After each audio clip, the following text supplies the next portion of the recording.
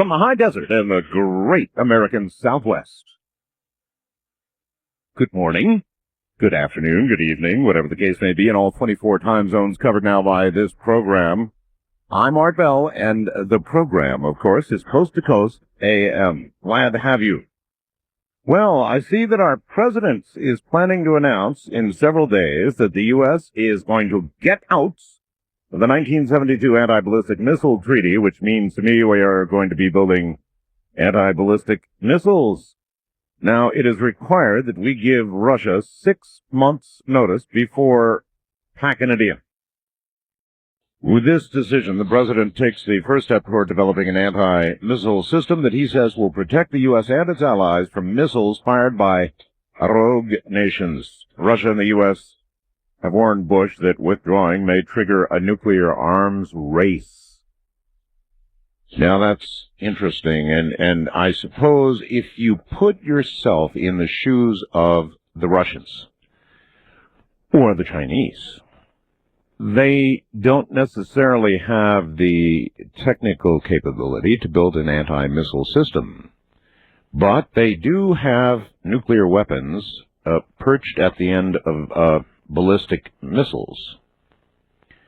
So there's a little bit of danger window here, because if you've got them, if you figure the U.S. is going to be able to successfully build a shield, then, of course, if you've got them, you better use them or you'll lose them. That certainly would be one mode of thinking if you put yourself in the enemy's, the potential opposition's shoes. He corrects himself. So, I don't know. Good idea, bad idea, what do you think? The Tora Bora area, U.S. B-52s are just bombing the hell out of Tora Bora. They believe that Al-Qaeda top dogs and maybe even Osama himself may be there. A lot of confusion at this hour in Tora Bora, because there was an initial report that the Al-Qaeda forces were surrendering. They had been given a deadline and they were surrendering, and now that report appears to be at this hour in question, so nobody knows for sure. But if they don't, of course, the B-52s will crank back up again. You'll probably see a bunch of bunker busters go off and all hell break loose. Otherwise, we'll just have to wait and see. Confusion always in situations of war.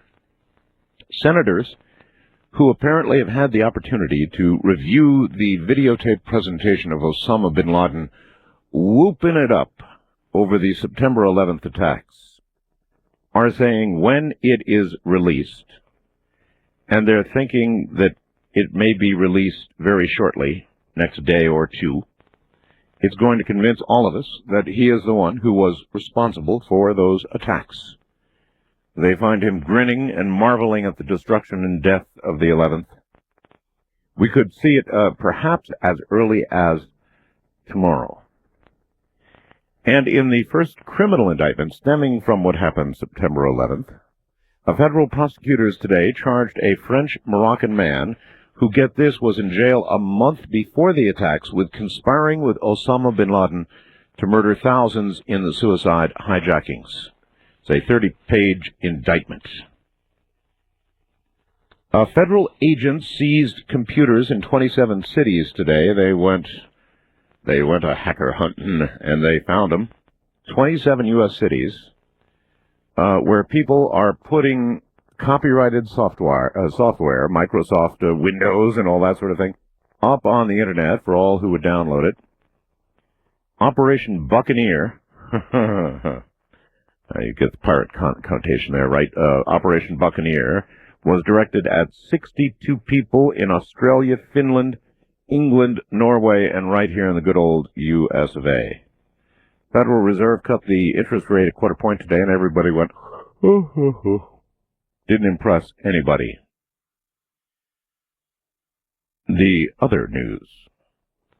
You're not going to believe this, but the security guards at Area 51, known affectionately and not so affectionately as Camo Dudes, C-A-M-O, Camo Dudes, walked off their jobs Monday in Las Vegas at the covert military installation known as Area 51, a place they said they can't talk about.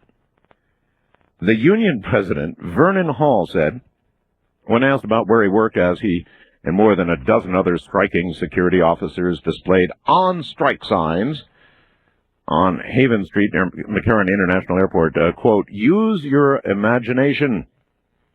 Where do I work? Use your imagination. That is where nondescript passenger jets, known only as Janet planes, very routinely take the guards and other workers to the installation on the dry bed of Groom Lake, 90 miles north of Las Vegas, a place they referred to only as nowhere, in quotes, and, in quotes, out of town.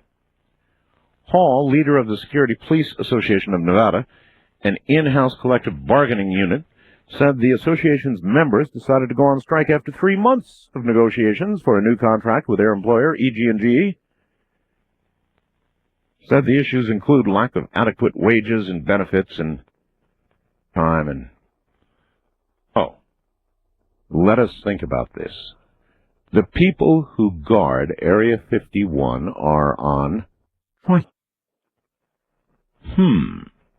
Now, I've known a lot of people who have tried to get close to Area 51. There are certain mountaintops and areas where one can get a glimpse, but inevitably you are harassed by camo dudes. By the way, that name comes from the camouflage stuff they wear when they're working. And they'll find you. I mean, you'll see vehicles approaching, and they will scare the you-know-what out of you. They'll get you out of there. And actually, it is an area where, if you decide to violate the security, you can be shot. Dead. But now that they're on strike, you might imagine that anybody who was thinking of trying to get into the installation to see what's going on during this period of time decide to take advantage of the strike and take a stroll in there. A lot of stories about people who have made it into the area, people who have flown over the area. Not a good thing to do, by the way, and then when you do land, if you don't get shot down, you're talked to for a long time. Tonight we're going to be doing something on Bigfoot. Tomorrow night we're going to be doing something on under the earth. I think you're going to find that really interesting. A Native American tomorrow night. Listen to this. Good day to you, Art. I was up visiting your site. This is a Native American writing this, and I was amazed at some of the drawings on shadow people. Have sent to you. I'm Cherokee, part Irish, considered a shadow walker. And I'm sure there are others out there just like me to meet any. And by the way, looking at the drawings on your site, now I'm sure of it. There are different types of walkers out here, though.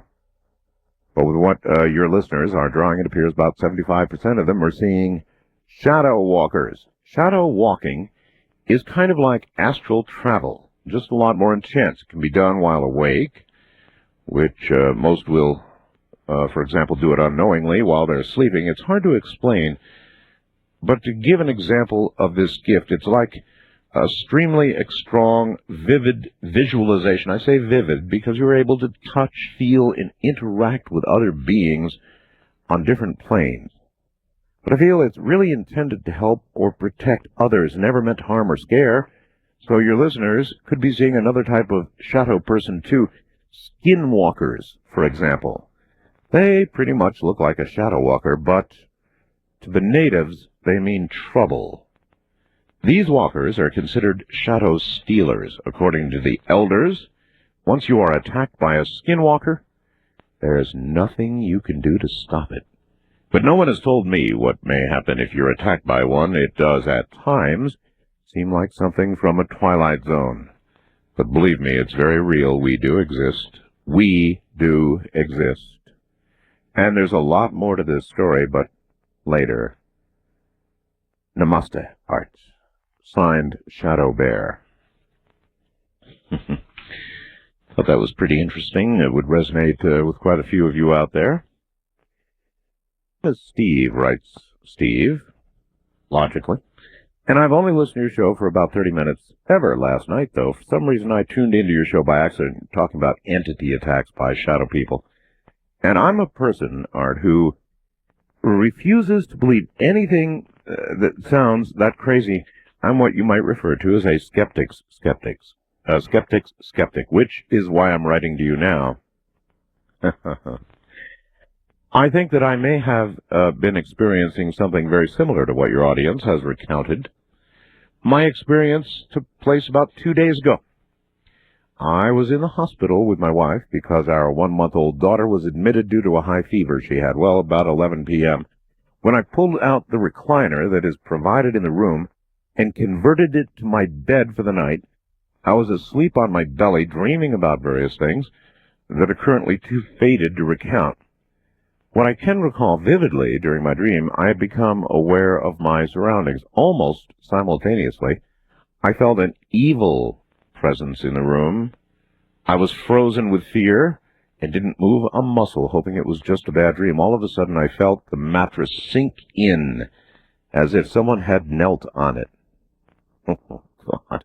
I then, he goes on, really panicked, but was still paralyzed. What came next really left an impression on me. It happened so quickly, frightening. I saw 2 black, featureless hands and arms grab each of mine and felt a body lay on top of mine. When this happened, I was engulfed by this infinite blackness and impeded any movement or breathing. I instantly thought, oh God, I have just died. This is what it is to be dead. And I began to mourn the fact that I would never see my family again. Just as I was giving into the situation, I thought to myself that if I'm able to think that I am not dead at all, that if I can think I'm not dead at all. I then began to attempt to shake my head and succeeded.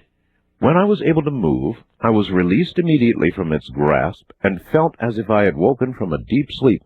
Looked around for any sign of the being and found nothing. I found it kind of amazing that this topic came up on your show just days after my experience. And I guess this man now wants a skeptic's skeptic, he said, is something of a believer. Things erupting from the earth in strange places. Very strange places indeed. If you listen very carefully, that's the topic coming up in a moment.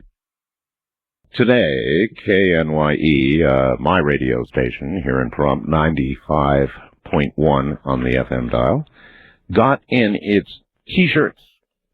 That's right, we made T-shirts. And if you would like to see it, if you'll look at my webcam right now, artbell.com, and the webcam photo, you'll see me proudly wearing my new T-shirt, my 95.1 KNYE T-shirt. We also got, it's kind of cool, we got bumper stickers that we're going to begin to give away. We've got coffee mugs coming and all kinds of goodies. They're on the way. But if you'll take a look at my webcam, you will see our logo on my T-shirt. I love black T-shirts. I've always loved, and I hate white T-shirts. For camera stuff, if you take a picture of a white T-shirt at work, it looks like a white blur. It's awful. But black T-shirts, on the other hand, I don't know. There's just something about them. What's coming out of the earth that ought not be? Or maybe it is normal. There's a big Arctic eruption going on at the Gackle Ridge. And they've got magma coming up from the Earth's mantle. It's said to be rather exciting to be the first scientist to observe a volcanic eruption in an ultra-slow-spreading mid-ocean ridge, an event in and of itself that rarely occurs. Even better is discovering that the USS Hawkbill, which is a submarine equipped with scientific mapping tools, just happened to have been passing by at the same time and recorded the whole event, while the scientists on board were completely unaware of the eruption. Intense seismic activity began at Gackle Ridge in January of 1999 and continued for 7 months. The Gackle Ridge, again, the slowest spreading ridge in the world, located in the Arctic Basin. Initial reports suggest such as the one, published on February 15th in Nature, have sparked much interest in the area, culminating in the recent excursion of the U.S. Coast Guard icebreaker Healy. So they're really, really interested in what might be going on, or is going on, beneath the frigid waters of the Arctic. The subs up there. I've got a kind of an interesting story here about cell phones. You know, cell phones are not my favorite thing in the world. And now, maybe I like them even less. The article is from Reuters News, and an expert has been quoted as saying that cell phones are spooking ghosts. Mobile phones are killing off ghosts, according to a British expert who has spent years researching the occult said on Sunday. Tony Cornell of the Society for Psychic Research told the Sunday Express newspaper that reports of ghost sightings had begun to actually decline. And when did it happen? When mobile phones were introduced 15 years ago. So there is the possibility that microwaves at about that frequency affect ghostly entities. So, you know, suggesting this story might have something to it. If one of you out there, or many of you, are haunted by some sort of entity, you might want to have the cell phone near your bed. And if something begins to approach in the night, as we heard in that email I read a moment ago, you might just want to pop your cell phone on and, I don't know, call some kind of number, and perhaps the radiation will save you, or scare away whatever it is. According to the newspaper, haunted tourist attractions in Britain could be in trouble because the ghosts are going because of cell phones. They could be under threat if the number of cell phones continues to grow from the present figure of 39 million. Apparently, paranormal events, which some scientists put down to unusual electrical activity, could be perhaps drowned out by the electronic noise produced by phone calls and text messages. Now, isn't that interesting?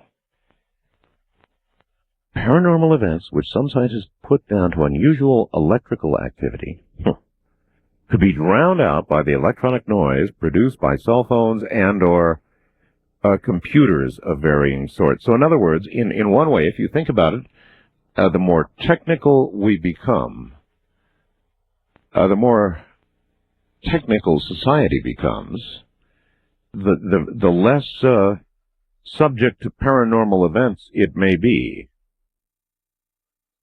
And maybe with all the electronics, we're just not listening for things from the other side. We're so consumed with things from this side all the time, right?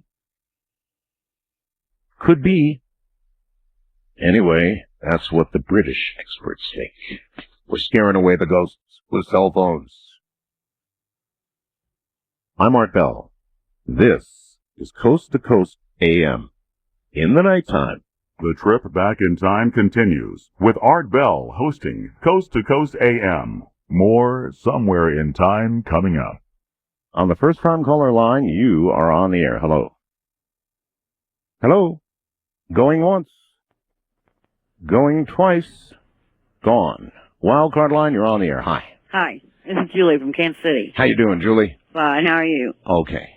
I was wondering if it's just me or if anybody else has noticed that on all the commercials in TV lately, we have these alien commercials, and they're like trying to get us used to them, and oh yeah, so we don't notice. Like they're integrating them into society, so they'll just in the future they'll be like our buddies. Absolutely, no question about it. So that one day, if we do hear about aliens arriving or see it on the nightly news with Mr. Brokaw, it will not be such a shock to us because we've been seeing it in movies and television and.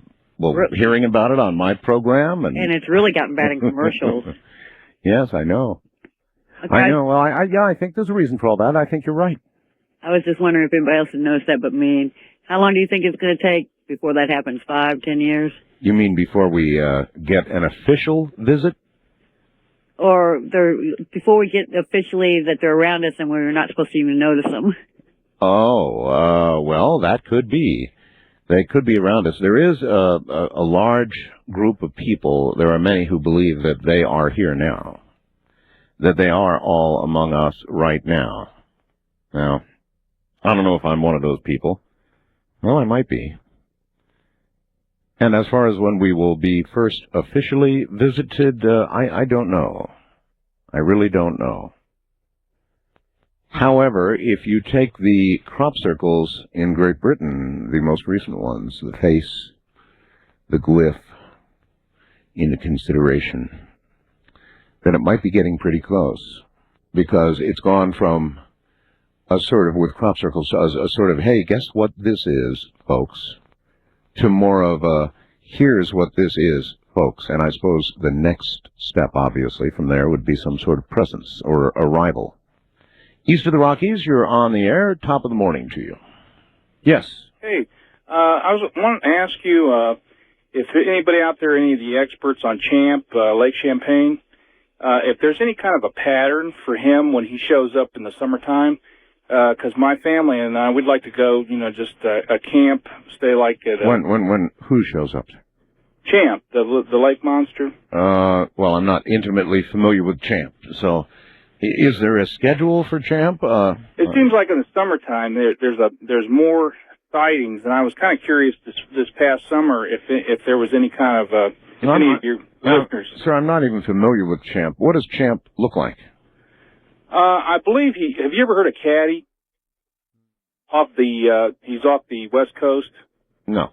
Ogopogo. Well, try and give me a visual of, if I were to see Champ face to there's two snout or whatever. There's two species, they believe, yes, that they've seen. One looks like the classic Loch Ness monster type, and I believe a woman took a picture in 1976.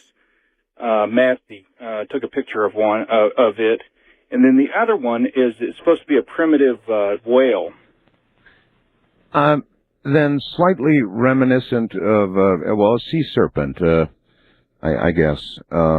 Sort of reminiscent vaguely of a serpent and a little bit of dinosaur thrown in, huh? Right. The American Indians and the individual that discovered Lake Champlain.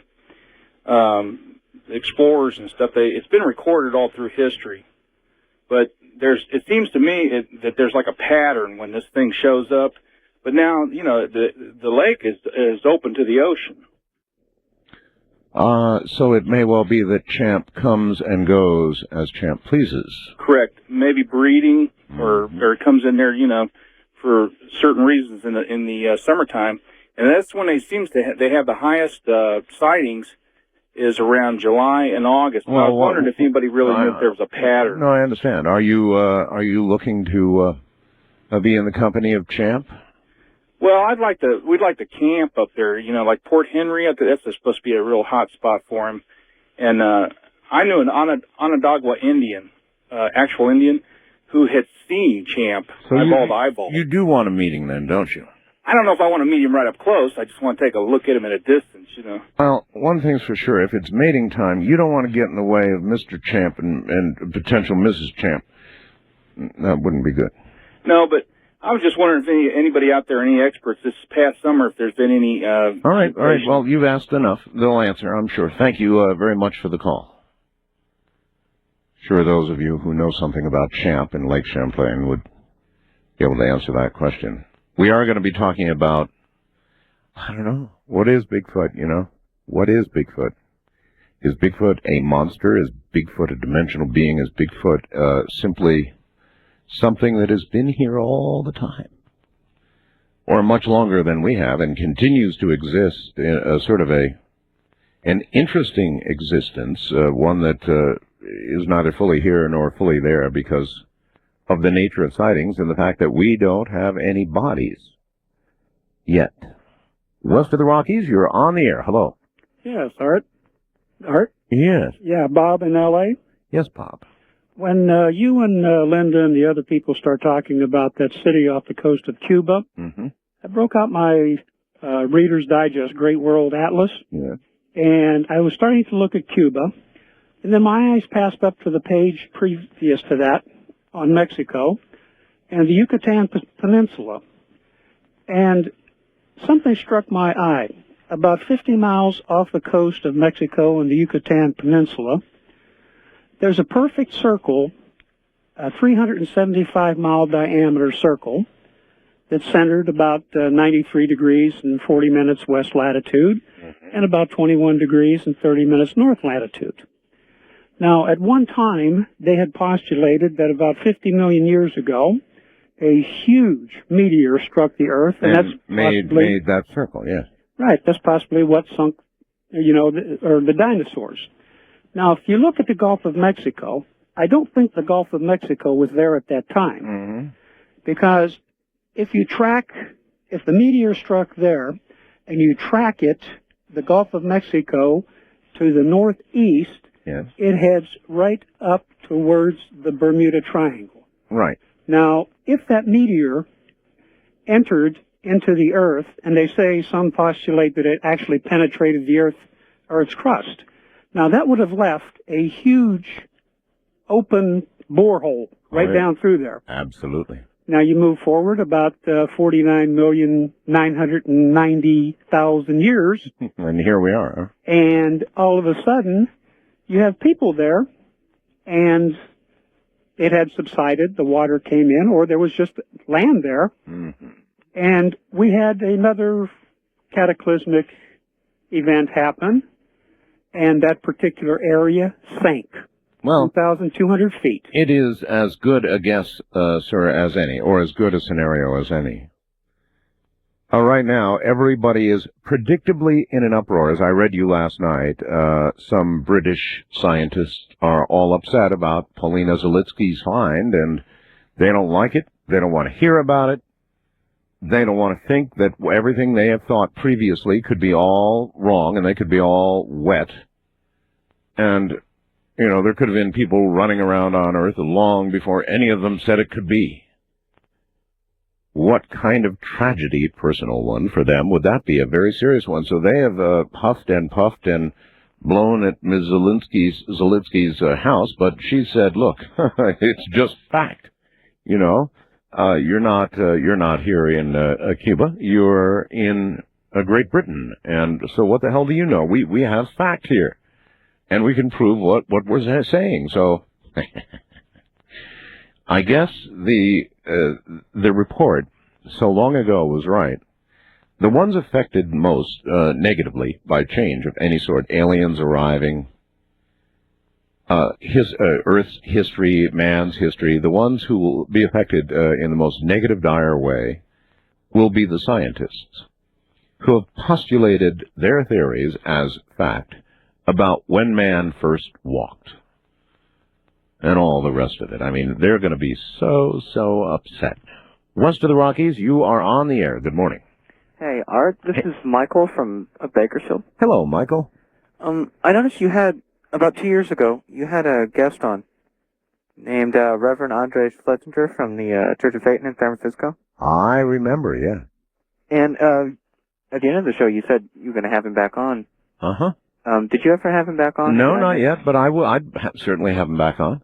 I will have, to the distress of many, just about anybody on who's interesting. Church of Satan, regular churches, you name it. I'll do any of it, but I just haven't thought about it lately, but I'd have him back on. He was a good guest. Yeah, he was. I really enjoyed him. Are you a follower? Not really, no. He was just very interesting. Are you a potential follower? I don't think so. I just found him interesting. All righty, sir. Thank you. Thank you, and take care. East of the Rockies, you are on the air. Turn your radio off, please. There you go. You're in a truck, I bet.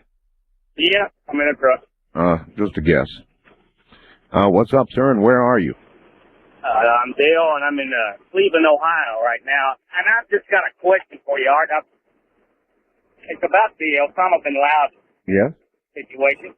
You know, Osama bin Laden is a pretty intelligent individual, wouldn't you think? I mean, he probably is, yeah. Mm-hmm. I mean, to take 15 men or so and bring them over here and keep them undercover for 2 years, and all that. Yes. And he's got some people under him that are, I'd say their IQ is above average. What do you think? Perhaps so. Well, given that, and if you was to go and take out the World Trade Centers, and it being, like I said, being as intelligent as he is, wouldn't you think he would have a plan B after, in fact, he did what he did? Oh, absolutely. He basically sat over there in the Middle East and waited for us to just mow him down, and we're doing that. Yeah, look, to answer your question, absolutely yes. Of course he has a plan B. An escape of some sort. Or perhaps, on the other hand, he plans to be martyred, to allow himself to be martyred. Well, he's getting real close to that. If he's in Tora Bora, he's about to be shredded. If they haven't really surrendered, and again, at this hour, we don't know. There are reports of a surrender pending, but now that seems to be falling apart. And from war fronts and from front lines, you rarely get good, clean news. And even the authorities sometimes don't know what's going on. So either there is going to be a surrender or the B-52s are going to do their carpet thing, and some of those big bunker busters are going to fall. It's already a wreck over there, and Taliban's on the run, no question about it. But it's sort of the last stronghold, the last big fight. There'll be a lot of mop-up to do, and probably a great deal of guerrilla warfare that will follow. But the last big fight is either about to happen or there's going to be a surrender. The hours ahead will tell. First-time caller line, you're on the air. Hello. Yes, Art. That's Dwight from Moose Jaw, Saskatchewan. Hi, Dwight. How are you? Good, good. What I phoned about was something that happened to me, many, many years ago, 25 years ago. I was at the farm visiting my parents, and my brothers and I, my dad decided to sit down and play with the Ouija board. Yeah. Well, something really strange happened where on the farm there's a big square out on the property. It used to be part of the old Red River Trail, and it's recessed square in the ground, and then inside that there's another recessed square outline. And we got playing with the Ouija board anyway, and this Chief Buffo come through the Ouija board and said that he had been massacred or murdered and buried out by this buffalo rubbing stone. That's a lot of moving around on that board to explain all of that. Well, through the process of over an hour, this happened, and so we had a backhoe out there in the next couple of days, and we went out, and every time we went out, tried to dig up this stone, and around this stone it would start to rain. Now, as strange as that may seem, but that's one of the strangest things I ever come across. So, did you dig up the stone? No, we just eventually just left it the hell alone. In other words, you took that as a hint. Yeah. Do not touch the stone. Yeah, for sure. All right, sir. Okay, thank you. Thank you very much for the call. Wildcard line, you're on the air. Good morning. Hi, Art. My name's Ryan. I'm calling from Concord, North Carolina. Hello, Ryan. Hey, I just wanted to make a quick comment on the story you read earlier about the fewer ghost sightings since the introduction of mobile phones. Cell phones, yes. Yeah. Something that almost concerns me is the fact that there's also reports that cell phones cause cancer, things like that. Yeah. It makes me wonder that even though it's nice to know there might be a way to protect yourself from, entity attacks and things like that, kind of concerns me that you might actually be scrambling certain lesser used parts of your brain at the same time. Well, I know, but how frequently are you attacked by an entity? After all, if you had a cell phone handy and you could use it as a defense, like holy water or whatever, just flip open your cell phone and radiate a little RF and away it goes. But, there's one less soul to feed. Where is this entity going, and what are you doing to it with these frequencies? Well, my concern really would be is not so much that you're doing something to the entity, but that you're just making it impossible for any interaction, which would kind of... Yeah, but that's one conclusion. Another might be that you are somehow destroying an entity. Oh, yeah, that's definitely also a possibility. Well, cell phones had to be good for something. Thank you very much for the call, sir, and take care. I don't like them. I mean, and again, begging your indulgence, not this last caller, but the caller previous was on a cell phone. Now I ask you, is the way that sounded, in your opinion, a step forward for technology and civilization, or is it a step backward? I maintain it is a step backward. And I wish these cell phone companies would get their act together and make it sound like real communication, instead of something coming through, Rod Serling's chest. I'm so down on cell phones. But on the other hand, if they'll shoo away an attacking entity, then perhaps they have some good. East of the Rockies, you're on the air. Hello.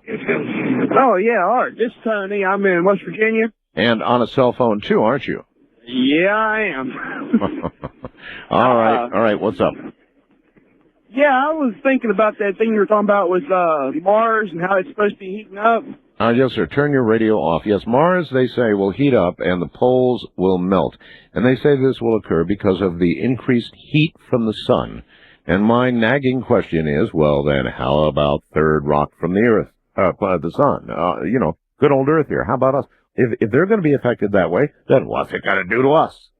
Well, the only thing I was thinking was maybe the reason it might heat Mars up more than the Earth is because they don't really have an atmosphere right now. Well, that's true, but I would think an atmosphere would absorb heating. I mean, after all, we absorb heat and radiation quite readily from the sun. Well, okay. Right? Yeah. I was thinking it might not heat it up that much. It just might be enough to where it'll melt their caps, and then they'll have a little bit of atmosphere, and then it'll stop heating up. Well, maybe, or perhaps, as I said the other evening, there is another possibility, and that is that depending on the sun's cycle, or cycles within cycles, it may be that every now and then Mars becomes the habitable cool place to be with an atmosphere and water and all the rest of it. And then Earth becomes the not-so-cool in more ways than one place to be, and, frankly, not so habitable. And maybe it's a big race to see whether we can get transportation for most of us from here to there before it happens. Premier Networks presents Art Bell, Somewhere in Time, tonight featuring Coast to Coast AM from December 11th, 2001. Good morning. From the high desert, coming up, Robert W. Morgan. It's all about Bigfoot, folks, and I think I've got a couple of surprises for you toward the bottom of the hour. We'll see. Robert Morgan is a Bigfoot researcher, founder of the American Anthropological Research Foundation. Robert's initial encounter took place in 1957 in Mason County, Washington, when he came face to face with something he considered, in quotes, a giant gorilla following his stint in the U.S. Navy and his education as a data processing systems engineer for the FAA. Robert launched a career both in filmmaking and the search for the truth behind the Bigfoot. He recruited a 17-member science advisory board that included many luminaries before organizing 6 of the most scientific expeditions ever formed in America. Backed by the National Wildlife Federation and other private parties, his 1974 expedition resulted in the classic film The Search for Bigfoot, and his inclusion in the record-setting Smithsonian series Monsters, Myth, or Mystery. His photographs have appeared in many publications, including Arthur C. Clarke's works, Great Magazine, and multiple other works, has appeared on many TV and radio shows, including repeatedly here. In addition, several Native American dignitaries have assisted Robert.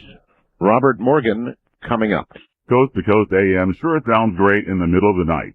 But you know, you don't have to be nocturnal to enjoy this amazing show. The Coast Insider is your key to a normal life. For 15 cents a day, you can wake up refreshed knowing that last night's show is waiting for you with podcasting.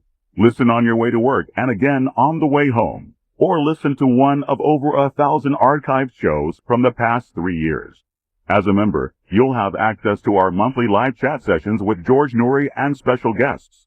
The Coast Insiders Club is a must-have feature for all Coast to Coast AM listeners. Visit coasttocoastam.com to sign up today. you'll sleep like a baby, knowing you'll never miss your favorite guests and topics ever again. Remember, a 1-year subscription comes out to only 15 cents a day. Sign up today at coasttocoastam.com. Now, we take you back to the past on Art Bell Somewhere in Time. And now here is Robert Morgan. Robert, welcome to the program. Thank you, sir. Thank you for calling me and inviting me back. Oh, it's just great to have you back. Well, I consider you sort of the ultimate Bigfoot guy. And I know there's a whole community of Bigfoot researchers out there. I might add, not all of whom love each other. That seems evident sometimes, and that's sad, isn't it?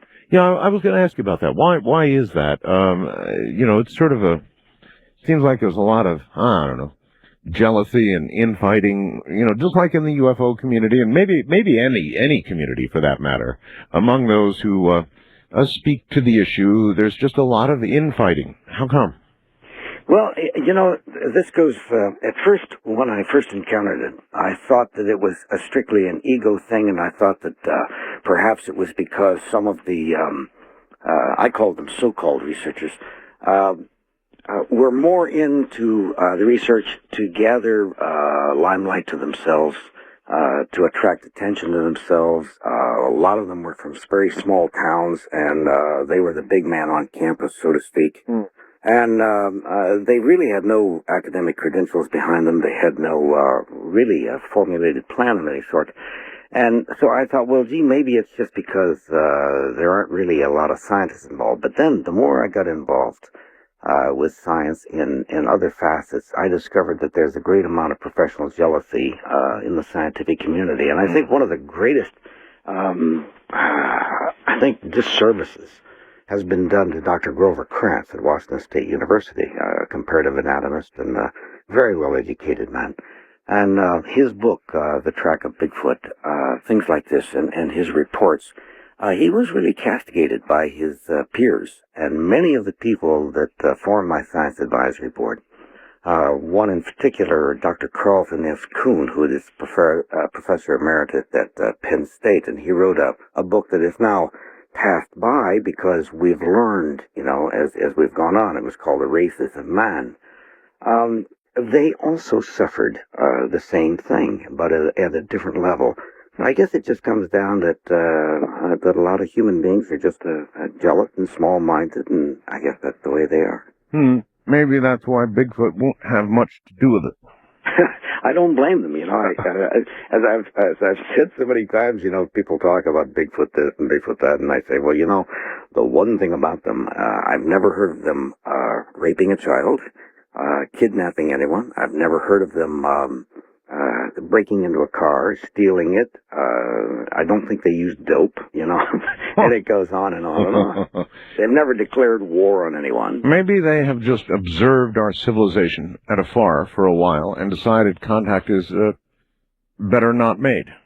Well, I think that is absolutely true. I think that the more they have observed us, and yet they have watched the gentler side of us, and they've been seen many times. There's a school teacher in a small rural town in Ohio who have seen Bigfoot families, a small family, I'm not talking about anything large, but 3 or 4 at a time, come just outside the periphery of vision of most people near her small country school. It's down in the Amish country. And she was quite straightforward, and she said, yes, I've seen them now. They've been back 2 or 3 years, and they come down and they sit just out inside the woods and watch the children play. And I think that's fascinating. Another thing was old-time engineers on some of the smaller roads would tell me of them being seen watching the trains go by, just sitting on the bank and watching. And right here in Montana, not too long ago, in a pass, it's called Marias Pass, indeed, the engineers have seen the Bigfoot families. Well, I was kind of kidding, Robert, but maybe I'm really right. I mean, maybe they have observed us. They know what we seem to be all about, and other than the occasional approach of the more gentle, they stay away. I think it was kind of funny to say, but simultaneously, I think there's a lot of truth to it. the more they see of the little hairless people who scream at just about anything. And if you go into the national parks and view us from afar, here's this beautiful wilderness and all these majestic things, and here comes a family screaming, yelling, dropping gum wrappers and things like that. We're not necessarily. As a matter of fact, in anthropology, the more I've studied it, as I've said so many times, I've learned more about my fellow man than I have about Bigfoot simply by watching their reactions, and we're not necessarily an admirable race. Back in 57, when you were hunting, you saw your first, but you originally reported what you saw, not as Bigfoot or as something distinctly different, but as a gorilla. Where was that, and what do you recall about it now? Well, I was in the state of Washington, and I had been aboard the USS Princeton, a anti-submarine submarine warfare aircraft carrier. And after being imprisoned aboard ship for a tour of the Far East, I took any chance to go to the woods. And I had gone up with a friend of mine up in Mason County, and he turned to the right, and I went to the left, and I say I was hunting because I had a gun and all that stuff, but I really had no interest in hurting anything. I just was out there. And something came down through the brush, I guess it was around 9 o'clock in the morning. And I heard it, and I finally stood up, and it was something good size that was in the brush. I couldn't see what it was, and I finally called out, and all of a sudden it just went dead silent. And the first time in my life, every hair on my body stood up, and I couldn't quite figure out why was I concerned. I was the guy with the gun, right?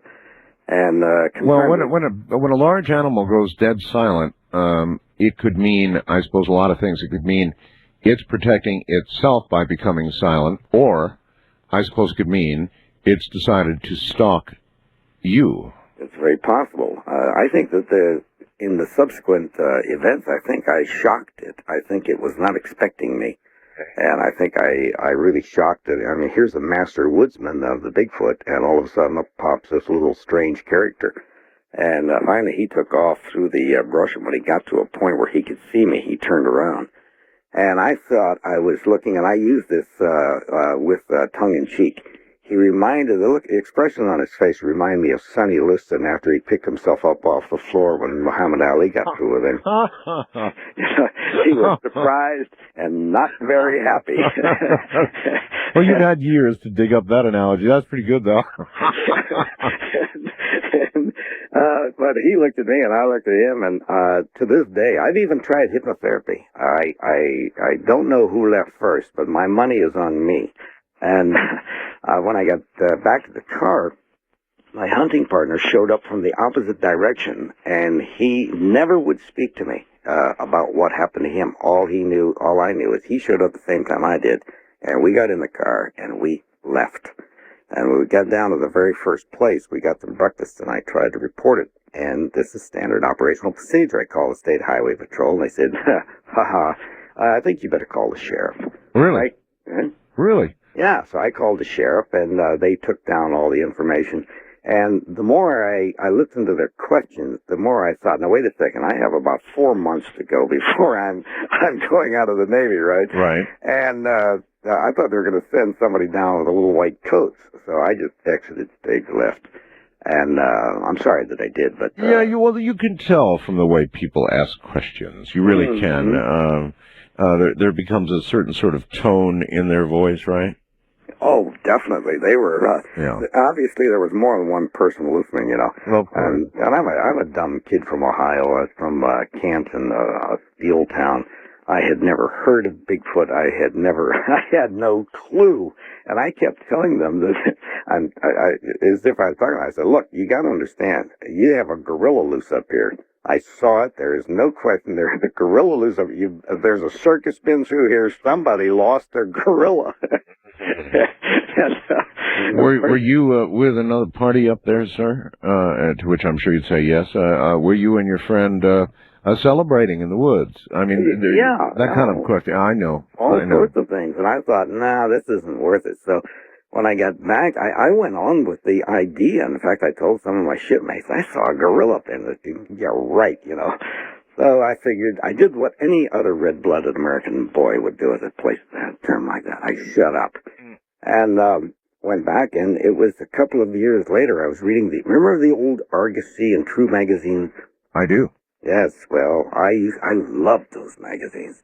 And I was reading that, and that's when I started reading about the Bigfoot from Northern California. And I thought, oh my God, that's what I saw. And then when I heard people starting laughing and chuckling and making fun of it, I thought, no. So I did like a lot of people again. You know, we all have these lists. One of these days I'm gonna, you know. Mm-hmm. And the list went on and on. But that was part of my list. And finally one day I said, let's do it. Okay, well, I mean, you must have known, though, somewhere in some part of your mind that what you saw really was not exactly a gorilla, or you would not have proceeded the way you did. No, well, that's true, but, you know, it's like if you take someone from the desert and you show them a tall smoke tree, and that's the only tree they've ever seen, then you take them to the redwoods. They're in tough shape. It's interesting you should mention that. I am from the desert as an adult. You know, I love the desert. It's my place to be, and I just love it. And I happened to go visit Bob Crane of the Sea Crane Company, a friend of mine. He lives up there among the redwoods. I mean, the big. There you go. And it creeped me out, Robert. It totally creeped me out. I mean, the redwoods were so high that going down the highway, a satellite dish could not see the southern sky, or much of anything else. I mean, it just was, it was freaky. Something that's always puzzled me is how anyone could have ever put a saw against a redwood tree. I've never understood that. Money? I suppose, but that's another thing I've never understood, is doing things just for the money. Our heartbeats are finite. They're not infinite, they're finite.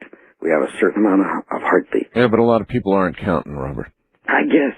I count every single one of them, and I have for a long time. But I was a kid from Ohio, and I had no way of making a comparison. I had to compare it with something that I knew about. And there was that one gorilla that always fascinated me, Gargantua. And so that's the only equation I could make at the time. You organized a whole bunch of what would you call them? Expeditions is what you'd call them. You took people out for magazines, got involved with magazines, took people out in hunt of, looking for this creature, right? Well, not in the beginning. My very first trip, I was going alone. I had moved to Miami, Florida, and I organized myself. I always wanted to live in Miami, and I'd worked with the FAA. And I had some problems there that I just couldn't tolerate. They were buying useless parts for 86,000% markup, things like this, and I discovered it. And my position was fairly responsible, and I just couldn't handle that. Mm-hmm. So I realized the air traffic control system was in serious trouble. Met a fellow by the name of F. Lee Bailey. I'm sure you've heard of him. I've spoken with F. Lee. Yes, and he and Ed Janata, he had formed PATCO, which unfortunately ran up against Ronnie Reagan.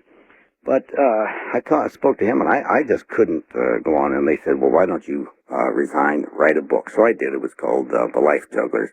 But anyway, it was about the situation. I got to Miami, and I thought, I'm going to the mountains. And I had run a statistical program. And I had chosen places in America, or in North America, actually, where the ecology had not necessarily changed, not essentially, and that the systems, the ecosystems could still support a life form such as that. Yeah, I guess you could sit down with a really good map and basically look at the totally isolated probable places. Yep, and you factor in things like Indian legends and recent sightings and just all sorts of things. I had a lot of fun. I had a lot of late night times and working with the computers. So I was able to write these little programs and run this thing. And it was testing the computer, and at the same time it was doing some good. And so I decided to go by myself. And I was going in the month of March because I figured they were going to come out of wherever they were, and they had to leave tracks. And little Bobby was going to be there on his snowshoes. So I set this up, and when two fellows found out I was going, they said, "Nah, you're not going by yourself. We're going with you."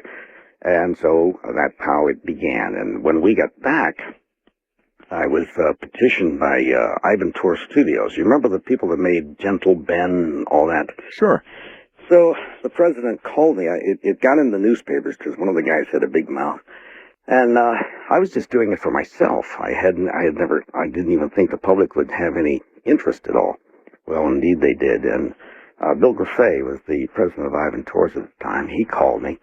Said, "I'd like to have lunch with you." So I went up, and like a dummy, I went up and sure, sat down and talked to him. And the more things went, of course, then the National Wildlife Federation called me, and everything is history from that point. Well, during any one of these expeditions, did you find what you were looking for? Oh, yes. Oh, absolutely. As a matter of fact, on that very first trip, that program that I wrote, Works of Magic, the very first night, this is hard to believe, but there were two other guys with me. Mm-hmm. All we had was a map. I'd never been to this part of the state of Washington before. Up toward Trout Lake, we had driven to the end of the road, and the snow was above the camper on my pickup truck. I got on the roof of that, we jumped off into the snow, and we went walking. It was such a beautiful night. We struck tracks, two sets, and there was a smaller one next to a larger one. We could not match the stride of the larger one, heading toward Sleeping Woman Mountain, which is a wilderness area. Now, these were tracks of 2 feet. They were bipedal. I was not a track expert at the time, so I didn't know how to really look, except that I did shine a flashlight in at an angle.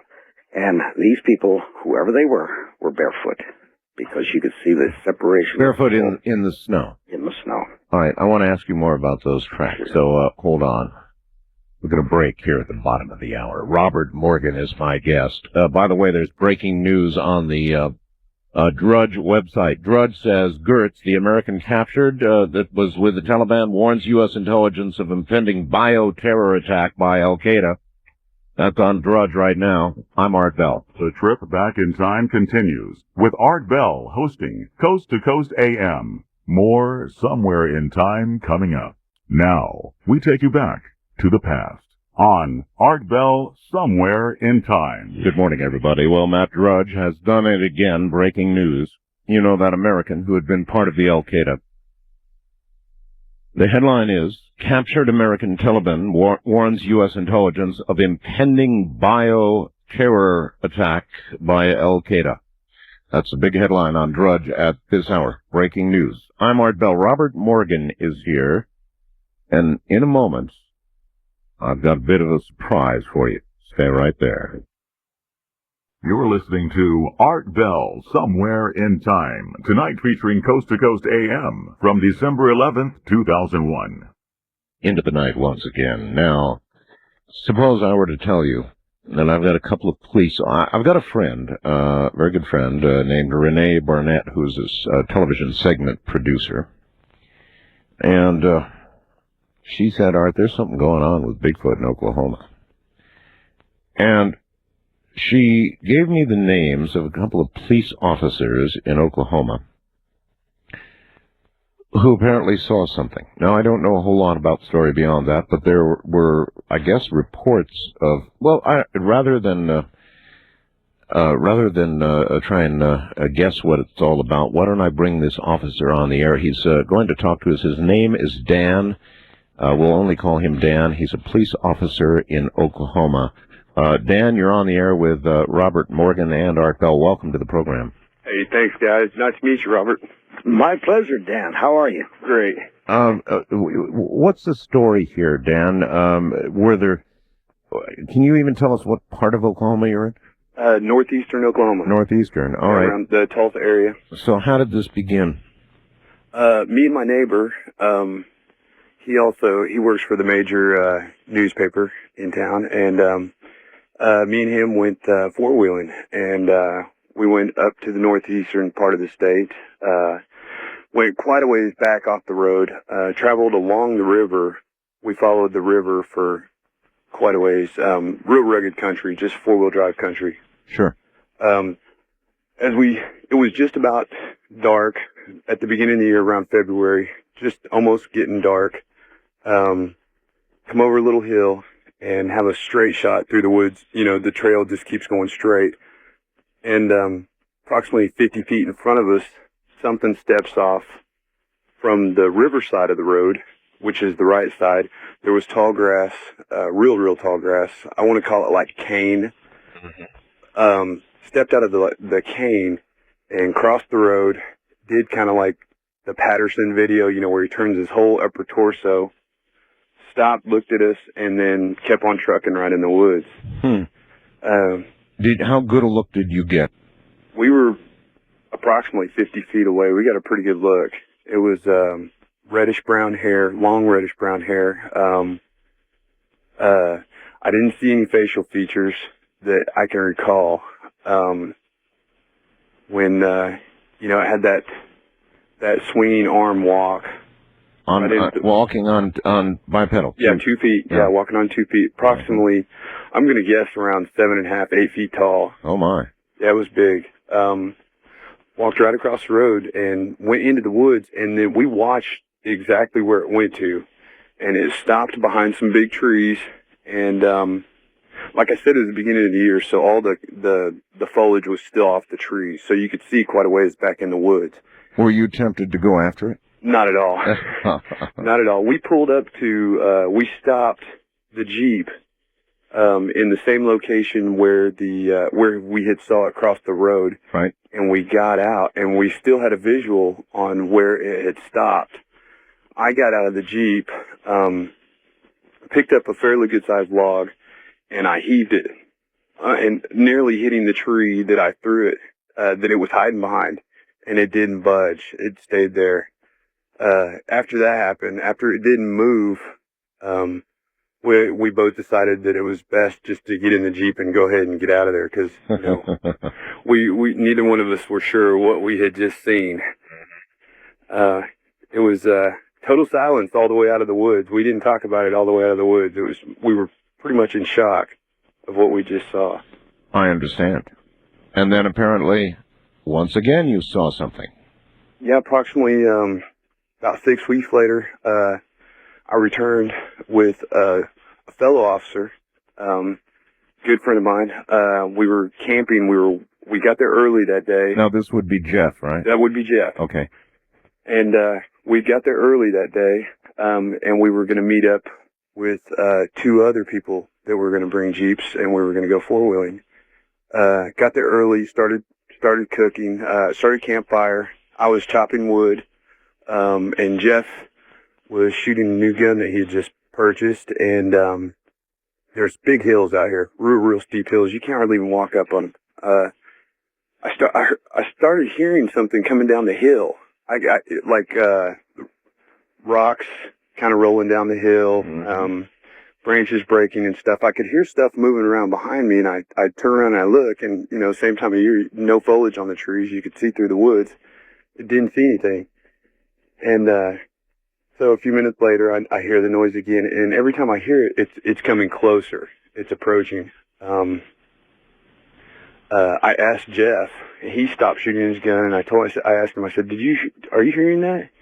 And he didn't tune into it right away. And as it got real close to us, there was a big mound of dirt just behind my back. It was a big mound of dirt, and that's where I was hearing all the noises from. Which the mound of dirt is at the bottom of the hill, and it's approximately about 12 feet tall and about 20 feet long.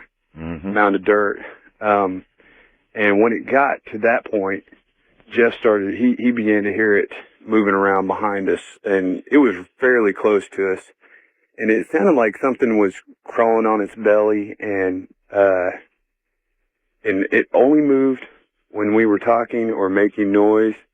And if we stopped making any type of noise, it would not move. But if I started to talk again, you could hear it moving around. I mean, just very softly moving around.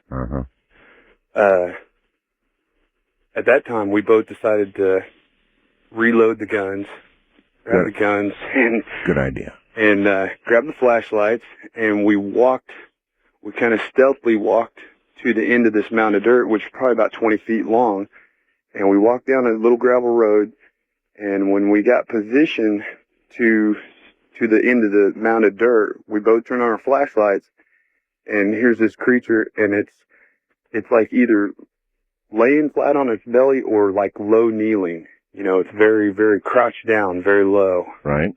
And when we turn the flashlights on, this thing begins to stand up, and it's big, it's hairy, and it's fairly huge.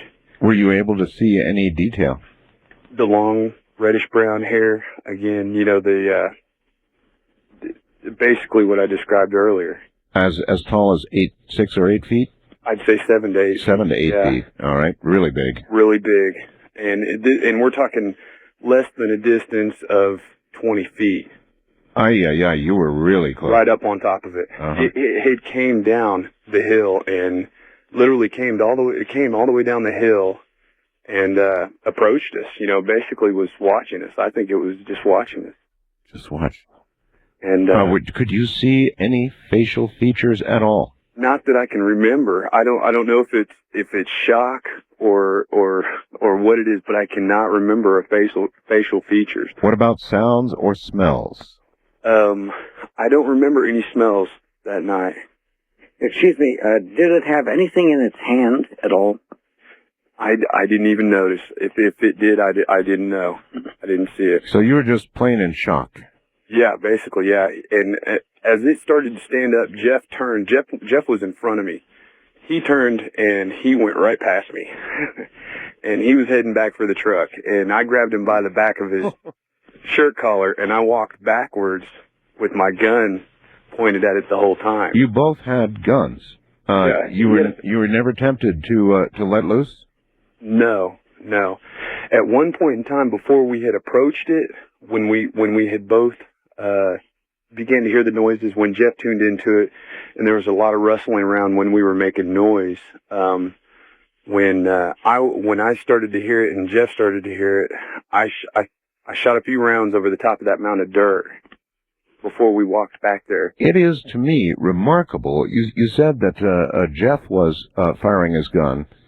As this thing began to approach, now, you would think that the sound of gunfire would absolutely repel anything like this, but obviously either that or it was interested in the gunfire. Right. It may have been thinking that you were shooting a game of some sort. Right, and it was looking for the game. Right. Oh. And that has happened. Oh, has it really? You mean a Bigfoot will steal your kill? Yes, this has happened in the state of Washington while I was in Cougar, Washington. A very similar incident happened to a Marine that was on leave, and he shot an elk. And the Bigfoot took it? A large male came down, and he cut loose on the Bigfoot and hit it. But the Bigfoot was coming in for the elk. And also, a few years prior to that, this was in the early 70s, there had been a hunter that had been killed there that had shot several rounds after he had the elk on the ground and had begun skinning it. And he fired several rounds, and unfortunately, he was badly beaten. Dan, have you tried to draw this creature that you and Jeff saw? No, I have not. Did you report this? Yes, I did. I reported it with David Wilbanks online, and he's at southernbigfoot.com, and that's where my stories, both of the stories that I just told you, are posted at. And since I've met with him in the last 8 months, we've been going back, and we've casted 2 different sizes of prints. One which was fairly small. Oh, you have casted prints? Yes, we've been back since then. Once after that second encounter with Jeff, I came home and I started looking online. I started looking at Bigfoot. I didn't, because this is something this was all new to me. I'd heard about Bigfoot. You know, I'm only 32 years old, but, you know, Bigfoot, you don't hear about it every day. And I started looking online, and I ran across Southern Bigfoot, and they're based out of Oklahoma. And I contacted David Wilbanks, and he was real receptive. He came right up here, and the first day we went out there, we casted 2 tracks, 2 really great tracks. How big? I'm approximately about 13 inches long, and I'd say about 6.5 inches wide.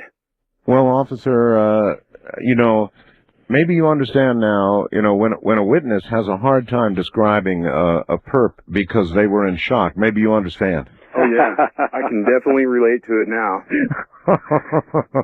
Listen, I'm going to, Robert, do you have any questions before I let Dan go? No, I was going to suggest that perhaps he and his friend, if they logged on to my website, there may be some information there that can help them. It's at truthseekers.org. Truthseekers.org. T-R-U. Truthseekers. Truthseekers.org. All right, and go to the American Yeti Expedition section and see if that can be of some help to you. And then if you send me an email with your address, I will send you a copy of our audio cassette and then the new CDs that I'm coming out with, and see if that can help you. All right, tell me something, Dan. Would you have reported this if you had been alone? I'm sorry, would I have reported it if it... Yeah, in other words, if you had been alone when this occurred instead of with another police officer, would you have reported this? No. Yeah, being a police officer, no, I already know. Okay. I have one question, one more. Yeah, sure. If you don't mind. And that is, when you were, your friend was firing his weapon, his new weapon, was it a high-powered a weapon or a small caliber? It was a Desert Eagle 44. It was a big gun, big handgun. I guess it was. Okay, I was curious at that. Sometimes they'll come to target practice and watch. And when we both had a target picture, you know, we both had guns drawn and a target picture to shoot at, and we're both trained, you know, to kill. And at no time did either one of us, it never crossed either one of our minds to go ahead and shoot it, because we knew we were, you know, the caliber of weapons that we had were just too small. I'm glad you didn't do it anyway, for lots of other reasons. Yeah. All right. And he never threatened you, did he? No. We had gone back since, and I know what you were going to say to that about you're glad that I didn't shoot it, because of the theory that if there's one, there's probably at least one more there. You bet. And we have gone back since, and I've heard rocks clacking together on one side of the camp. I mean, we're talking 10 feet in the woods, and 20 feet on the other side of the woods, you'd hear rocks clacking and movement and so on and so forth. Well, Dan, in the same area, have there been locals reporting anything like this? Several. That's what Renee told me, that there've been reports of entire Bigfoot families and all kinds of things in your area. Right. Yes. Have the police there, have you all had official reports? No, I haven't checked on the official reports. I've talked to several of the people that have lived there all their life, several of the business people that have worked there and lived there all their life, and they've all either seen or heard several stories about Bigfoot in that area. Wow. All right, my friend, I really want to thank you for coming on the air tonight. Thanks, Robert, and thanks, Art. You My bet. pleasure. Yeah, good night, Dan. And in a few moments, we'll speak with Jeff as well. He's the other officer who was with Dan. I thought that was kind of strange that the Bigfoot, Robert, would literally, obviously, be attracted to gunfire. But I guess you answered the question. He figures there might be a kill, and he could get it. Yes, and he obviously has not been shot, and he's obviously also, I'm going to guess, he is a fairly young Bigfoot, even though he's full grown. He doesn't have the experience. The older ones will definitely shy away. So he is a young one and probably has moved into a new family area, and he's taking advantage of it. He's probably frightened some hunters away from their kills already. And that's like habituating a bear. It's not a good idea. Robert, what are these things? Yes, well, in a capsule form, it'll probably have some people screaming bloody murder. I have the feeling that they are the body ancestors to ourselves. They are the prototype that is so perfectly adapted to this earth. And then what has happened is there have been mutations or whatever causes these genetic changes to happen. And along came humans. Yeah, and along came humans. And but we're not so well adapted. I mean, we don't have the hair and the protection for being outside. Mostly we need to live inside, unless we're in a sort of a semi-tropical environment. Other than that, we need protection. We've got this skin, hardly any hair at all, and you know, we can suffer and die very quickly in the elements if we don't know what we're doing. We're not adapted very well at all for the elements. We're terribly adapted, actually. And without the assistance of animal skins to make leather and all this other sorts of things, we have a very tough time surviving. So we're the only unbalancing feature in all of nature. I'm curious, how many reports, like the one you just heard from a police officer, and here to come, I don't know whether it's his partner, but another police officer backing him up. How frequently do you get reports of this caliber? Oh, quite a few, and it's usually behind. I must really take my hat off to these gentlemen. Most police officers speak among themselves, but they never go public because there's a possibility they could lose their jobs if they have the wrong kind of people around them. In Ohio, for instance, someplace I'm very familiar, they had quite a few sightings, and I questioned that myself when I went down to the sheriff's department, and so happened my cousin was a sheriff officer, and some of their most senior officers took me into one of those questioning rooms, closed the door, and then told me what they themselves had seen. But they had been given an order by the sheriff in this county that if they discussed it, they would lose their jobs. Because they can't protect you. They're afraid, and there's religious problems there. Just like there is all across society. It is so sad, and why we can't face the truth, but it's not in the index of a lot of our books. I just want to understand the truth about what these things are. Hold on, Robert. We're at the top of the hour. My guest is Robert Morgan. He's perhaps one of the world's greatest Bigfoot experts. And in a moment, you'll hear from yet another police officer, the telephone lines allowing, who also witnessed and backs up the story of Dan.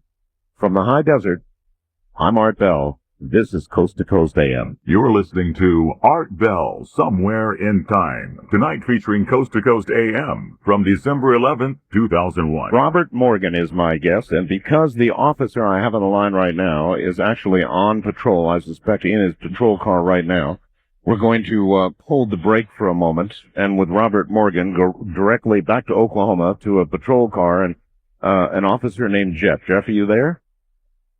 Wait a minute. Let's punch the button. Jeff, are you there? Yes. How are you doing this morning, Art? Hi, Jeff. You're in the same police department as Dan?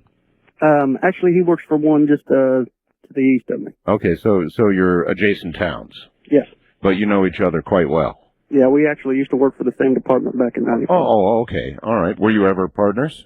Yes, we were, actually. Oh, you were? Yeah. All right. Well, I'm sure you got to hear Dan's story. I sure would like to get your take and obviously just reinforce what he said. Right. So I guess I'll start with, we had went to the wood. We were pretty far off the main road. We'd, like you said, we went down along the river, and we found us a place that we were going to camp at that evening, and had started to set up camp. And I had bought a new pistol the week before and had brought it along. I was going to test fire it and try and get used to it. I guess I fired probably about 20 rounds or so, and Dan had kept on asking me if I'd heard some rustling or something up on this hill. And I hadn't heard it. I'd been shooting, and once he'd pointed it out, I still didn't, it didn't come to me as far as I could hear it. Well, your hearing was probably impaired. Right.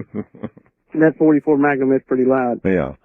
But we'd decided to took a little bit of dinner It was just before dusk, and we turned the radio on the truck, and we're sitting back and we're eating, and it was starting to get dark, and Dan had pointed it out again to me, and that time I'd heard it, and it was just like a quiet rustling in the leaves, probably I'd say no more than 50 yards over the edge of this berm, and it seemed like it was getting closer. And once it got, I would say, probably 20 yards away from us, it actually seemed like it was starting to circle us. Oh. First it was going to the left, and then it started coming back to the right. And we're talking a pretty extended period of time, because it was dark by the time it started coming back to the right. I would say probably 30 to 45 minutes that we had turned the radio off and were listening.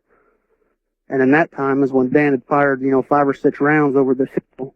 We're thinking if it's, an animal out there, it's going to run away, and it's not going to bother us.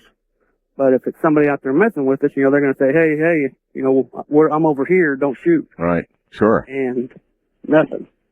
It didn't run away, and there was nobody out there, saying, hey, there's somebody out here, don't be shooting. And I'll be quite honest with you, I was starting to get a little anxious. Mm-hmm.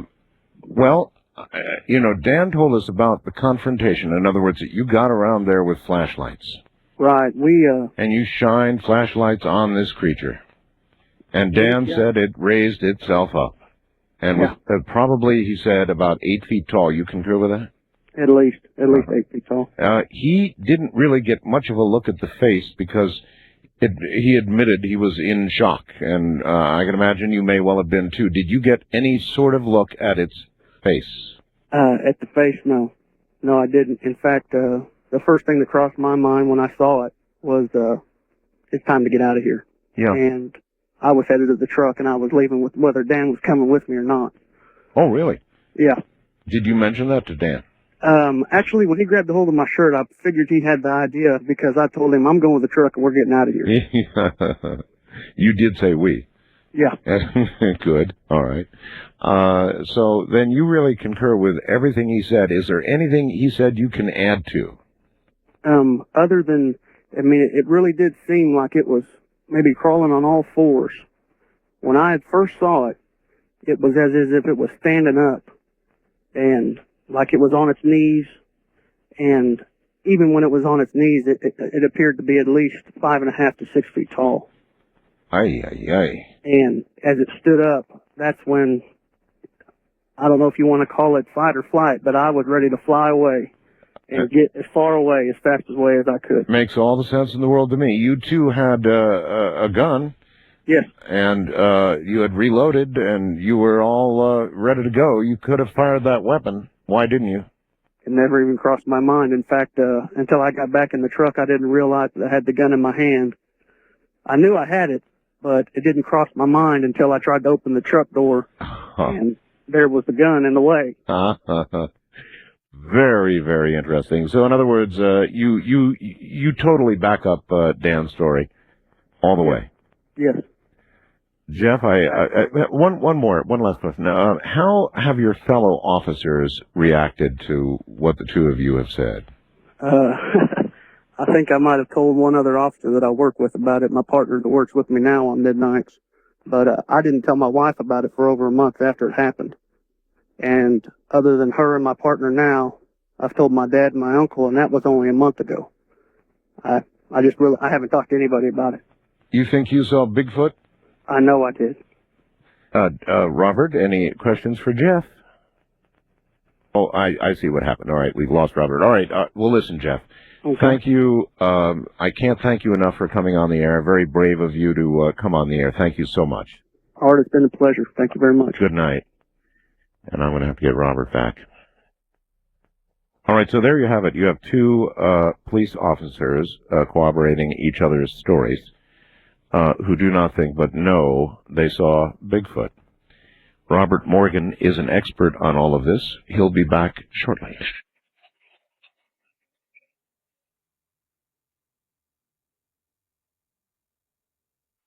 Coast to Coast AM sure sounds great in the middle of the night. But you know, you don't have to be nocturnal to enjoy this amazing show. The Coast Insider is your key to a normal life. For 15 cents a day, you can wake up refreshed knowing that last night's show is waiting for you with podcasting. As a member, you'll have access to our monthly live chat sessions with George Noory and special guests.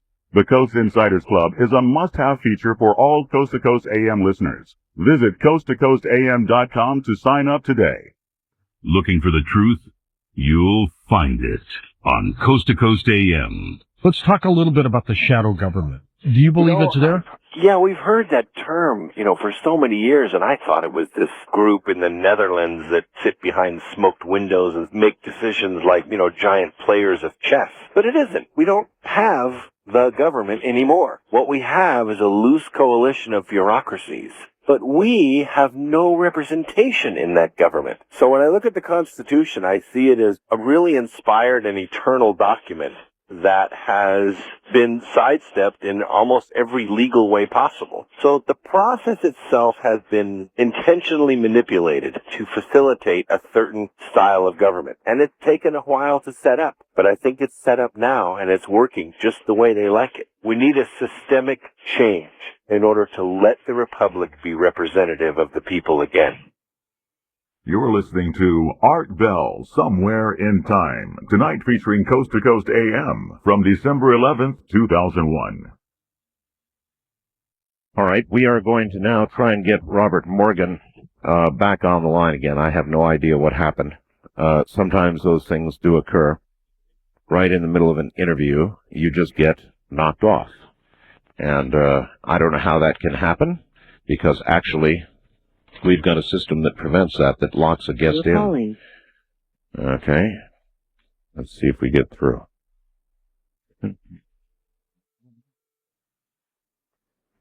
Hello? Robert. Yes, sir. Hi, I have no idea what occurred. I take it, hopefully, when you realized you were disconnected, you raced to your radio. No, I didn't. Oh, okay. Well, you missed, you missed Jeff. I brought him on, and he verified every single thing that his partner said. At the very end of the interview, I asked Jeff if he had any doubt that he had seen Bigfoot, and he said absolutely no doubt whatsoever. Wonderful. So there are two police officers corroborating each other's reports from Oklahoma. What do you know about Oklahoma and Bigfoot? Is that an area where it's seen? Yes, it is. Matter of fact, I attended the FAA Academy there in Oklahoma City. In fact, my daughter was born there in Oklahoma City, so I spent quite a bit of time, and I had a horse, and I was able to get out quite a bit in the distances. And there's no question that Bigfoot, especially, you look down towards the Ouachita Mountains, which goes down toward Arkansas. And I was in the Navy with a Pawnee and Kiowa combination, and I went over to the reservations, and they had no question in their minds that the Bigfoot existed there, have for centuries. So there's no question these gentlemen, from what I heard on the first interview, there's the gentleman is very sincere. I think he's saying something quite accurate. Well, it is interesting that two police officers are willing to come forward on a subject of this sort for the reasons that you laid down a little while ago with reference to Ohio. But I guess, departments differ wildly, and in some of them, I guess you're allowed to say what you saw.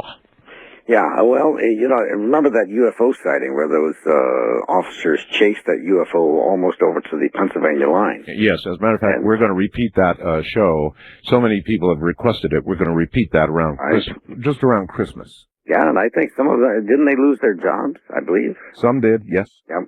So the times are changing. Thank God. Times are changing. But you've still got to think really hard before you report. When you and I were last speaking before the interviews, you were talking about some tracks. You remember? Yeah. You were talking about some tracks, so pick up on that very quickly. You're talking about out in Trout Lake, yes. Yeah. Mm-hmm. Well, we had tracked a short distance, but none of us could believe that we were that fortunate, or that my program was that. We just could not believe it. So we went back to the truck and went on with our trek. And I think it was the second night in. We were quite a ways up. We had stopped the truck, and we were now on snowshoes and hauling a sled behind us. And we were getting definitely into the wilderness, and there were no tracks around us. It was just us. And we had camped next to a stream that was starting to flow. It was starting to break up. And in the middle of the night, we heard this snuffling, snorting sound. It sounded like a horse trying to sniff the air. Right. And each one of us looked at the other, and we were awakened, and I said, you go check it out. And I said, no, you go. It was your idea. So none of us checked it out. And the next morning, we went up over the top of this little ridge, and there was nothing there. There was just a small snowbank, and there was nothing there but this stream. So naturally, well, we thought we heard this. Well, collectively, the three of us must have been dreaming. A few miles further up, we found where someone with large feet, barefoot, had come out of that mountain stream, came up onto the road, turned around twice, walked back down into the stream, and continued going downstream. We had some unfortunate accident while we were up there. We got into a whiteout, and the boots we were testing for a major manufacturer, we won't mention his name, froze my feet, and they were supposed to be waterproof. They weren't. Anyway, we finally had to trek out, and when we did get out, we found out that on the other end of that stream, going downstream into the White Salmon River, there had been indeed sightings.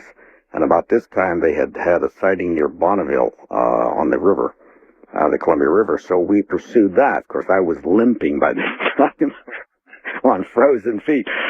We got down there, and this is where I ran into Conrad Lundy, who was commissioner of the Skamania County, and I ran into the gentleman who owned the Skamania County Pioneer, Roy Kraft.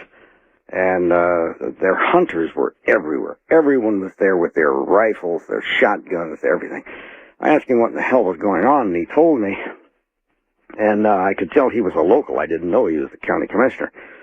And he said, I suppose you're here to kill it too. And I said, absolutely not. And I went off on him. Mm-hmm. And being, of course, a very shy individual that I am. And I said, he said, well, it's not against the law. I said, well, it sure as hell should be. And he said, well, I'm the county commissioner. I said, well, don't stand there. Do something. You know, somebody's going to get shot up here, and it's going to be more than the Bigfoot. Oh, yeah.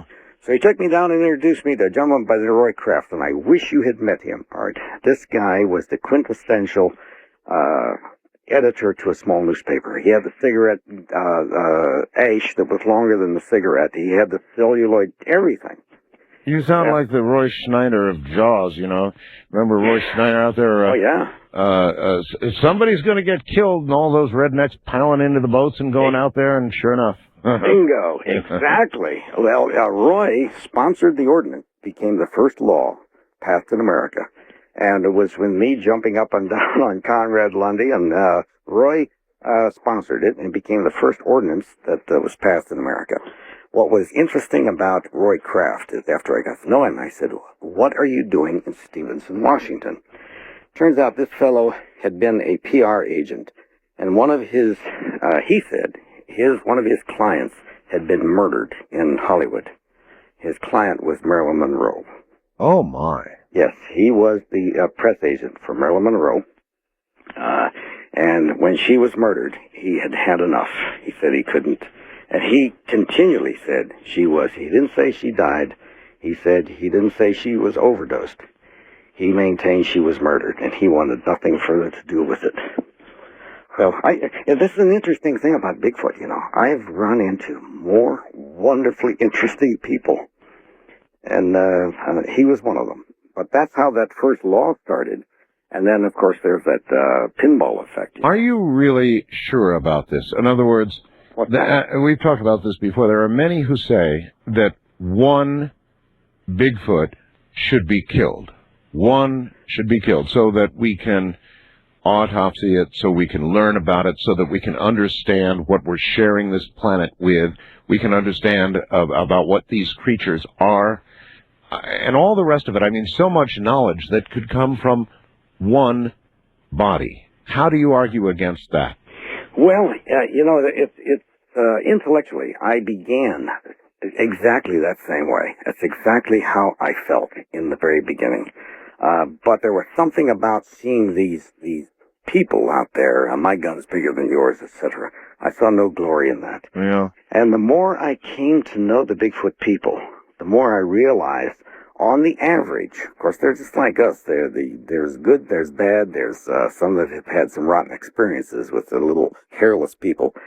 And then when I got to know the American Indians, and I really dug into my own past. I'm Apache and German mix. And the more I dug into it, the more I realized how do we become so arrogant that in order for something to be protected, in order for something to be accepted, we have to kill it in order to dissect it. And isn't there something, the other half of this term that we grandly put on ourselves? Well, because that's linear science, and that's linear law. In other words, science is not prepared to believe such a thing even exists until they can personally examine it, and those who generally write laws are not prepared to write one to protect a creature that is, in their opinion, myth. Mm-hmm. It's a conundrum. It's a very difficult thing. But what are we going to do if we do shoot one? Because we must convince ourselves it exists so that we can protect it. It's doing fine. It doesn't need protection. So what do we do then if we cut into it, cut it apart, and we discover that it is indeed genetically provable that this is our brother? Well, This is our ancestor. well, listen, if that happens, then they're going to quietly bury it. Trust me on this, and you're never going to see that body nor the report of the autopsy or anything else. Exactly. That would upset way too many apple carts. And I wonder, Art, if that hasn't occurred. There was a skull found, Oh, yeah. The skull was found. Listen, hold it right there. We'll come back to skull in a moment. We're at the bottom of the hour. My guest is Robert Morgan. The subject is Bigfoot. I'm Art Bell, and this is Coast to Coast AM. Premier Network presents Art Bell, Somewhere in Time. Tonight featuring Coast to Coast AM from December 11th, 2001. Good morning. The breaking news continues. I told you about the headline on Drudge. Here's something to back it up. It's unattributed because the person doesn't want me to give their name for understandable reasons. I'll read you what I've got as best I can, Art. I am a member of the national media and an avid fan. Here's something I just picked up from a friend of mine at the Washington Times. They're going to run this in the morning paper. Please do not mention my name on the air. Regards, he gives his name, and he works for one of the big 3 networks, and I won't even say where. Washington, D.C. An American Taliban fighter held captive by Marines in Afghanistan apparently has told American officials that Al-Qaeda's next attack on the United States will take place in days and involve biological weapons, U.S. intelligence officials told the Washington Times. John Walker Lind, L-I-N-D-H, the Taliban guerrilla captured near Mazar-e-Sharif, said in intelligent debriefings at the U.S. Marine Corps base near Kandahar that Phase 2 of Al-Qaeda's war against the U.S. will occur at the end of the Muslim holy month of Ramadan, which, by the way, ends on Sunday. He told the U.S. intelligence officials that the Ramadan attack is going to involve the use of biological weapons.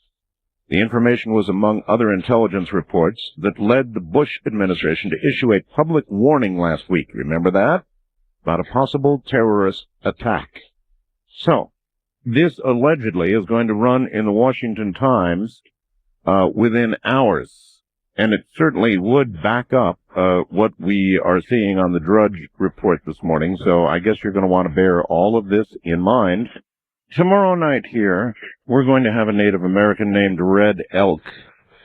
He is a self-described half-breed Native American from the Blackfeet and Shoshone nations, member of the Hyuka Native American Lost Boys, which he is one of 12 inner Hyuka.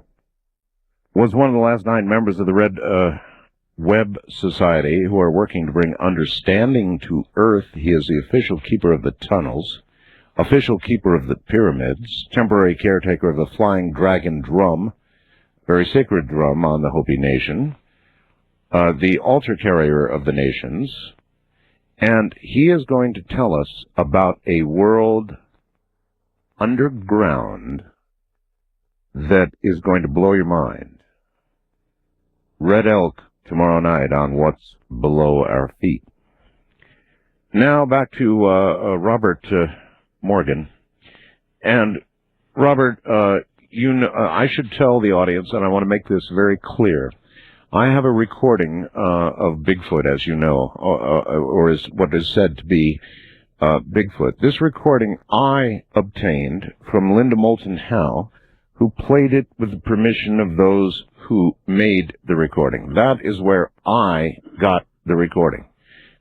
You know something about the provenance of this recording, don't you? I'm not sure. I'd have to hear it to know. Oh, you want to hear it? Okay, here it is. That recording, Robert. Mm-hmm. Yes, I've heard that before. Mm-hmm. I'm not too awfully intrigued by it. The best recording that I recall is that I can endorse is by Ron Moorhead's group. They have a thing out, the Bigfoot recording. That particular recording, I've heard that multiple times, and it's nothing that I have ever heard. And I've heard them do all sorts of strange things.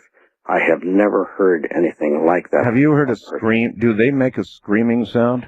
Oh, they make all sorts of sounds. All right. I've got one other that purports to be Bigfoot. What about this one? Weird. What about that one? That falls in the same category. I've never heard those things in myself. I've never heard them playing that eerily. I've never heard that echo chamber that they like to play that in. It sounds to me like someone from the top of a church steeple trying to pretend. The recording or the sounds that I've heard of, they have never done anything like that. What have you heard? Well, I've had them come close by and actually imitating birds, and then change from one bird to another in mid sentence, I guess you might say, or mid sound. Really? And I've heard a lot of the articulations that are really well represented in Ron Moorhead's and Alan Berry's recording, where they actually appear to speak. Yes, where you can actually it's not just someone howling or something like that, because they have no reason to do that. You know, they don't just go out and pretend to be a werewolf. There's no meaning to those sounds at all. Well, the sounds that I have heard have all had meaning. Yeah, I've also heard those, the ones you're talking about, and they actually, do you remember what the clearest was? Yeah, there's something that sounded to me like "You're not welcome." They actually had vowels and it was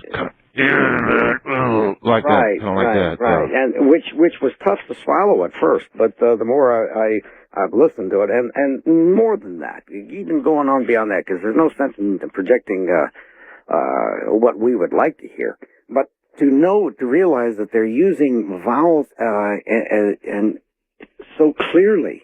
This means they have an articulated speech pattern. That means that they are above the chimpanzee, which is that in their rang is supposed to be our closest relative, who cannot, because their tongues are not affixed the same as ours. They can't articulate.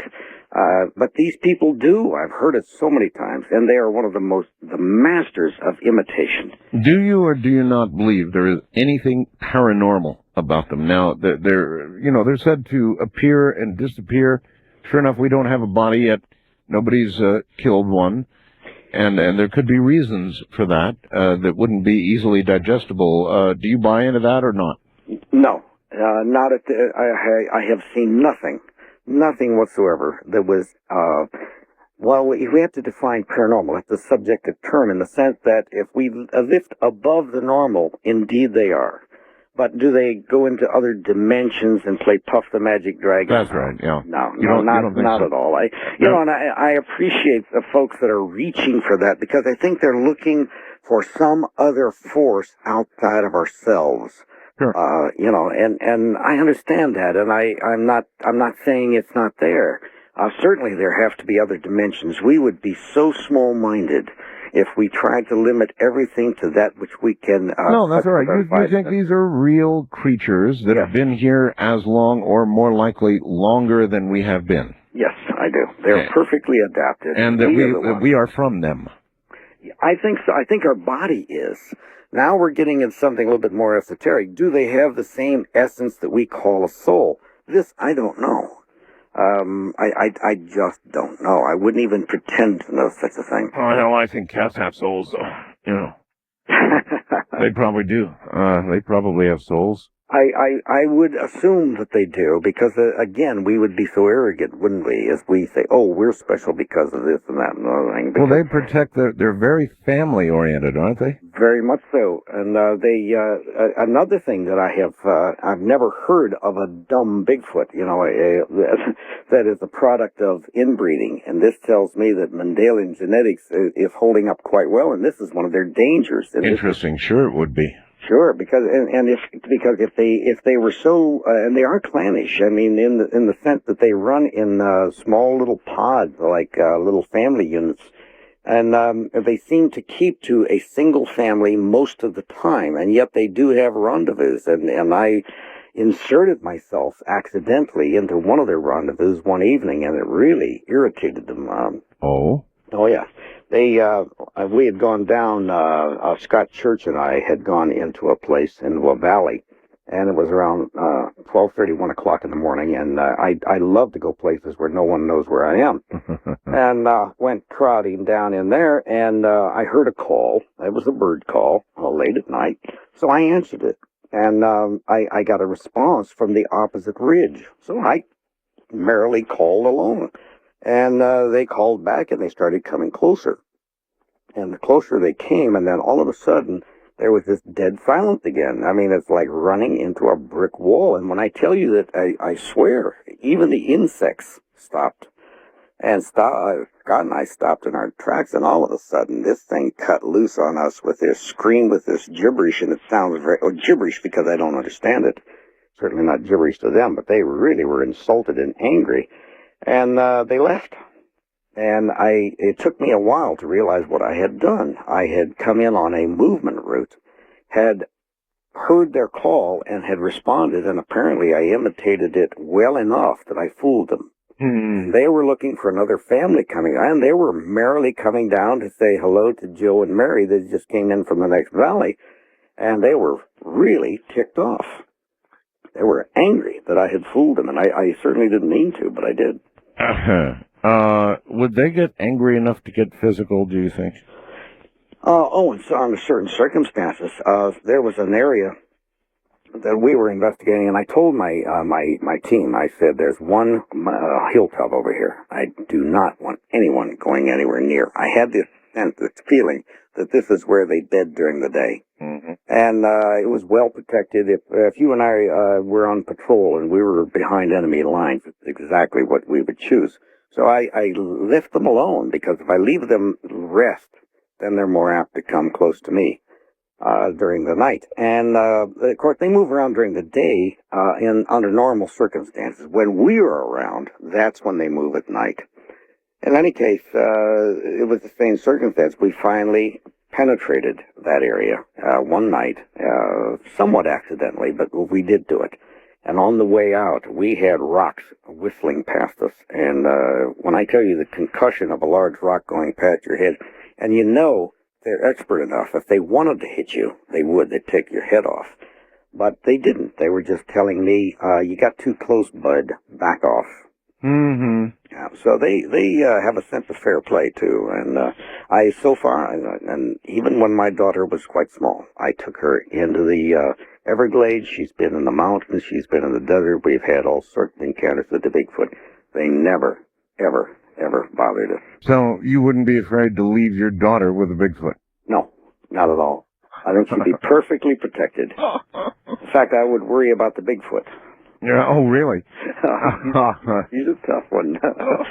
But I had mentioned earlier that about the skull that had been reported found. Yes, a skull. Outside of Woodland, Washington, and they sent first the farmer had sent the jaw structure up to a university in Canada, and then they had come back later and asked for the entire everything, and they take the rest of the remains up there. And this jaw structure you could fit over your face, and they promptly lost it. Oh, they lost it. Oh, yeah, they lost it. And the University of Miami is guilty of the same thing. There was a femur down there that was huge, just absolutely long, and it was hanging in a curio shop, and one of the anthropologists took it in, and it disappeared.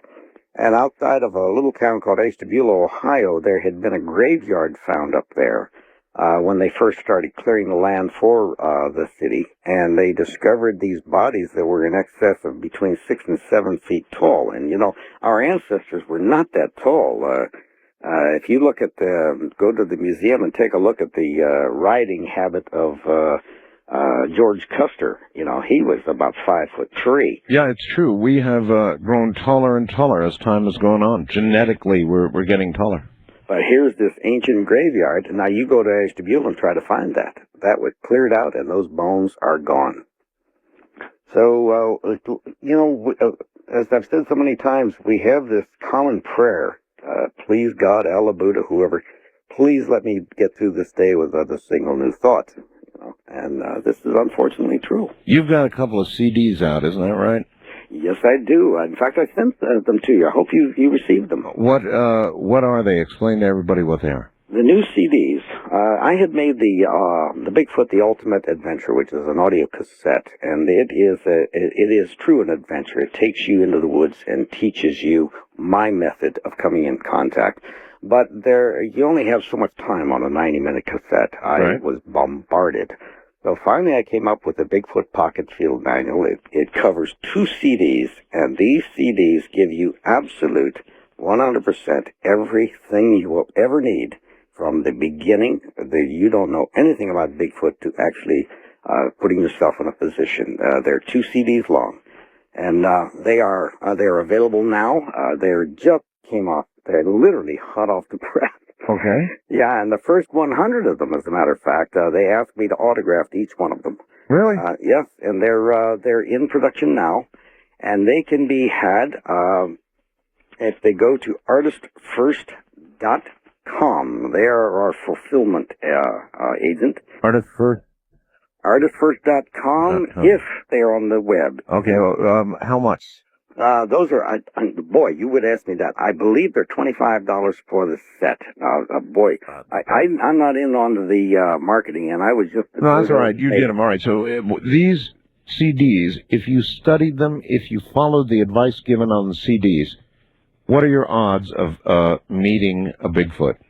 If they are in your area, your odds are extremely high. Extremely high. In fact, I hope those policemen, I wish that policeman, and I wish the Southern Bigfoot organization would get a copy of these things, because this is a culmination of 30 years of experience. I have done it. I've been there, and this is how, and it starts from ground zero. How long? Where to start your own research. How long did it take you to produce these? What, the CDs? Yeah. You mean, I don't understand. Well, to produce them, to put it all together. How big a project was it? Oh, well, for me to write it, it took 29 years to learn it, and 1 year to actually file it down into a viable script. And then I had to sit down and record it. So I recorded every single bit of it. And, oh, God, so you're talking about actually about a year and a half to get the recordings the way they are right now. Well, that's a big project. Yes, it was. Well, the Ultimate Adventure, which is its companion, I met the recording engineer to that when I was on my way to Moscow, Russia, and I met him in Frankfurt, and I heard these people whispering behind me, "That's the Bigfoot guy." And I thought, oh, Lord love a duck, I can't even go to Russia, you know. And he was a supreme engineer. He'd worked with Rod Stewart and Cher and the Jacksons and all this stuff. And he told me, he said, when we get back, if you want to do something, I will do it. Well, he did. He came to my home, built a recording studio, and spent 9 months. And nothing on that recording is canned. And the only thing is, he didn't have a sense of humor, Art. He would not let me sing. He wouldn't let you sing? He wouldn't let me. All right. Well, that'll add to the attraction of the buy, I guess. I don't sing either, Robert. I just don't do that. If you really want to meet Bigfoot, the website is artistfirst.com. Artistfirst.com.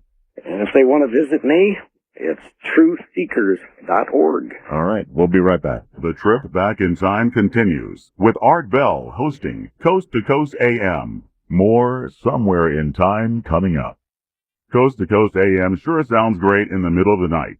But you know, you don't have to be nocturnal to enjoy this amazing show. The Coast Insider is your key to a normal life. For 15 cents a day, you can wake up refreshed knowing that last night's show is waiting for you with podcasting. Listen on your way to work and again on the way home. Or listen to one of over 1,000 archived shows from the past 3 years. As a member, you'll have access to our monthly live chat sessions with George Noory and special guests. The Coast Insiders Club is a must-have feature for all Coast to Coast AM listeners. Visit coasttocoastam.com to sign up today. You'll sleep like a baby, knowing you'll never miss your favorite guests and topics ever again. Remember, a 1-year subscription comes out to only 15 cents a day. Sign up today at coasttocoastam.com. Looking for the truth? You'll find it on Coast to Coast AM. Let's talk a little bit about the shadow government. Do you believe it's there? Yeah, we've heard that term, for so many years, and I thought it was this group in the Netherlands that sit behind smoked windows and make decisions like, giant players of chess. But it isn't. We don't have the government anymore. What we have is a loose coalition of bureaucracies. But we have no representation in that government. So when I look at the Constitution, I see it as a really inspired and eternal document that has been sidestepped in almost every legal way possible. So the process itself has been intentionally manipulated to facilitate a certain style of government. And it's taken a while to set up, but I think it's set up now and it's working just the way they like it. We need a systemic change in order to let the Republic be representative of the people again.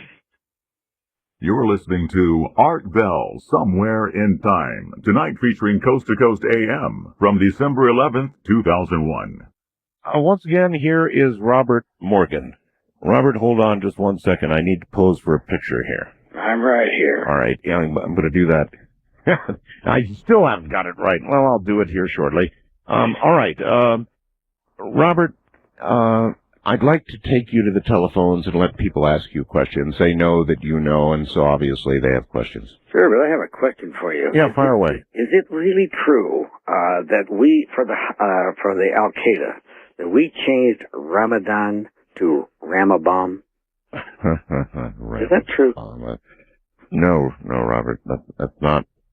Well. Well, you don't want to go there. Yeah, I don't care to go there. Instead, I'll go to the phones. First on caller line, you're on the air with Robert Morgan. Hi. Hello. Hi. Good evening. Where are you, sir? I'm from Columbia, Missouri. Listen to you on 1400 KFRU. All right. This takes place about 2 years ago. About 3 of my friends, we were up hunting around Cody, Wyoming.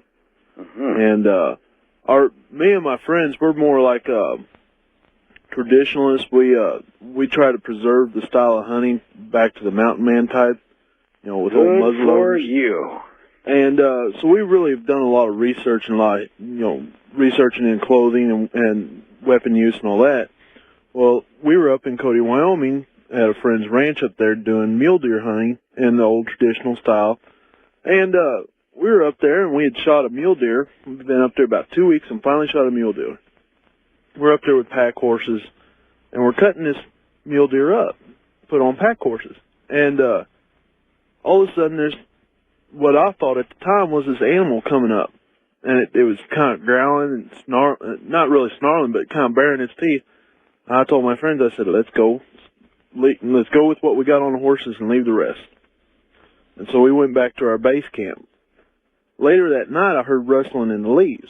And I figured, I told my friends, I said, well, bears are trying to get to the meat. Let's reposition it. And we do. And didn't really notice anything. And got up the next morning, I asked my friends, I said, did you notice something odd about that animal yesterday? They just kind of said, yeah, I really hadn't seen anything like that, but we're not really from this country, so I figured it was something just native to this country. I said, yeah, me too. So we go out and go scouting for more mule deer, and I come back, me and a friend of mine come back early. And I heard some rustling in the camp, and I said, them bears have gotten into the meat again. So let's sneak up real quiet and see if we can catch it and scare it off. So we sneak up to it, and there's this, looks like a guy in a, I don't know, have you ever seen the old pictures of the Indians or the mountain men with big buffalo capes around them? Oh, yes.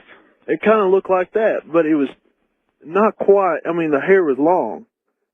We're like, what in the world is this? And we sat there and watched it, and this, I now know that it was Bigfoot, but at the time it didn't register, you know. And we're watching it, you know, look at our packs and stuff like that. And our packs are the old basket style packs, you know, not the metal frame, wood and basket weave. Let me tell you, they're a killer on the shoulders. Yeah, but you know, he's just real intrigued, or Ed, I don't know if it was a he or she, just real intrigued with what we got. Well, we finally said, well, I don't like this, you know, let's just kind of just real nonchalantly walk up and kind of see if we can't spook it away. And so we start walking like normal, and sure enough, it kind of just, it runs away and a little spooked. Well, later that day, we was eating lunch, and I happened to notice that the same things across this creek that we're camped at. I said, boys, look at that. And we sat there and watched it, and it watched us for probably, I don't know, it seemed forever, but it was probably more like 30 minutes. And I said, I wonder what that is. So it acts too much human-like to be an animal. And so we started pondering and talking about it, and one guy said, well, you know what, I bet you that's Bigfoot. We just kind of laughed at him about it. And it was the oddest thing. And the last day, we were packing up our meat, and this thing is across the creek again, watching us pack up. So I said, wonder if that's someone that's out here, you know, that's just been left out here, you know, hermit type. So I laid a hind quarter of one of the deer out in the center of the camp, and I said, let's go. We acted like we was going. I said, now let's double back and see. And as the Bigfoot had come across the creek and was eating on a little bit on the legged deer. Then it took it and walked back up across the creek and down over the ridge. It was about the weirdest thing I've ever seen. Well, what you performed was something very similar to what the Native Americans would have done and are continuing to do, and that is to share what they have. And had you stuck around there after you gave him that, more than likely, within a day or two, you'd find some gifts. Really? That would have appeared. And I'm not talking about something from Fears of Roebuck, you know. Yeah. But you would have found something that would have been important, that he thought would be important to you, even if it would have been new sticks or reeds to repair your packs or something along those lines. Now, you know, we talked about this after we got back, and we did a little bit of research, and it was like, you know, I bet you that was Bigfoot that we saw. Well, I have to compliment you, the fact that you had weapons, but you didn't even consider shooting it.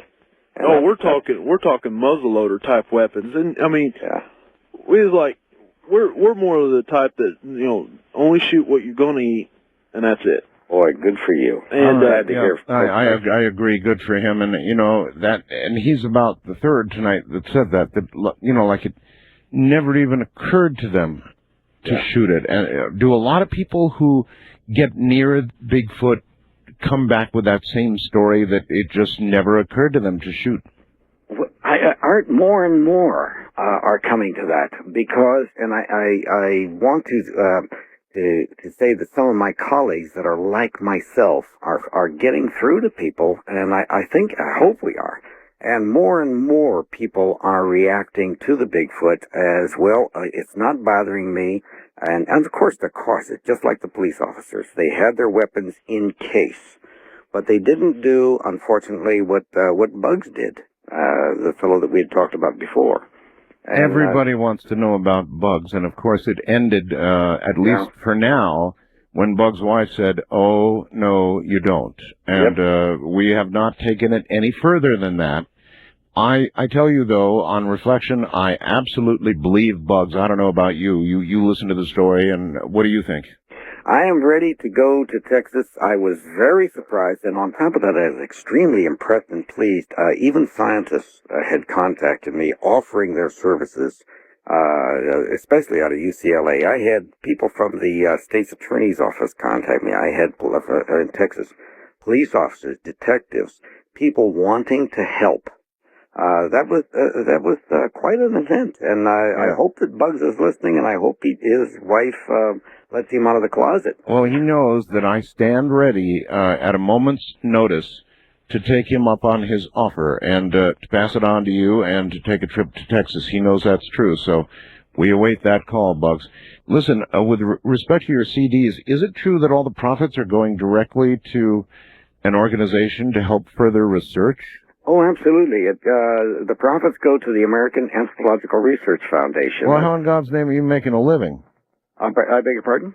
How are you making a living? Oh, hijacking cars, things like this.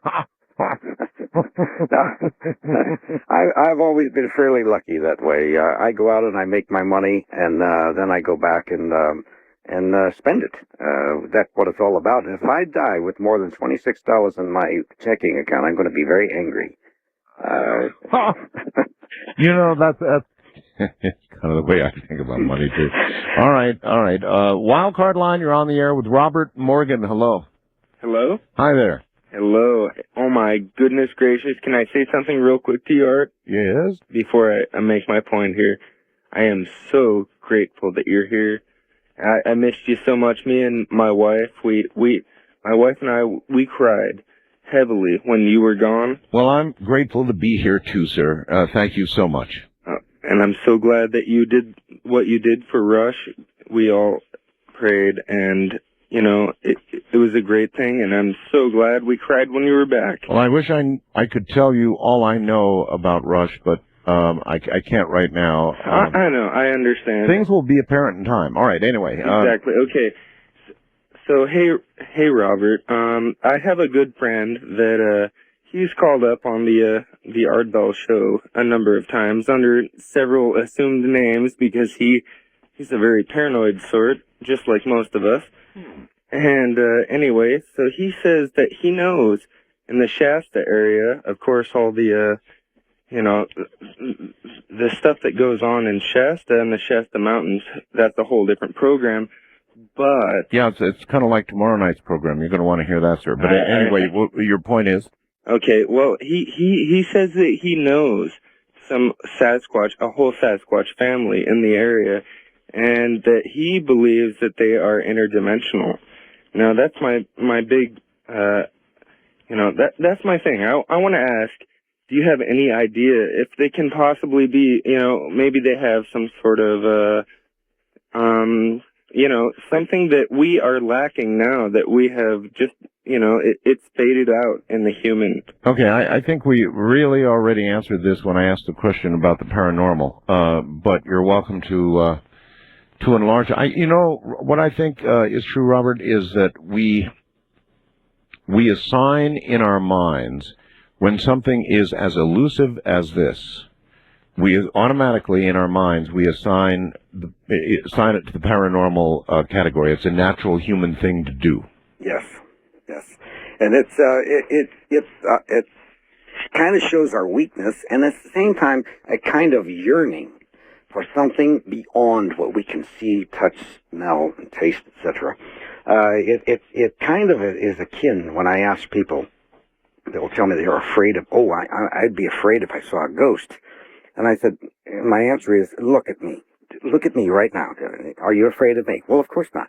Well, if I die tomorrow and I come the next day to you, why would you be afraid?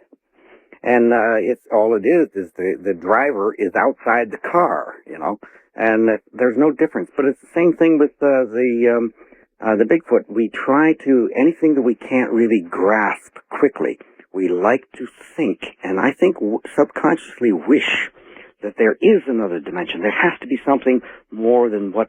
Oh, well, I think there probably is, as we mentioned earlier. You know, most of the theoretical physicists who are right on top right now believe there may be 11 or more.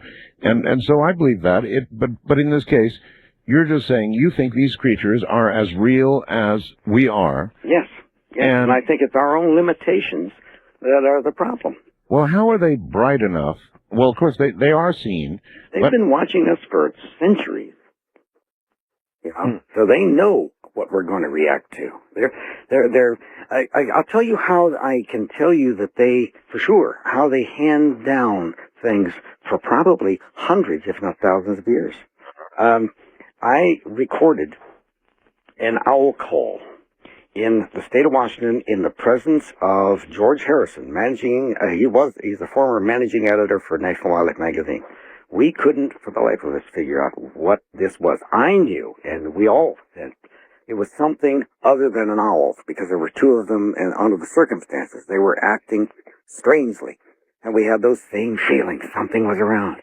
We finally identified it. It was the hoots of the Arctic owl, the snowy owl from the Arctic. The only time they hoot is when they're breeding, and they only breed in the Arctic Circle. Now, how did the Bigfoot learn that? Was it possible that it had to be there, right?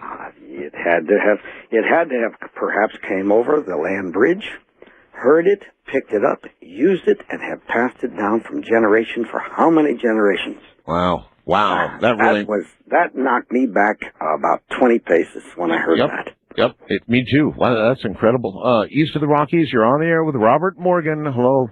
Mr. Morgan. Yes, sir. Since you were on the last time, sir, I have tried very hard to locate a story that I read about somewhere between 50 and 55 of a group of people who brought maybe 300 or 400 Maasai warriors from Africa over to South America. They were young children at the time, and they were going to be used to pick fruit or whatnot back in those days. And that after about a year or so, they found out that they could not communicate with each other verbally and whatnot, and that it wasn't working out. So they took the majority of them up to the rainforest and left them there. And I was wondering, had you heard any of this story? No, I have not. Well, you know, after you were on the last time and you were telling about these things, that popped into my mind, and I started thinking about that, how they could have come up from South America through Mexico into the Southwest. Well, the Maasai, you know, I mean, these are human beings. We have descendants of the Maasai playing basketball. Oh, I know. You know, so these are actual human beings that you would be able to identify in a New York second. I will say there is in South America, in Venezuela, and especially in Ecuador, they call it Moro Grande, otherwise the big monkey. Yes. And a friend of mine, Count Pino Turula, he was a exploratory archaeologist, looking for the lost gold of Pizarro. He was looking for gold, and he saw them on two separate occasions. In fact, there's a feeling among the Native Americans, and it seems to go even into South America, that if you really do something bad toward the Bigfoot, you have what they call bad luck. And whether you bring it about yourself or is there something mystical, I don't know. You know, I've got a Native American on tomorrow night, so I will ask him about exactly that. Can you hold tight here at the bottom of the hour? You bet. All right. Robert Morgan is my guest. The trip back in time continues with Art Bell hosting Coast to Coast AM. More somewhere in time coming up. All right. Back now to Robert Morgan. You're back on the air, Robert. Wonderful. Hey, I hear you're doing some sort of internet radio program yourself. Is that true? Yes. In fact, I was going to call you and ask you to be a guest. Yeah, like I'm not on the radio enough, huh? When you're not doing anything else. Yes, as a matter of fact, the artistfirst.com people contacted me, and it was after we did the bug show, because when I tell you I had over nearly 386 emails, I was flooded. And, of course, Artist First just loved it. So they invited me to do a test balloon. Right. And so far, for whatever reason, each Tuesday night, and it's between 9 and 10 Eastern Time, I have had a marvelous audience. I'm not as charming as you are, nor am I as good looking. But I try hard. I'm not good looking. That's why I don't go on television. So you do a show, I take it, about Bigfoot. Yeah, well, more than that. We do the artistfirst.com as sort of how you can get onto it. But we're the American Anthropological Research Foundation, of which I'm president. We're involved in a lot of things. Institute for Neuroscience Awareness is one, which has to do with EEG neurofeedback for brain trauma, curing brain trauma problems, and circumventing it. We also have the Institute for Children with Challenges. So you know something about these things? By osmosis, yes I do. Well, okay then. I've got a really good question for you. I had a gal on the air the other night whose name was Pam. And Pam has been featured on 48 Hours and elsewhere. And she had an aneurysm in her brain. You didn't happen to hear that, did you? No, I did not. She had an aneurysm in her brain, Robert, and in order to clip this aneurysm without killing her, the only thing they could do was to lower her body temperature way down, and her heart stopped. They pumped all the blood out of her body, every last bit of the blood out of her body, and her brain waves stopped for an hour. Robert, for an hour. She was dead. D-E-A-D, dead. Right. She told us what happened while she was dead. But at any rate, they pumped the blood back into her body. Her heart was kick-started with the paddles, you know, that kind of thing. Right. And after an hour, Robert, she came back. Now, if you know anything about neurological studies, maybe you'd like to comment for me on the following question. During that hour, where was she? Well, that's like you and I. Okay, I'm going to pick you up, and we're going to go down and have a hamburger. We park our car, and we get out. All right? Normally, you leave the engine running. Because the soul, certainly, I am much prettier than this body will let you know. So I look at, being a Buddhist, I look at ourselves as these bodies are nothing more or less than cars that we're driving. That's all. It's the soul that's important, not the body. Okay. Now, I must say, comment on that treatment. Do you know who invented that treatment? Actually, she had the operation from one of the pioneers in Arizona. I'm sorry, I can't recall his name. I'm going to have him on the air. He wants to come on the air. Well, it was pioneered by the Russians. Okay. The Russians were the first people that lowered our body temperatures so far down. I wish that they had done this with my brother. My brother was the chief of police in Campbell, California, had an aneurysm at age 48. And he was strapped to a board for 7 years, couldn't speak, couldn't move, nothing. And yet he was totally, the body was totally aware. He had all his feelings. And he wrote a book, Messages to My Children, by blinking his eyes. Oh, my God. So I am very grateful each day that I walk. I have no complaints, zero. But okay, so you are a believer in the fact that we are invested with souls. Oh, yes. But Yes. It still didn't answer my question, did it? Where did she go? Yeah, for that hour, where was she? Well, she had obviously, I would assume that her body, that her soul had stepped out and perhaps even watched the operation. You are correct. She described the operation. In fact, there's the other thing that just, we're so far off Bigfoot now, but here's the other thing that just is impossible. She described all the procedures that went on during the linear hour of time that they operated on her, Robert. That doesn't surprise me, Art. Have you not been able to astrally project? But yes, I have, but zero neurological function. I mean zero, no brain waves. Well, the brain is not the soul, is it? Yeah, that's apparently what would seem. No. All right. Well, listen. A lot of people. We got off track here. I just couldn't help it when you said that that was part of your research. Oh, we're into all sorts of things. If I can't get my toe into everything that's going on, and as long as it has one thing, and that's a positive thing, someday I would like you to talk with a young lady by the name of Colleen Smith, whose son Judah was considered an idiot with the IQ of 30, and he was totally flaccid. He was a destroyed portion of his brain was destroyed during vacuum extraction. You should speak with the little boy. He now speaks French, German. He is obviously English. He may step. He may actually be able to move and stand. Not too distant future. All because of EEG neurofeedback. But that's another subject, and I know that it's Bigfoot. Boy. Yeah, that's right. I'm up to my ears in everything, every waking moment, and when I dream at night, there's so much to do. There's so much to learn. All right, and so many calls. Wildcard line, you're on the air with Robert Morgan. Hello. Hello, Art. How you doing? I'm okay, sir.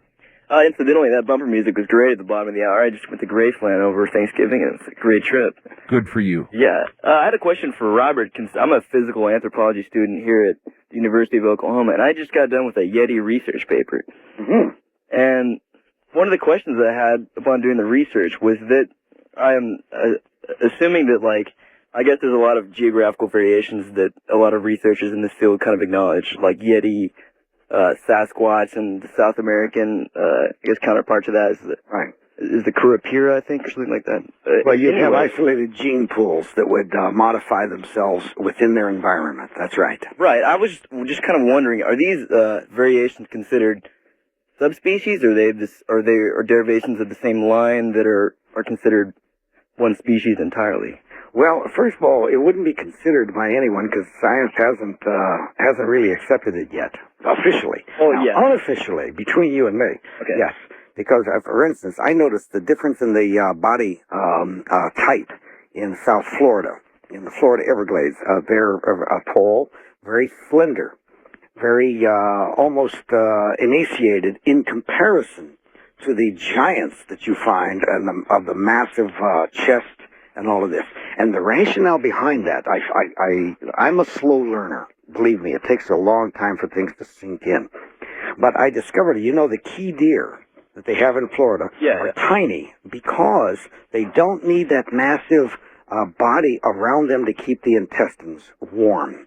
And so what happens here is things have adapted. So the Bigfoot sightings in Florida would be distinctly different. Isolated gene pools also would be multiplied according, I'm sure you're familiar with Mendelian genetics, because you'd have a fallout when you have certain groups that have been isolated in certain areas for X period of time. The two things are going to affect them. First of all, their environment, and second of all, the gene pool from which they can draw. Am I right? Right, that's exactly right. I was just there seemed to be so much literature on the subject, and based off that, I had understood that there was just a lot of groupings into different categorical kind of divisions based off the environment and geography. Just even around the Himalayas, there were several subdivisions of the Yeti phenomenon there alone, and I just found it pretty fascinating that there was so many of these kind of regional things that were all lopped up together based off just the literature that was involved. Well, the major differentiation that I've been able to, the primary thing that I've been able to note in the Himalayas, for instance, and I'm trying so hard to put things together. I want to go to Mongolia. There's an isolated area there that I think I'm going to try my methodology, my protocol for contacting them passively. And I might get my beam knocked off over there. Maybe, we'll find out. But the major differentiation is in the color. The color of the skin, or not of the skin, but of the hair among the youth in America, in North America, I'm speaking, is reddish color, and then they turn black as they become an adult, and then of course become grizzled gray. I don't find that. I don't find any variations at all, any reports at all among the Yeti and the Himalayas. Now I've been to Georgia, the Republic of Georgia. and out of Tbilisi up in the Caucasus Mountains. Mm-hmm. And Zena, the female there, was pure black, and things like this. And they seem to be more related to us than they did to the Hamayas. That's amazing. So you'll have some fun with that. Yeah, thanks a lot. All right, caller, thank you. And I've got a really, really interesting email here, Robert. It says, hi. In order for a scientific name to be valid, a type name-bearing specimen is needed. However, you don't need to shoot one. The best approach is to look for fossils in caves, especially ones that are natural traps. If Bigfoot exists, there are fossils gathering dust in museum. Paleontologists, including me, use search images. If you don't know what you're looking at, you don't recognize it. The way past this is to appeal to grad students. Post a reward for confirmed Bigfoot fossils. Offer a year's supply of beer, and the fossils will be found in a month. This is from a paleontologist. Well, I stand up, salute that gentleman or lady, whoever it may be. I had a feeling you might agree. Thank God for a scientist like this. I don't know who they are, but I wish you well with all my heart, and if I can gather that much beer, I will let you know. A natural trap. That's kind of would be an interesting place to search for artifacts, wouldn't it? Yes, it would, except for a problem here. You're dealing with a human-like species. How many Neanderthals, Cro-Magnon, etc., have we found in the tar pits or places like this? We have found very few. Very few. And I don't know of any. Now, there may be some, but I don't know of any. Well, the idea is that if you fell in, we wouldn't hunt alone. We would be out someplace. And Art, if you fell into one of those traps, I'm going to get you out. Okay? And we'll throw you a rope. I will find a way. I'll break a tree off and send it down. So we're an elephant.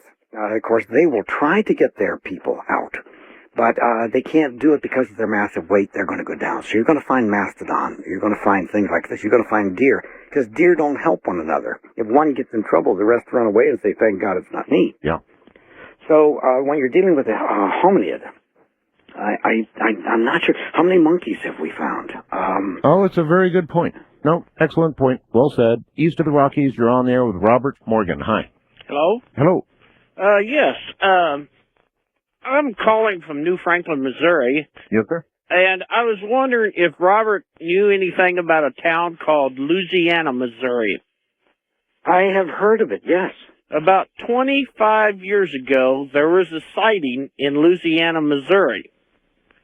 And I was one of the participants there, but I never seen anything. I smelt something that smelt like rotting flesh, but we never seen anything. Uh-huh.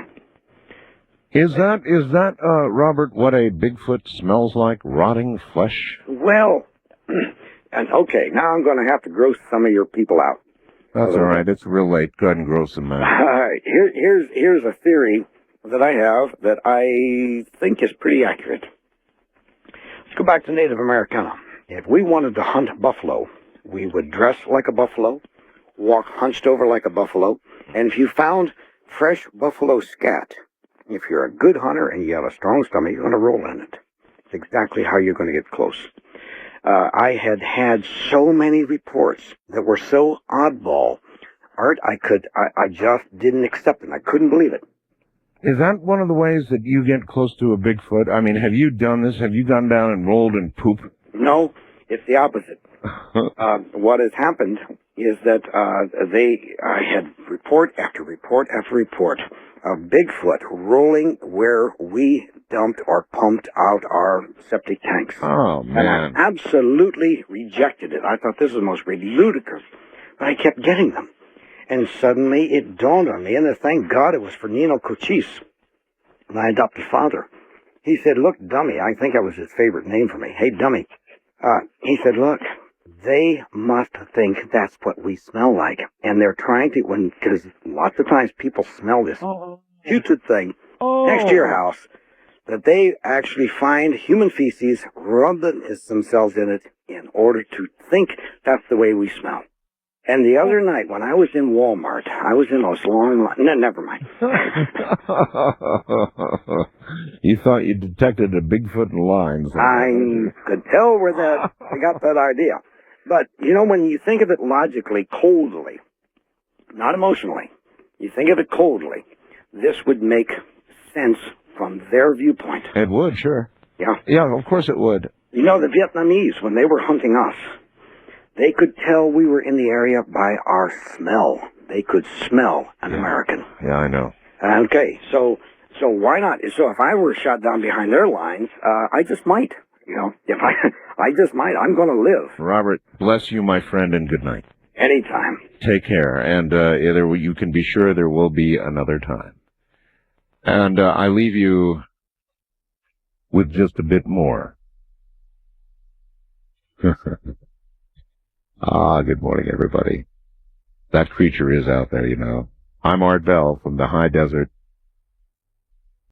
From the high desert and the great American Southwest, I bid you all good evening, good morning, across all these many time zones, stretching from the Tahitian Islands, brings a certain vision, Hawaii, all the way across this great flyover land, to the Caribbean and the U.S. Virgin Islands, south, well into South America, north to Santa Country and the Pole. This is live overnight talk radio. I'm Art Bell. The program is named Coast to Coast AM. Never the same. Always something a little different for you. Tonight shall be no exception. I want to tell you I've got a big announcement coming up at midnight tonight, our time, in about 55 minutes, something like that. Big announcement, and so I will just clench my teeth and not say a whole lot more about it. I've now got two other announcements that I'm going to make.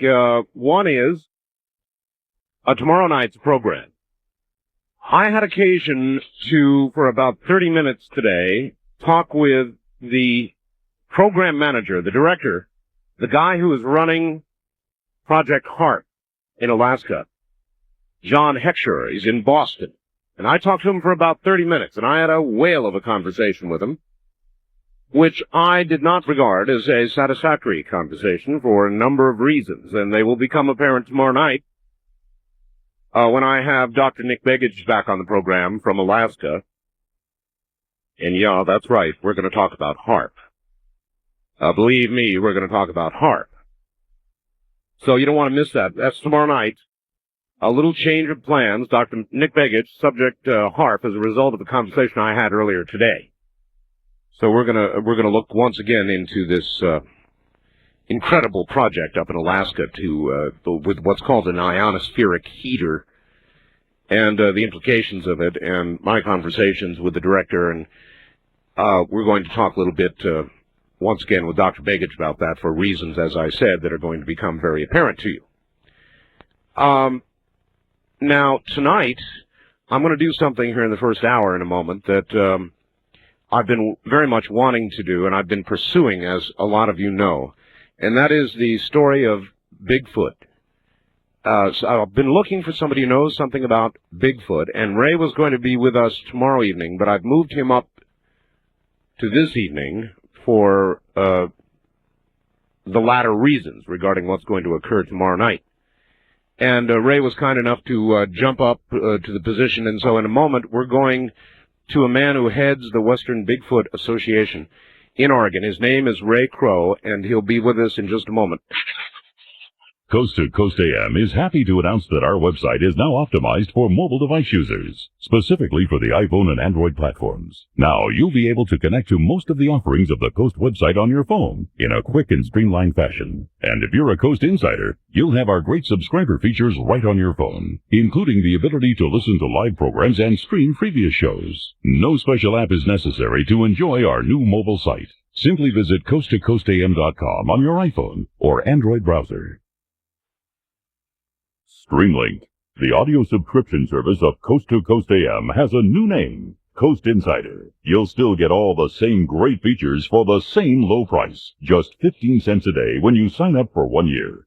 The package includes podcasting, which offers the convenience of having shows downloaded automatically to your computer or MP3 player, and the iPhone app with live and on-demand programs. You'll also get our amazing download library of 3 full years of shows. Just think, as a new subscriber, over 1,000 shows will be available for you to collect, enjoy, and listen to at your leisure. Plus, you'll get streamed and on-demand broadcasts of Art Bell's Somewhere in Time shows and 2 weekly classics. And as a member, you'll have access to our monthly live chat sessions with George Norrie and special guests. If you're a fan of Coast, you won't want to be without Coast Insider. Visit coasttocoastam.com to sign up today.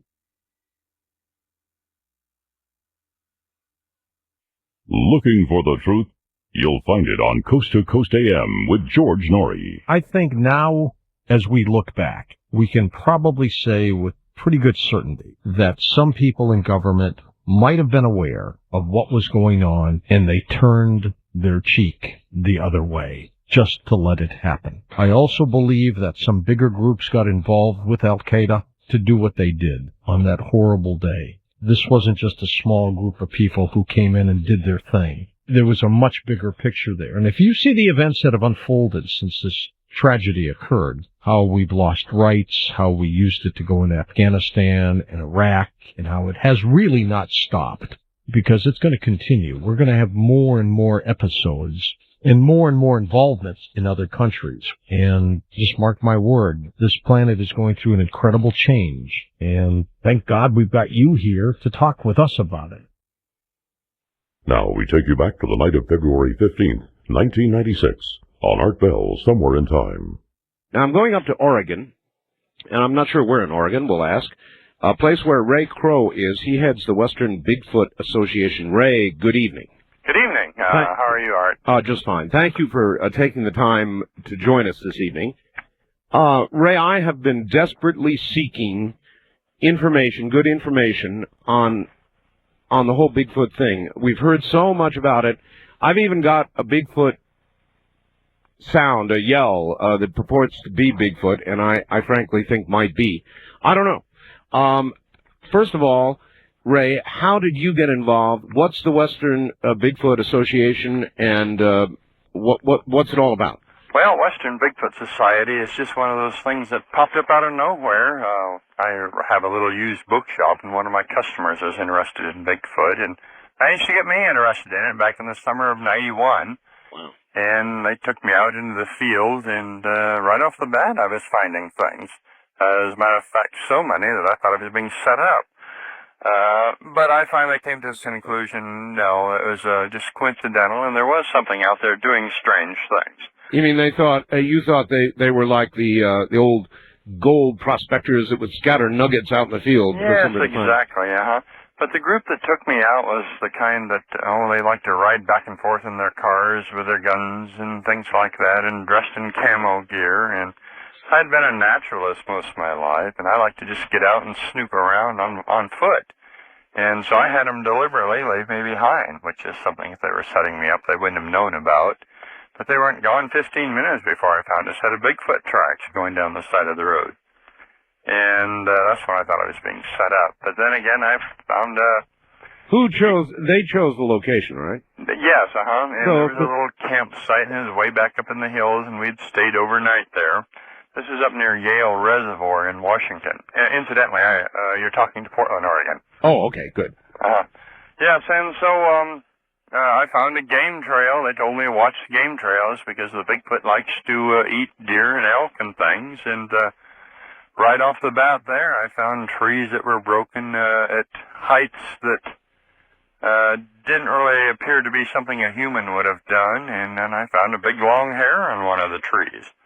And to this day, those people won't talk to me because I kept the hair, which has made me think, I might very well have a good hair. There are ways this day and age to test these things to see whether they're good or not, but I'm getting an awful lot of mileage out of this one. I hate to give it to some scientist to cut up and lose in his back drawer. Well, as a matter of fact, there's some scientist, it's a wire story, that is now, they are testing some Bigfoot fur or hair or whatever you want to call it. Well, yes and no. The problem with this is the fellow that selected the hair was on Good Morning America once and said that he faked tracks. And so that, we immediately wonder, I wonder where the hair came from. He submitted some hair once before that turned out to be synthetic fibers. Right. And so, we're just holding our breath. We'll wait and see. Even the worst drunk, hoaxer, drug addict, whatever, could see a Bigfoot and could find Bigfoot evidence. So, we're not writing him off completely, but we're keeping a pretty jaundiced eye on him. Okay. I take it you are sort of even though you speak on the subject, you're a little bit skeptical at least of the claims made by many people in the field about Bigfoot. Yes, I am. As a matter of fact, I'm very skeptical, but I listen to everything, and I don't let my skepticism overrun when I'm talking to somebody. No, I just let them like they're telling me the truth. Mm-hmm. I do have a newsletter, and then I write all these things up in my newsletter, and I let my readers decide, well, hey, is this a good report or not? If something hokey shows up, I'll try to include that, too. All right. Well, Ray, what is the best evidence so far that you've seen, and you pay attention to all of this, for the existence of this creature? Well, so far right now, I suppose everybody's seen the Roger Patterson film from October 1967 of the Bigfoot running across the creek bed. That's right. And we all think that's a good photo, and that's real good evidence that Bigfoot actually exists. And then we go on from there, and there's footprints found all over, hair, dropping samples. I've had a lot of hair samples come in, though, and I keep having them checked all the time, and, they're bear or horse or dog or something like that. Nothing that really stands out as being Bigfoot. Same thing with fecal droppings that come in, There's just no way of checking them. What we need is for somebody that sees a Bigfoot to just run up and grab a handful of hair out of him. Then we'll have the evidence we need. Oh, yeah, right. Well, I'm joshing, of course. We do have one person that's oriented in that direction. I don't know, I suppose a lot of your listeners have heard of Peter Byrne before. That's a familiar name, yeah. Okay, he's very well funded from the Boston Academy of Science, has a lot of really high-tech equipment. And his idea is using motion detectors and infrared cameras and things that transmit back to the home base to pick up a Bigfoot spoor or something moving through the woods that'll move his motion detectors. It's over 300 pounds. And they'll sight one of these things. Well, they have a contract with a Hillsboro helicopter here in Oregon, and what they will do is go up with one of those infrared devices and hunt for the creature. Well, assuming they do find one, then they use the geosatellite location devices to track its movements with, and then they'll try and on the ground get a choke point. That is, force it into some place where they can get close to it. Oh, that's a really serious effort. And they have a very sophisticated dart device. It's not the kind that knocks them out. It's a hollow one. And what they want to do is take a tissue sample. And this is a device that's been used in Southeast Asia on orangutans and doesn't seem to hurt the creatures at all and seems to be very reliable.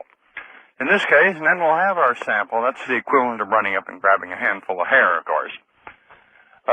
We really wish them the best of luck on this, and we support them all we can. I have an awful lot of reports that come into my organization, which is Western Bigfoot Society, incidentally. Thank you.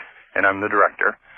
And we're just really, really hoping that something comes. He has another year and a half to run on this project, and everything's in place that we know of, and reports keep coming in all the time. We don't know whether they're good or whether they're bad.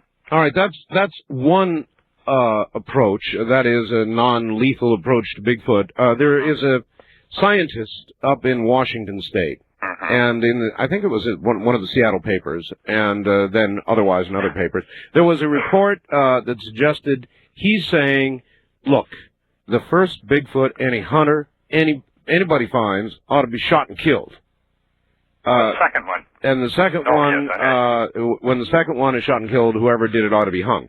He's saying for the sake of science that at least one Bigfoot ought to be shot, killed, and I presume dissected and examined at great length. And that's the reasoning behind what he's saying. What do you think about that? Well, we're talking to Dr. Krantz, of course, and he's very well known, and his opinions are very well known We just think they're rather outdated is all. You know, back in the 1930s and so forth, if you wanted to find a new panda or a new whatever, you always brought in a corpse and dissected it. Sure. But today things have changed a lot, and people's attitudes have changed a lot towards things out in the wild. And there's a very good probability this thing is human, which brings up a whole new story, of course, in the event that you killed one. Oh, it certainly would.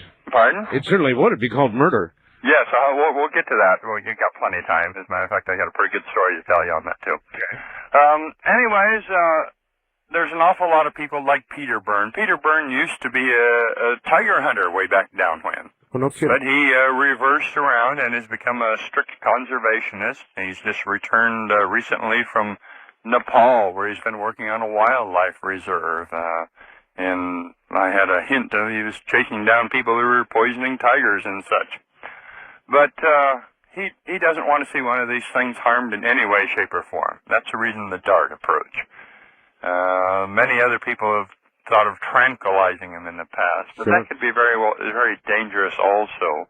Well, tranquilizers, I think, have to take into account the mass, weight, size of the animal. Exactly, and if you're wrong, then the animal could very well die, or it could get pretty pissed at getting darted and chase you. I don't know if I can say that on the radio or not. You can, yeah. Too late anyways. But it could come right after you, too. So we tell everybody, you know, just when you see something like that, photograph it, look at everything you can, try to communicate if you can. Oddly enough, these things are incredibly curious. I have many, many reports. As a matter of fact, my first story, I was told by this old fellow up in Carson, Washington, Datus Perry is his name, that if you take a stick and you rap it on a stump or a tree and make a knocking noise, and you do it in a pattern like 3 raps and pause and 2 raps and pause, you'll get an answer.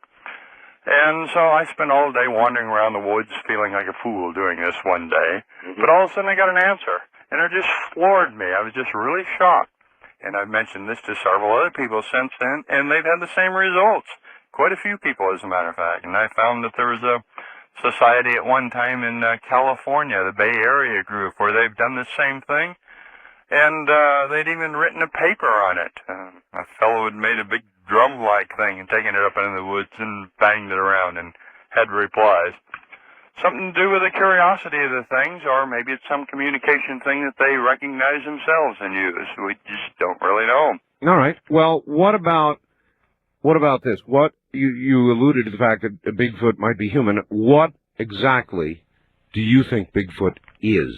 Okay, now my personal opinion, and there's lots and lots of people that disagree with this, Dr. Krantz in particular. I think it's an early man, and I'm going for a relict Homo erectus. And I have a lot of reasons for that. A relic, a relic Homo erectus. Yes, it's something that's they were disappeared from our scene 500,000 years ago. And scientists believe they're extinct.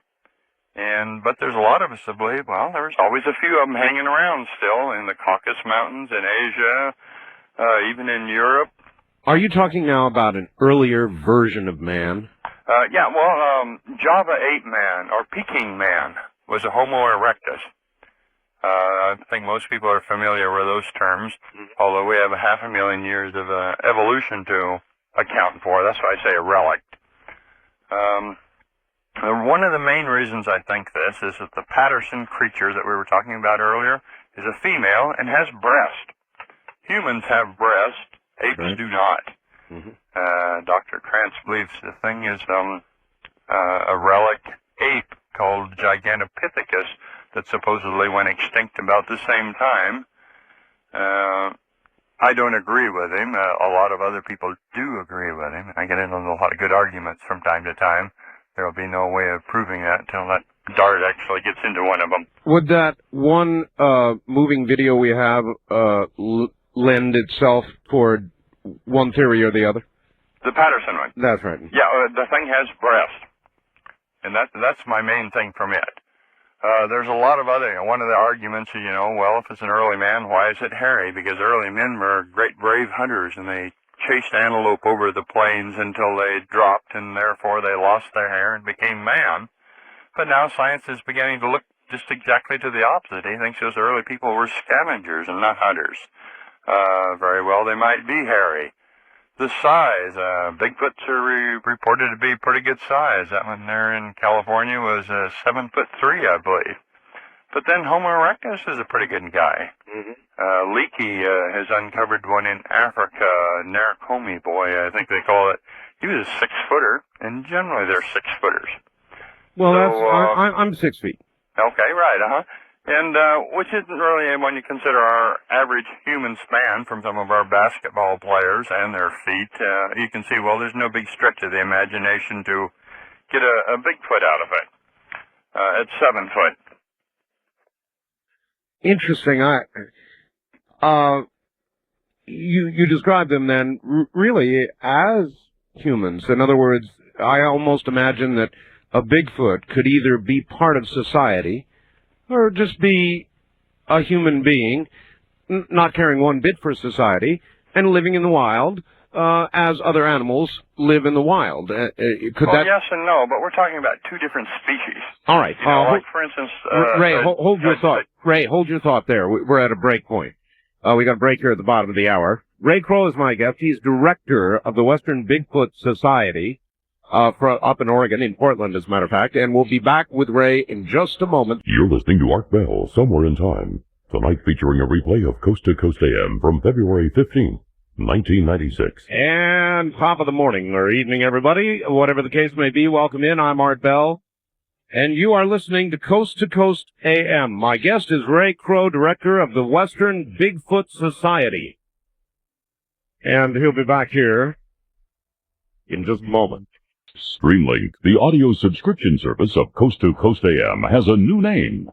Coast Insider. You'll still get all the same great features for the same low price. The package includes podcasting, which automatically downloads shows for you, and the iPhone app. You'll also get our amazing download library of 3 full years of shows. That's over 1,000 shows for you to collect and enjoy. If you're a fan of Coast, you won't want to be without Coast Insider. Visit coasttocoastam.com to sign up. Explore your universe with Coast to Coast AM and George Norrie. If this was up to you, would you go back to the moon or would you go straight to Mars? But that's not even the question I would ask. There could be scientific reasons to go to one destination, geopolitical reasons to go to another. There could be tourist, business reasons to go. Maybe you want to mine an asteroid. And so then when you reach that state, then the solar system becomes your backyard. And now you have the freedom to go where you want. That's what a spacefaring nation needs to do. Now we take you back to the night of February 15th, 1996, on Art Bell, Somewhere in Time. We're going back to Ray Crow, who is the director of the Western Bigfoot Society, is in Portland. We're talking about, Ray, what Bigfoot is. And I had a guy joking, obviously, I think, last night, send me a message. And the message was, Art, I'm a Bigfoot, and I shave every day before I go to work. My whole body. Well, if a Bigfoot was hairless, would a Bigfoot, could a Bigfoot, in your opinion, walk the streets of our cities and not be known or discerned? Well, I think you can put a suit on him probably, and he would probably get by as long as nobody spoke to him. I don't think they have an oral language like we do. Their throats, I don't think, are built for it. But yes, I think he can put a hat on and a suit and a tie, and he can walk down the street if he was all shaved, clean shaved. But that just gets a bit away from... well, it does, but I was just trying to find out... like, for instance, you know, I say they're a man, but that's like a deer and an elk are in the same family of animals. Right. But they're completely different. They have different habits, and they do different things, and they have different languages between them, whatever.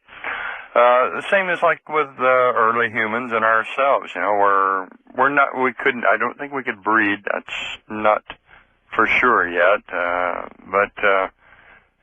And what I'm trying to make you see, there is a big distinction.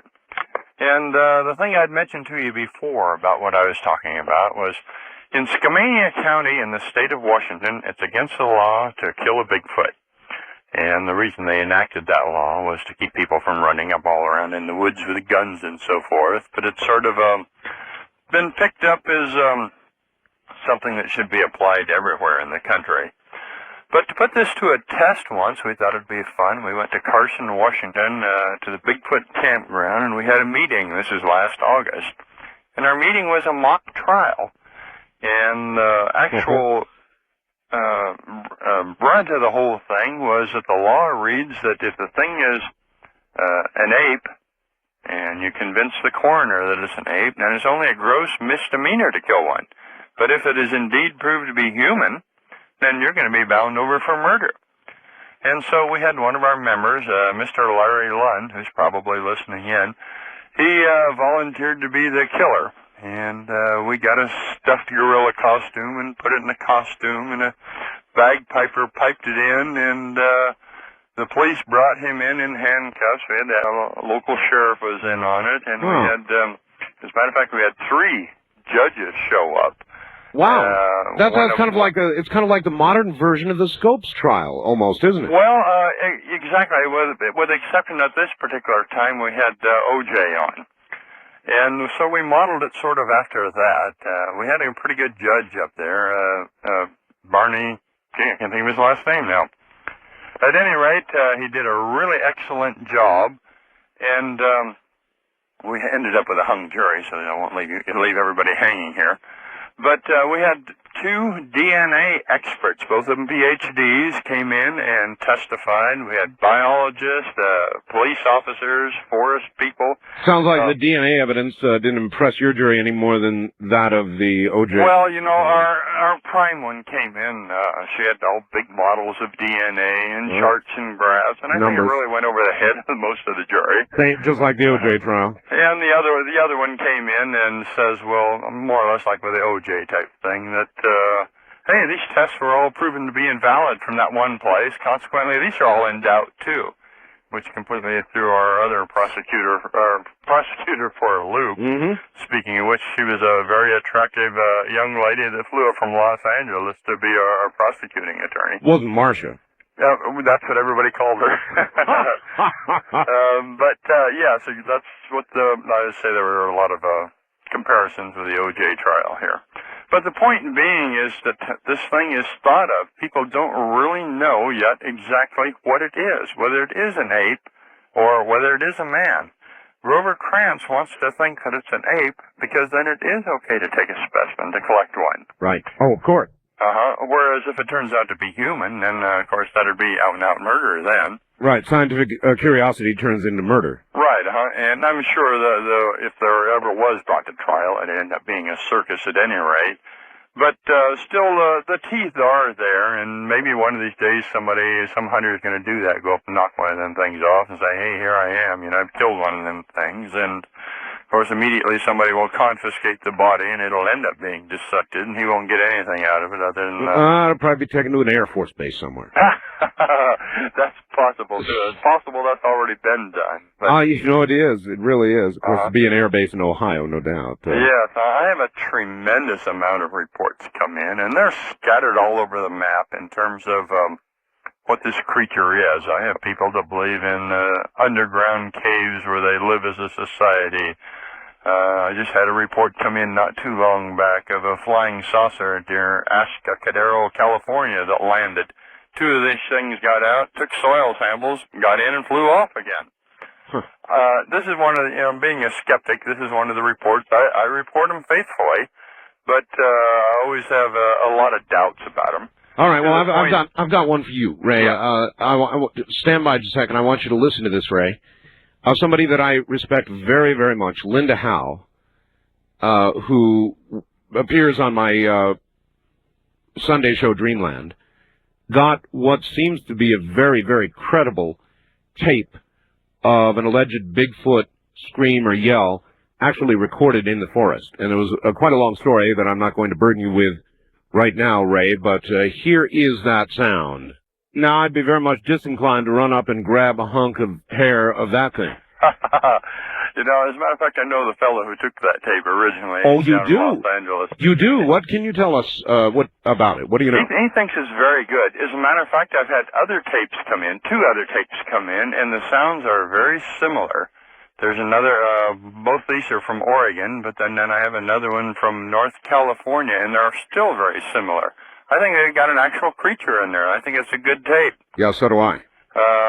The one that's from North California, they had done a bunch of tests in laboratories and so forth on it, and there were some pitches and things in there that just go outside of the range of anything that anybody else, any other animal normally makes. This is one of the, I don't know if it's a communication thing, that is, here I am, where's my mate, or this is my territory, I don't want anybody else here. Even the robin will do that. Of course. So, there again, it's a matter of we've got to learn more about these things. All right, toward that end, and I'm probably asking you to speculate or guess now, but what else can you do when you're talking about Bigfoot? Is there any guess, has anybody made any guess about how many there might be? What is the population of Bigfoot? I mean, it's silly to ask, I know, because we can barely get our hands on one or can't. But what do you think it might be? We've made a lot of approaches. We've done some analysis of population studies of gorillas and tried to compare them and things like that. And supposedly the best guess right now is Dr. Kranz's, and I'll go along with that, that there for every 10 or 100 bears, there's one Bigfoot, which would mean across the nation there's thousands of them, because these things occur in every state. We have reports from Florida and Pennsylvania are a couple of the biggest report areas, and then out on the West Coast, of course, Oregon, Washington, and California. But there, Texas, Arizona, New Mexico, you wouldn't expect them out in these dry areas. No, you wouldn't.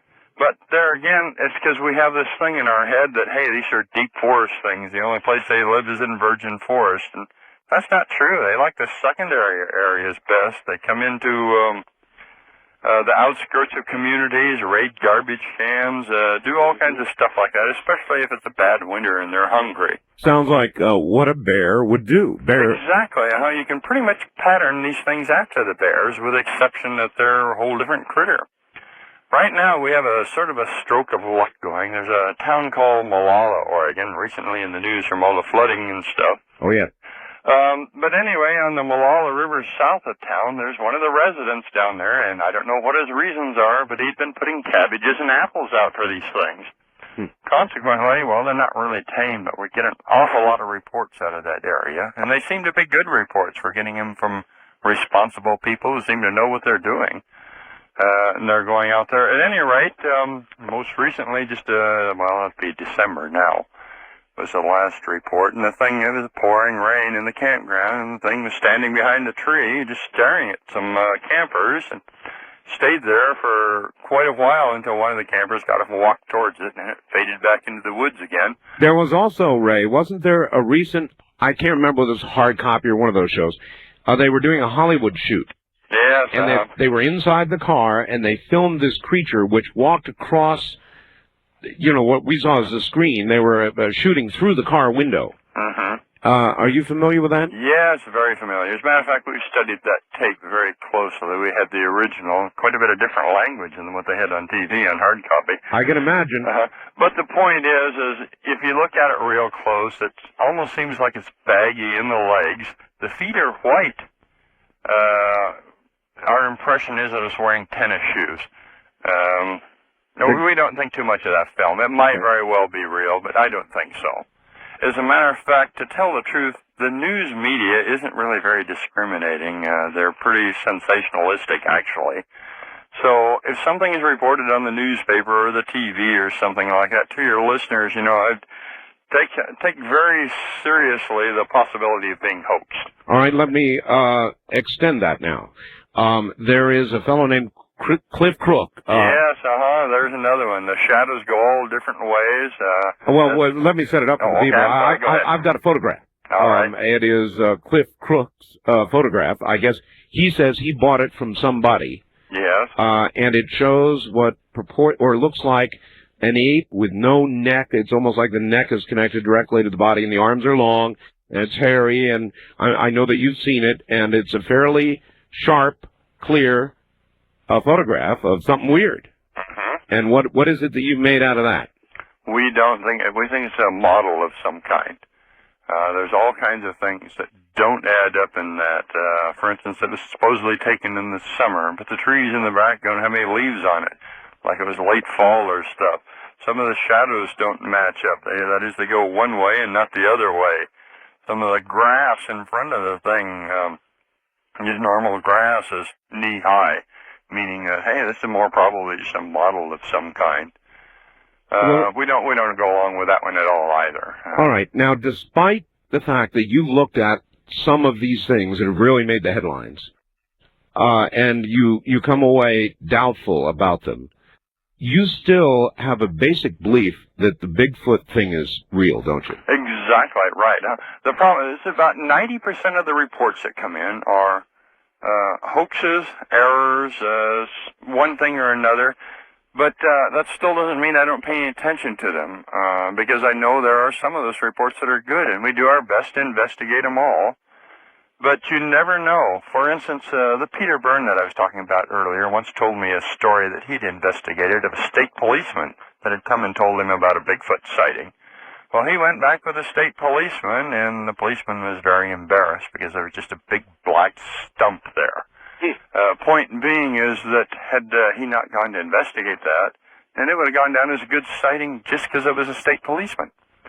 And so there are good stories and there's going to be poor stories. That's why I say even drunk or dope addict or whatever, they could see one just as well as anybody else. Sure. We just have to look at the stories.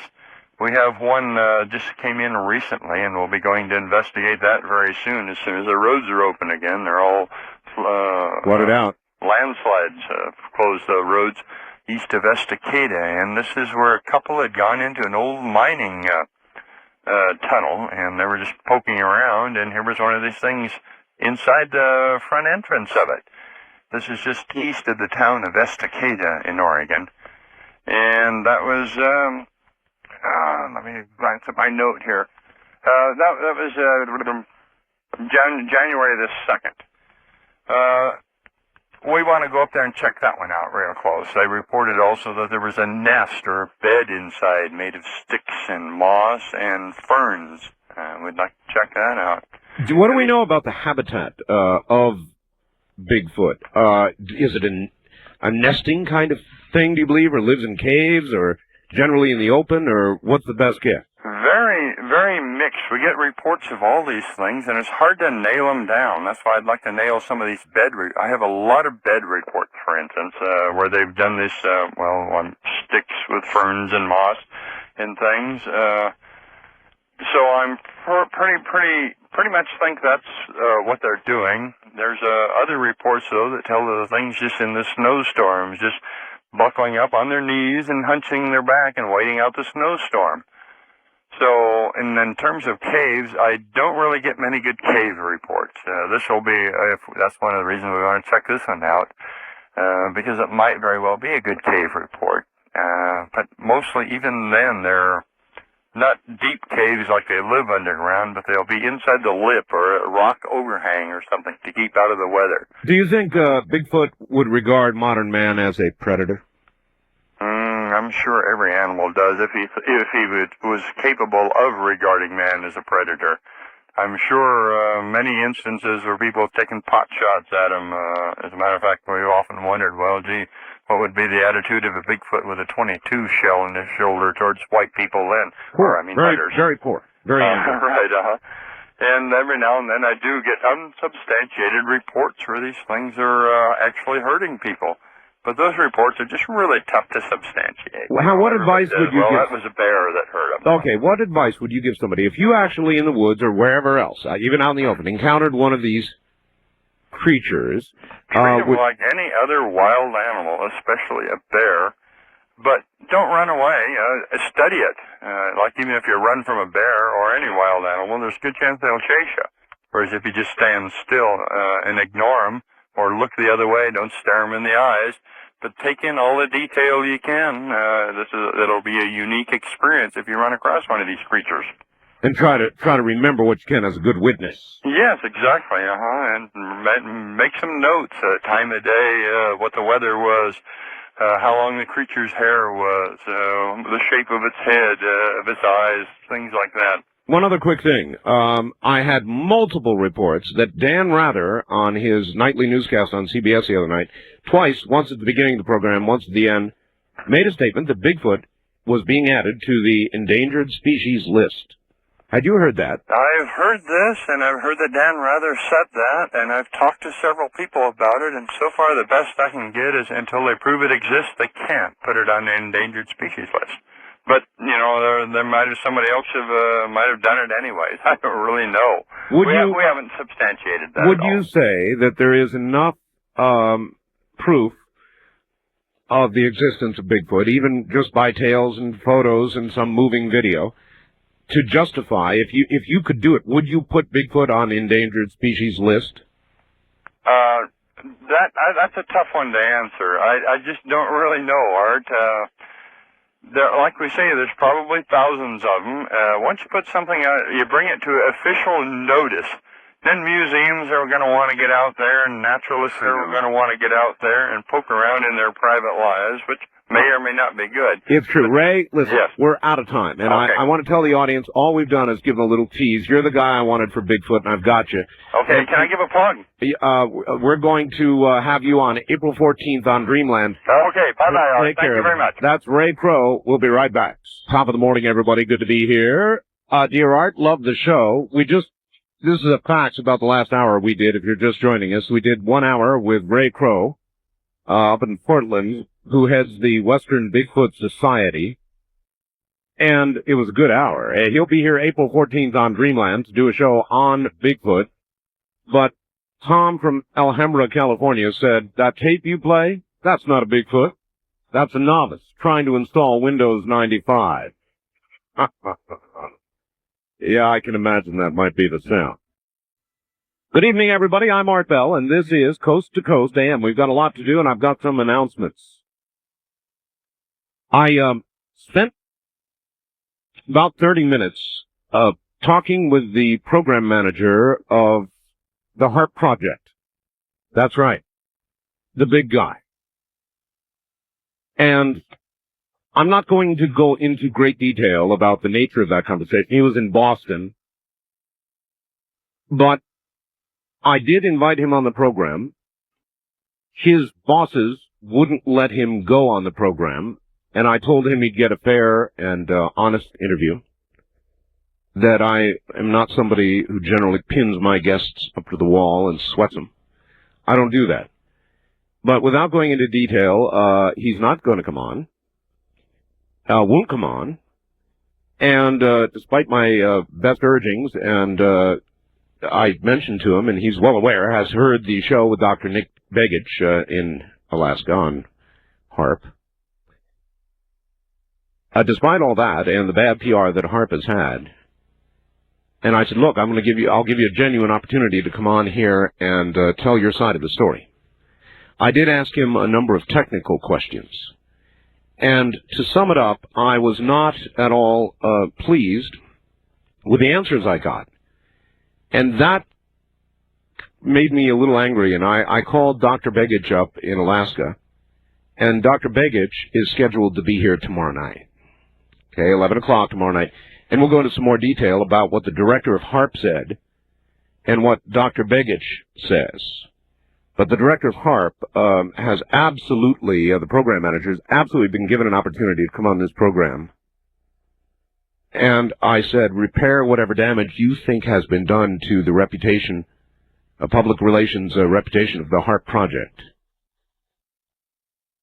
Dr. Nick Begich is articulate, very bright guy with a lot of good, hard scientific data on what HARP is and what it can do.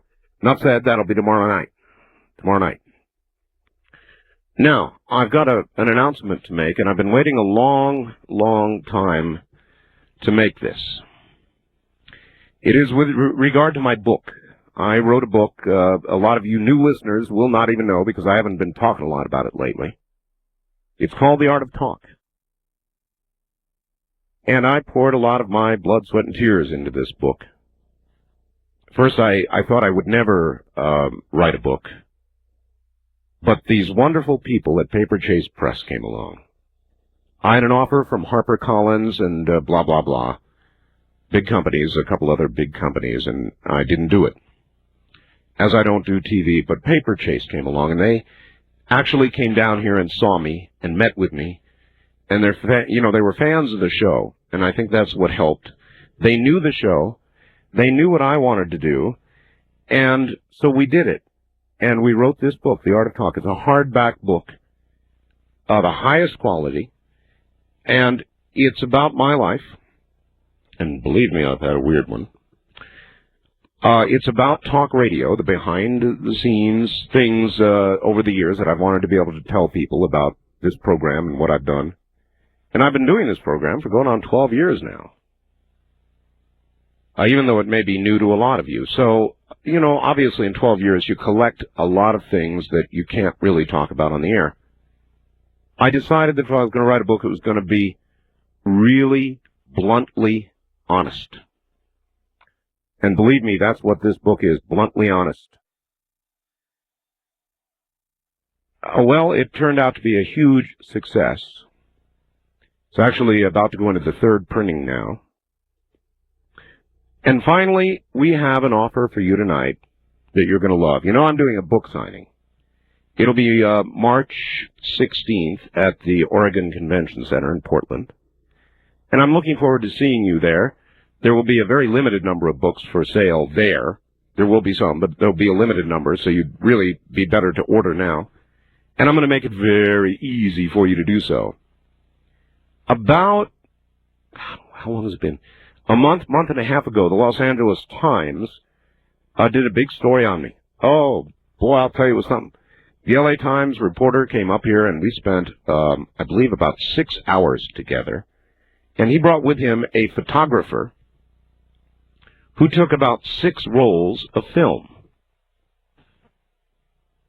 Well, the shot they chose to run in the LA Times was a really good photograph. And so what happened is Paper Chase negotiated with the LA Times people, and they got the rights to that photograph. And this has been going back and forth for a while. Anyway, the bottom line is, it is a pretty cool photograph, and we've had it blown up into a beautiful 8x10 photograph. Glossy 8x10 photograph, you know, that you could put in a frame. And I think you'll like, and I think it catches me in a very fair way, decent way. I like the picture.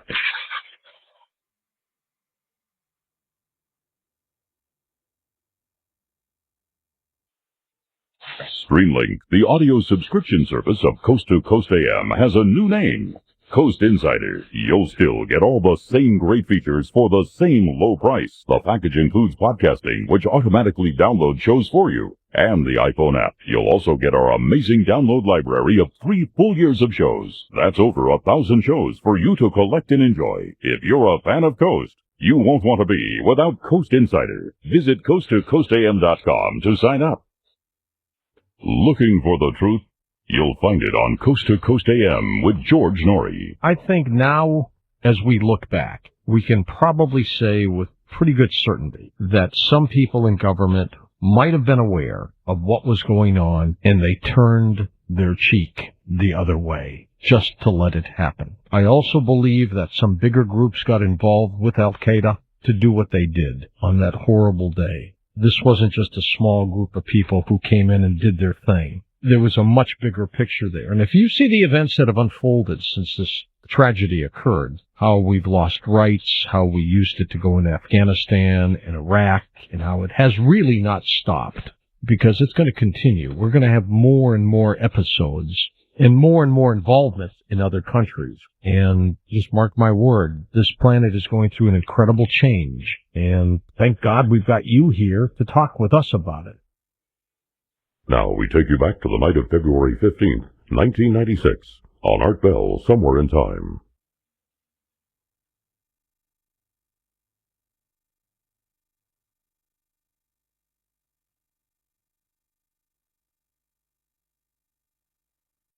All right, the debates. I saw the debates, actually not once, but twice. I saw them when they began, when they ran live on CNN, And then I saw a very, very interesting replay of them. I turned on CNN at 9 o'clock Pacific time, and they were running the debates again. But this time, they had a little disapproval meter. It was really interesting. They had about 40 people, chosen people, who had a little device in their hand, and they could, it went between 0 and 10. And when they liked something, they could turn it up, and when they didn't like something, they could turn it down. And they divided this between men and women. And they had, as the candidates would talk, I dreamed about this for years. It was like a detecto meter. And these lines would go up and down, indicating whether the people, individually men and women, were approving or disapproving of what they were hearing. It's the damnedest thing you ever saw. Not a running lie detector or voice stress test, but the next best thing, 35 or 40 people collectively, and by the way, generally seemingly in agreement, judging what the candidates were saying, and they let this graph go during the debate. It was amazing. Now, I think that I generally found myself pretty much in agreement with those people. And you could watch as various statements were made and lines were followed by the candidates, or negative remarks were made, or positive things were said. You could watch a little graph go up and down below the center line, either an approval or sharp disapproval. Now, to me, in both cases, the clear winner of the debates was Alan Keyes, Dr. Keyes, and I've interviewed him here. Articulate, convincing, academically sound, very much the biggest social conservative there, in my opinion. Alan Keyes was spectacular. Absolutely spectacular. The audience seemed to like Steve Forbes, said things designed to please New Hampshire residents. They're not wild about tax. Steve Forbes came off, frankly, pretty well. Lamar Alexander. How many of you noticed that as Lamar talked, he was obviously very nervous. He was kind of bobbing up and down a lot. Had a case of the nerves. Pat Buchanan was hoarse. I may be there myself. I'm getting a cold. It's been years since I've had a cold, and I'm coming down with a cold. And Pat, of course, has been speaking incessantly, and he was hoarse, tired, but hit his populist themes on trade, and he hit Bob Dole. Bob Dole, kind of, as Bob Dole always is, a bit dour, did not seem to score very well. In some areas he did what would be called okay. But he was kind of dour Dole, Bob Dole. Bob Dole is a good guy.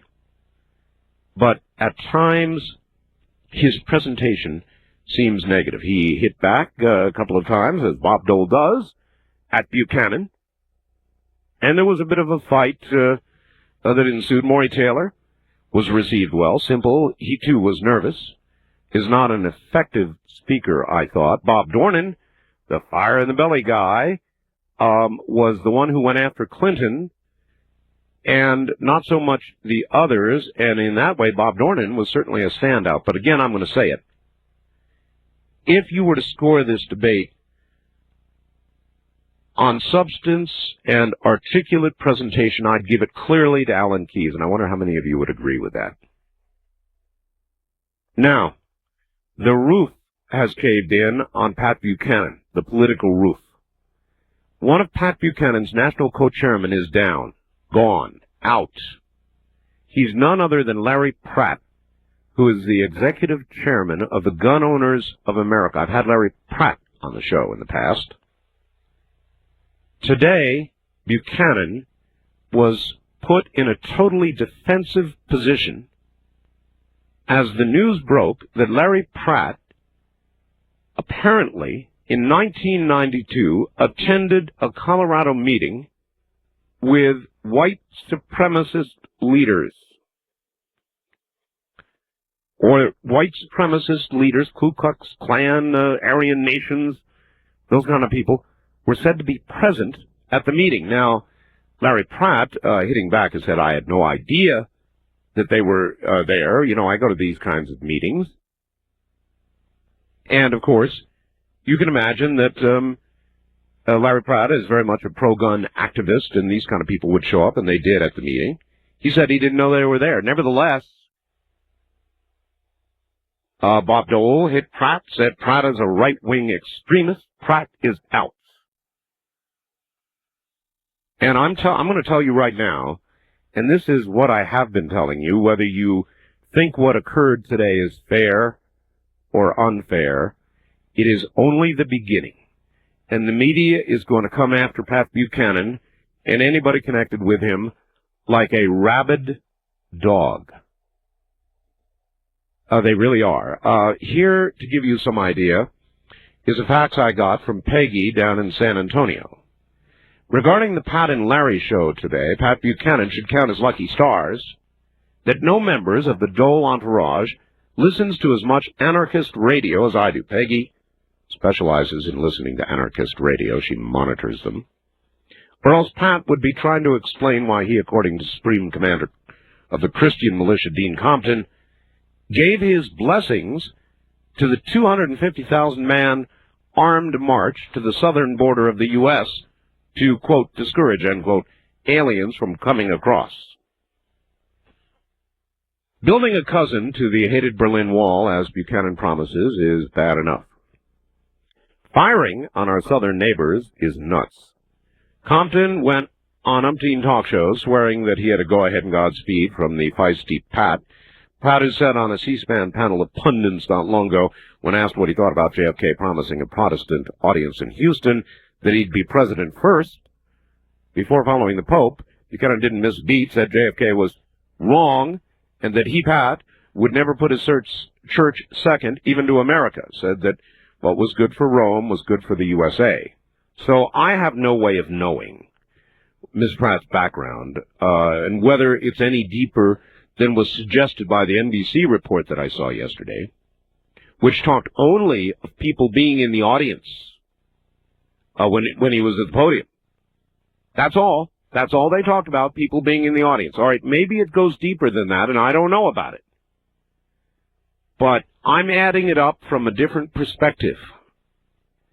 Maybe Mr. Pratt is utterly innocent of any involvement that goes beyond being at a certain podium. Maybe there is a deeper involvement. I frankly have no way of knowing. I'm only looking at the way this got handled by the Buchanan campaign, and I think it's wrong. Either Pratt, there was something wrong with Pratt, in which case Buchanan should have said, he's out. He's out, he's gone. But Buchanan said it's lies, lies, lies. And I'm looking at this now from Pat's perspective, whether Pratt wanted to go or not. It's always well, I'll tender my resignation or a temporary leave of absence while I get this straightened out or whatever. Fact is, he's gone, and Pat accepted that. Now, if Pat really believes that there is no such thing as the press has either cooked up or found out, whichever the case is, I tell you I don't know. Pat should have been the man of his word, not let Pratt go, said no, it's going to look as though if I let you go on this leave of absence or whatever it is, it's going to look to all the world like there is something wrong, and there's nothing wrong, and you're staying right here. That's what I would have expected out of the Pat Buchanan I know. That's the point I'm trying to make with you. Pat's always been a straight arrow, straight-ahead guy. Look at his defense of Demjanjuk. In the face of charges of anti-Semitic behavior and statements and all the rest of it, he defended Demjanjuk come hell and high water during very rough times. Remember that?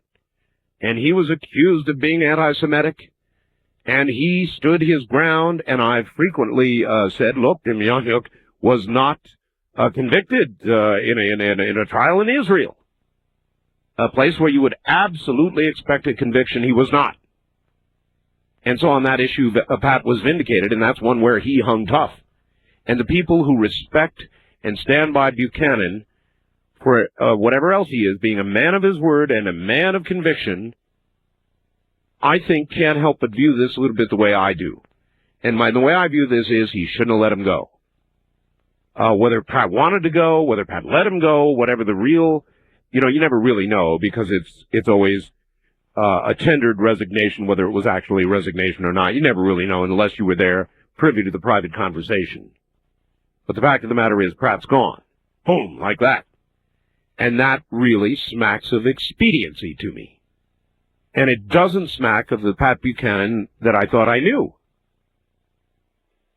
So, Pat Buchanan had better get ready, because the weight of the oppressive American press is obviously, I'm not going to say is going to descend on him, has already descended on him. It was expected.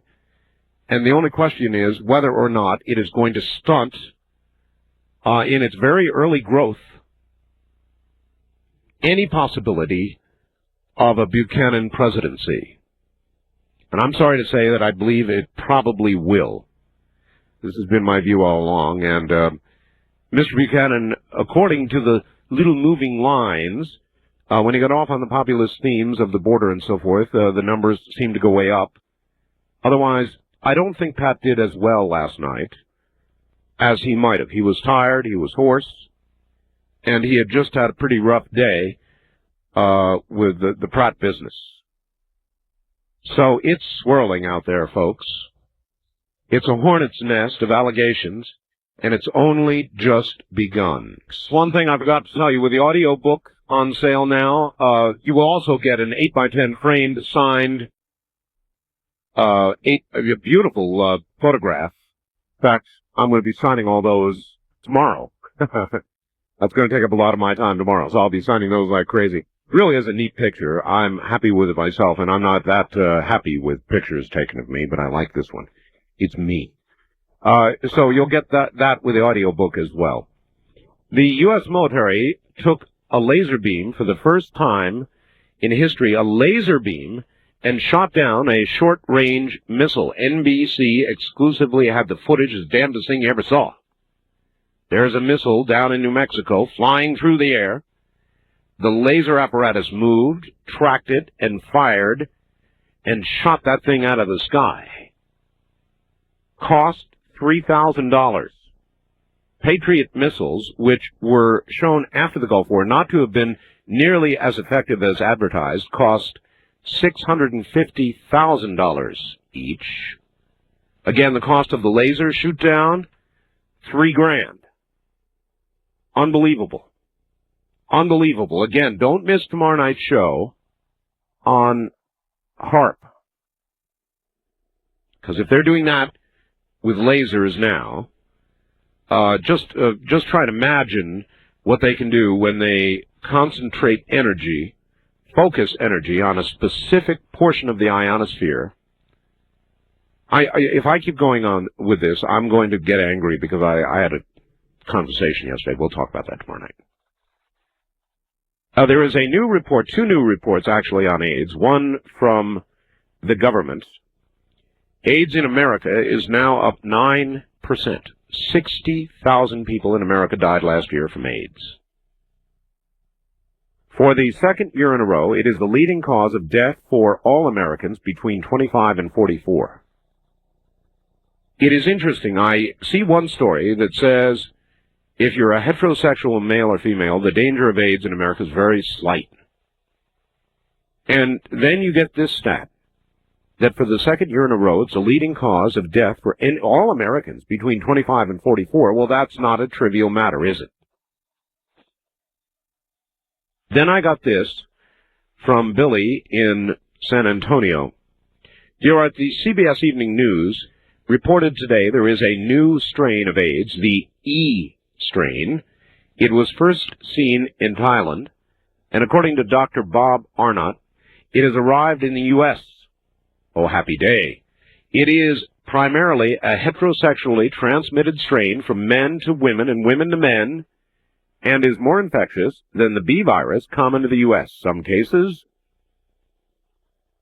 are based on a single sexual contact. Oh, my. The first few cases have been confirmed in this country, and Toronto prostitutes, Toronto, Canada, have been confirmed with it now. Meanwhile, Thailand is going through one of the most rapidly progressing epidemics from this strain. AIDS is one of the leading causes of death for men between, as I told you, 25 44. Actually, NBC said for Americans. Let's hear it, he says, for marriage or abstinence, pray for those infected. Billy in El Paso, Texas. And that also is my attitude about AIDS. These people are dying, and there's a great stigma attached to having AIDS. And I guess my emotion with regard to those who are infected is one of compassion. They're dying. And I don't care what you have to say about your attitude about people's lifestyles or some of the rest of it. There are people who have AIDS because of blood transfusions, too many of them.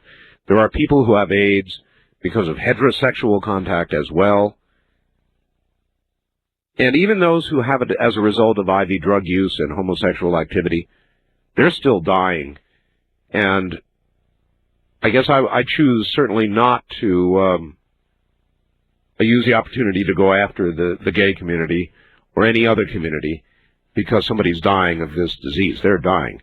And I'll tell you something, bad as IV drug use may be, or bad as homosexual activity I may personally view it, these people are dying, and we need to find a cure for this before it gets us, one way or the other. A nonchalant attitude about it, oh, well, it won't happen to me, I think is not justified. And this news of the new strain is not unexpected.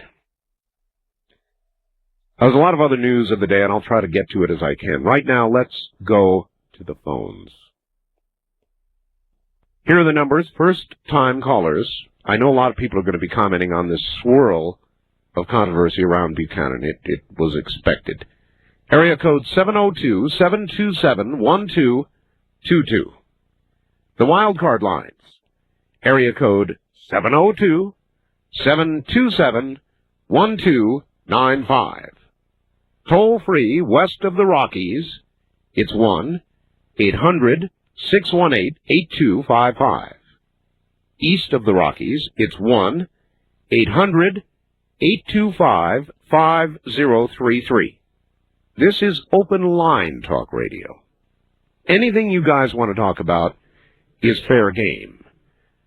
We don't pre-screen calls here, and that at times will be, in a comedic way, obvious that we don't. And at other times, it will bring on topics that you will not hear on other talk shows, and I wouldn't have it any other way. East of the Rockies, you're on the air. Hello. No, you're not. We just missed you. West of the Rockies, you're on the air. Hello. Hi, Art. Calling from L.A. Yes, sir. Talked to you on a fast blast some time ago to ask if you ever had a station running in Florida, like Tampa or somewhere. Oh, we have a number of stations in Florida, yes. In the Tampa area? Yeah, we're heard in Tampa. Oh, okay. And then let me see. Tampa, WEND, okay. 760 in Tampa, Florida. I'll pass that along. Okay. And the other thing was maybe something that might poke a hole in the alien autopsy. Yep.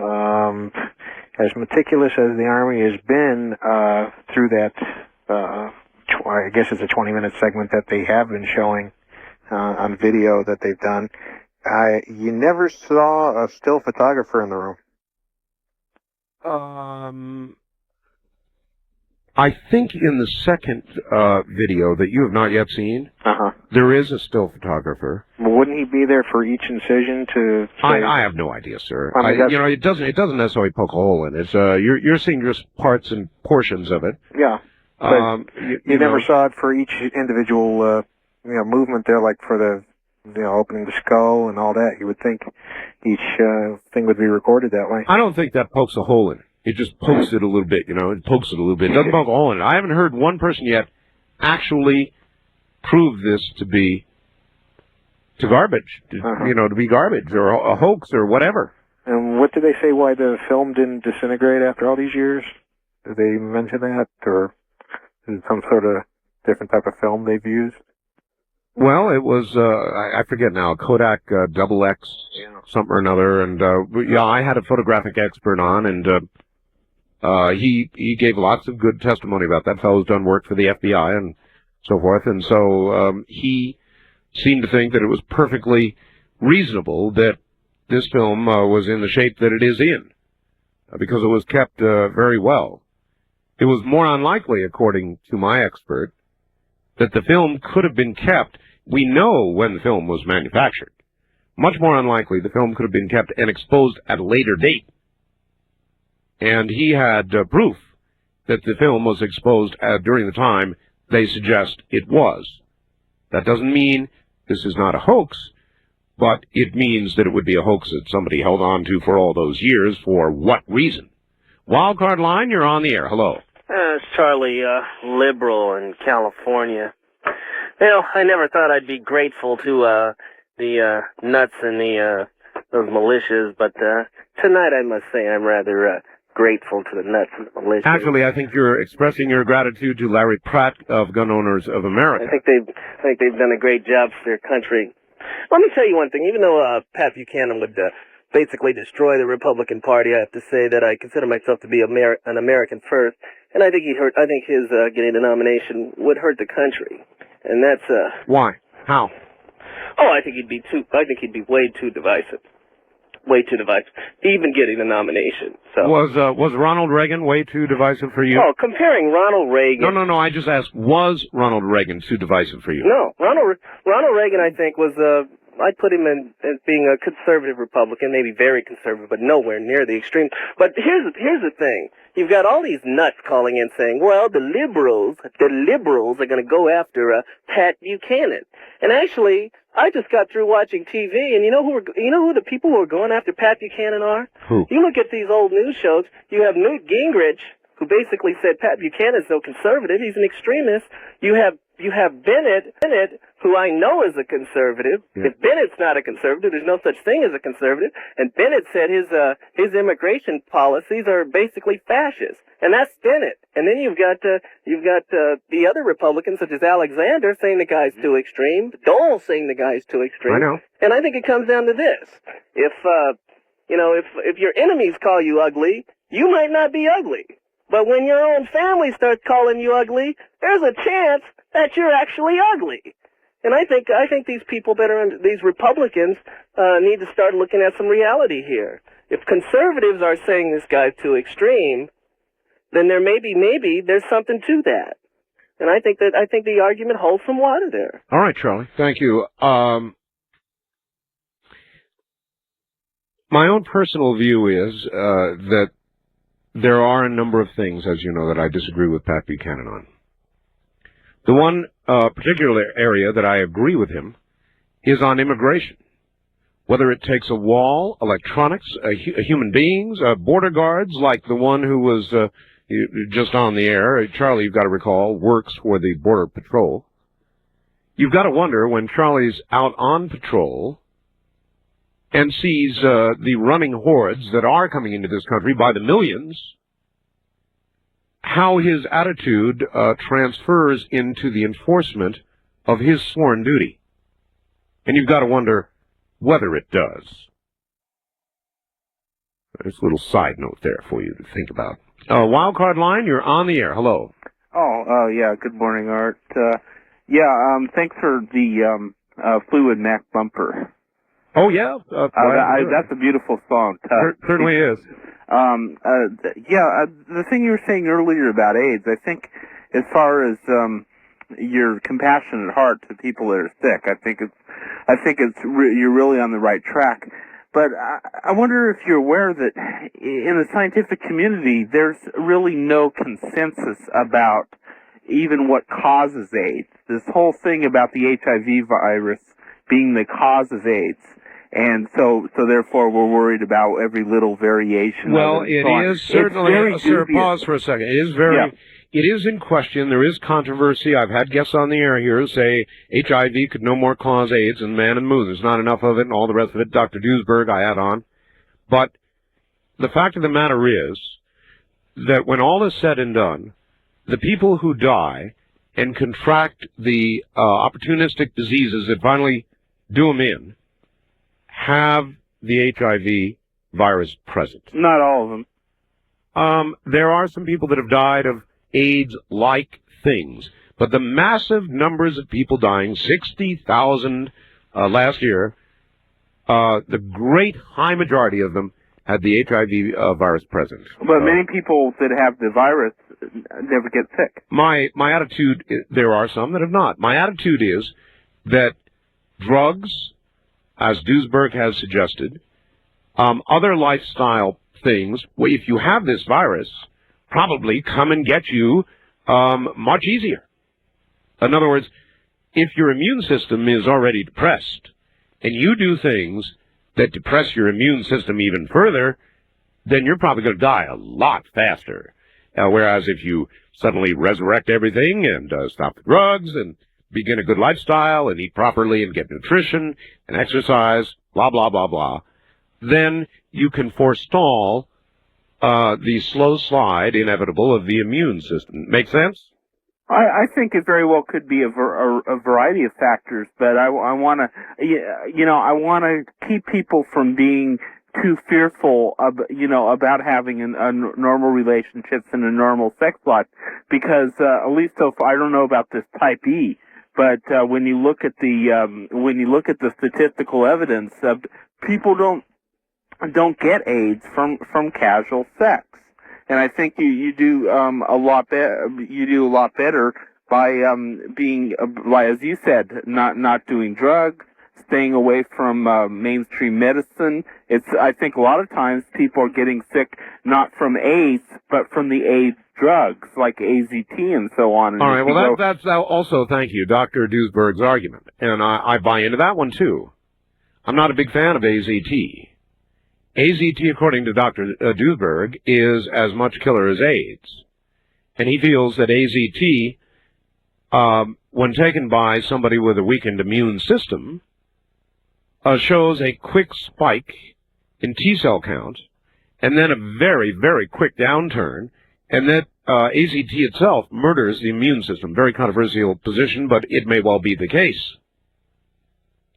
The immune system is something that tries to muster its defenses against whatever assault is underway. And so AZT itself, according to the doctor, assaults the immune system, producing a temporary spike or fight, which is then quickly overcome by both AZT and whatever effect there may be of AIDS. Dr. Duesberg probably wouldn't even include that. And the patient is killed. Now, I have no way of knowing if that is true. It's a great debate in the scientific community. However, I think you're well to make note of this apparent new strain of AIDS that is predominantly heterosexual. AIDS continues to change constantly. And we'd better keep after it, or one of these changes is going to be a change we're not going to like one bit. That's my attitude about it. All right, back to the lines, and here we go. West of the Rockies, you're on the air. Hi. Hey, Art, this is John out in Seattle. Hello, John. I just wanted to, I know that our weather out here in the Northwest has been in the news lately, but I know lately, this year, we've had extremely rare weather. I know it's been that way all across the country, not only around the world, but what I've just seen lately is we had a pretty mild winter up until we had a snowstorm, which dropped down into, about 15 degrees. Then after that, it went up. Almost like a week later, we got all the rain and the floods and stuff, and now we're into like 60-degree weather. And last night, I tried to get in to talk to you last night, but we had reports on the radio saying that we have a burn ban in effect now. Well, it's been that way all over the country, as you know. And up, down, in, out, violent, horrible cold and snow, then ridiculously warm temperatures for the middle of the winter. and I know where you're obviously going. You're playing the harp on this one. Yeah, you got that right. I was just gonna say, hey, all right. Well, talk to your guest tomorrow night and say, hey, what's going on and why? Well, you can depend on it. And as I said, I spent 30 minutes. Imagine 30 minutes with the program manager of HARP on the phone, and I hit him with that and a lot more, and I was not pleased with the responses I got. And that's why Nick Begich, Dr. Begich, is going to be here tomorrow night. So it's coming. So you're going to be talking to him about your conversation and different things that he said? Yes. Great. And what? And then I'll let, of course, Dr. Begich go ahead and expand for those who haven't heard it, a lot of people out there, on what HARP is. Great. Well, Art, I sure enjoy your show, and thanks for taking my call. Thanks for making it, sir. We will do that tomorrow night. I'm compelled to do that after my conversation, and inevitably it's trying to lead me into, and I don't want to do that tonight. It'll make it the center of conversation for tonight, so we'll just hold that one for tomorrow, and I will relate to you then the details of the conversation I had with the program manager of HARP. It was a very, from my point of view, a very disturbing conversation. You're listening to Art Bell, Somewhere in Time, tonight featuring a replay of Coast to Coast AM from February 15th. 1996. Premier Radio Networks presents Art Bell, Somewhere in Time. Tonight's program originally aired February 15th, 1996. Alert for tomorrow night. I spent 30 minutes on the telephone with the program manager for HARP, the guy who's running HARP in Boston, yesterday. It was not, in my opinion, a satisfactory conversation. I gave him the opportunity to come on this program. It was declined because his superiors, he said, wouldn't allow him to. With that much known, I put in a call to Dr. Nick Begich. He will be on the program tomorrow night, at the beginning, first hour. You don't want to miss him. And I'll just leave that one right there. Second item is, and I'll do this very quickly, my book, The Art of Talk, is now on audio tape. And we've got a big bargain going on for you right now. The LA Times came up here and took a whole bunch of photographs, and they ran one on the front page of the calendar section of the LA Times, and we liked it so much that Paper Chase Press acquired it and had copies made, not newspaper-type copies, but full, glossy 8x10s of the same image that was on the front page of the calendar section of the LA Times.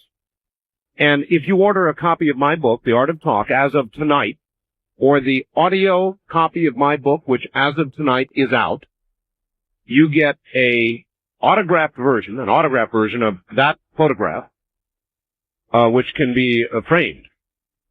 I think you're going to enjoy it. I hope you will. I'm going to be signing my little life away beginning in the morning for you. So that's the deal. Any copy of my book ordered during this special edition offer, whether it's the audio book or the book gets a personally autographed 8x10, the exact same one that was in the LA Times. I am taking a break. If you're trying to dial in on Vidian, I have the system off tonight. We're awaiting some new software, and when I hear about that, you'll hear more about it, so I'll let you know. If you're trying to dial on Vidian, hold up. The big news, the debates. I thought clearly Alan Keyes, Dr. Keyes, was the winner. And I thought many other things of many of the other candidates, which I articulated last hour, and if you want to comment on the debates, you're absolutely welcome to. Pat Buchanan, in a world of hurt over allegations made about Larry Pratt, who runs Gun Owners of America, as executive director of Gun Owners of America. Somebody got hold of some information that Larry Pratt was at a meeting in Colorado in '92 with people in the audience who were Aryan types and Ku Klux Klanners and that sort of thing. And Larry Pratt had been on Pat Buchanan's, it was very high in Pat Buchanan's campaign. He is not now. He's gone. As of tonight, he's history. Actually, yesterday now. And so Pat was on the defensive all day long.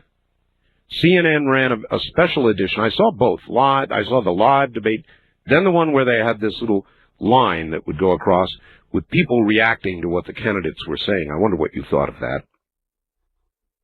And I wonder if you agree with me that the walk-away winner of that debate was Keyes. Absolutely articulate, straight down the line, a social conservative, straight down the line talking about the present state of our society, and a lot of very, very, very, very interesting, proper explanations of what's going on and what's wrong. I just thought Keyes was brilliant. I've interviewed him on this program, but he was brilliant. He was relaxed. He, by the way, Alexander certainly wasn't. Lamar Alexander, who I thought was a pretty cool potato, wasn't cool last night. He was nervous. He was bobbing up and down. Pat Buchanan was hoarse. Bob Dole was dour. Steve Forbes was interesting and was received fairly well. I thought Forbes did himself some good. Buchanan probably drew a straight line or lost a little bit as a result of the debate, I thought. Bob Dole probably lost as a result of the debate, I thought. It's going to mix things up in a very interesting way in New Hampshire. So what was your take on it? Did you see it? Do you feel in some way different than my take on it? West of the Rockies, you're on the air. Yeah, Art. This is Steve from San Diego. Hi, Steve. I would like to talk about the whole number system, how it somehow or another ties into this whole world that we're in. It's a coincidence that our whole number and the way that we work has some way or another, it's like a bunch of circles, and they're all tied in to everything around us. I don't know if you feel... No, I don't. Okay. And I have no idea what you're talking about. Circles and numbers. Circles and numbers. Well, like you and I are two people totally different. Now, somewhere down the line, we are, I guess you could say, related. Everybody in this whole world is related in some way, shape, or form. Well, we share humanity. Yes, and we also share the same makeup. I have no idea what you're talking about, sir. None. None. I'm sorry about that. I am too. I'd like to understand what it is you're trying to say. Circles and numbers and relationships, you're not being very clear. Okay, I'm sorry. Maybe I can help you out. The way that numbers fit into the world that we are living today play a major role. You said that. Yes. Okay. Is this sort of a Louis Farrakhan speech, 19 or whatever it was? No. No? No.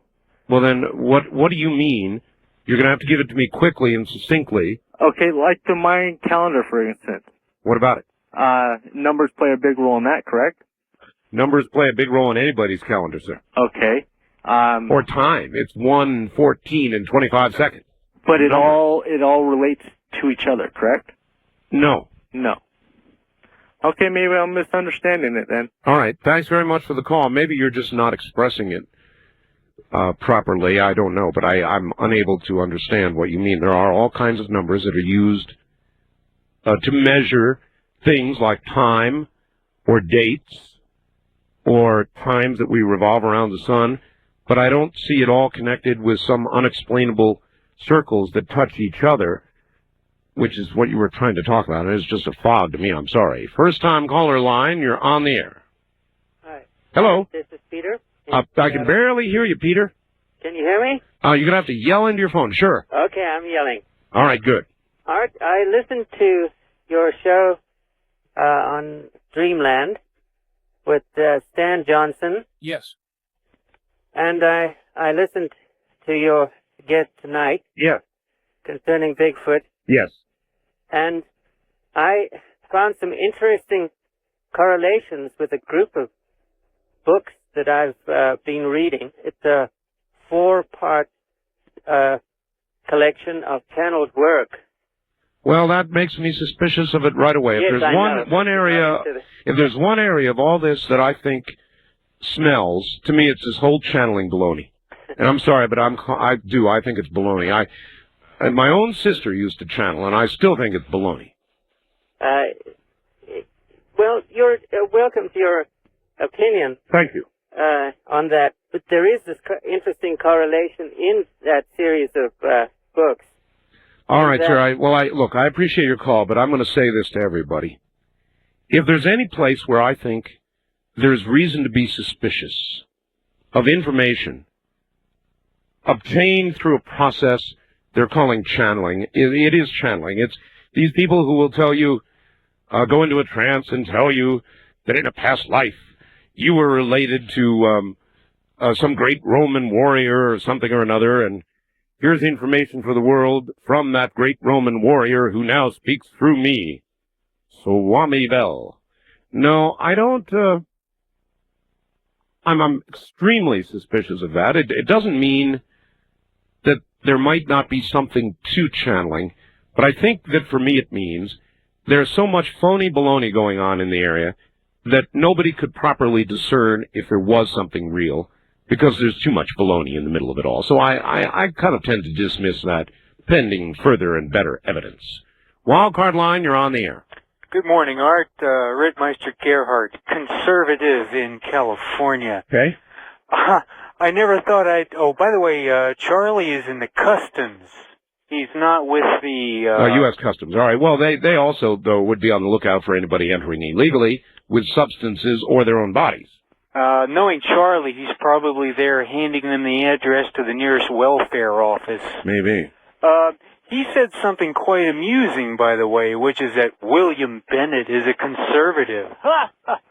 I believe him to be. Listen, William Bennett was opposed to the very reasonable stipulations of California's Proposition 187. I'm aware of that.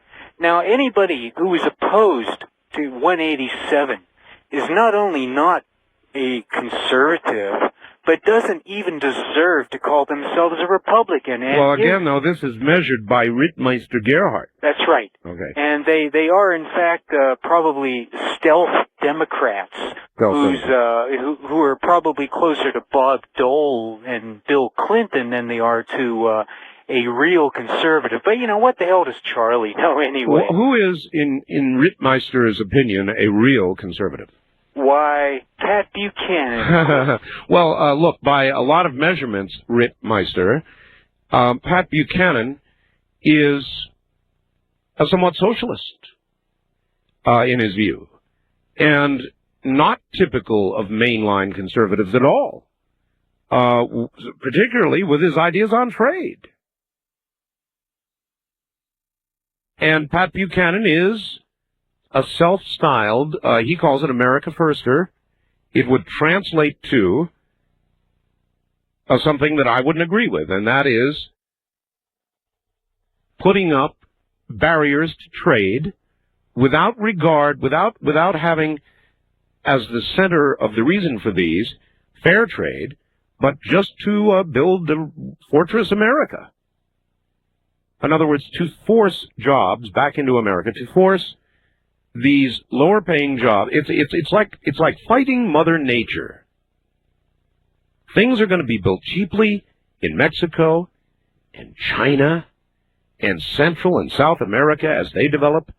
The little gadgets and gadgets that are made are going to be made with that cheap manual labor, whether we take part in it or not.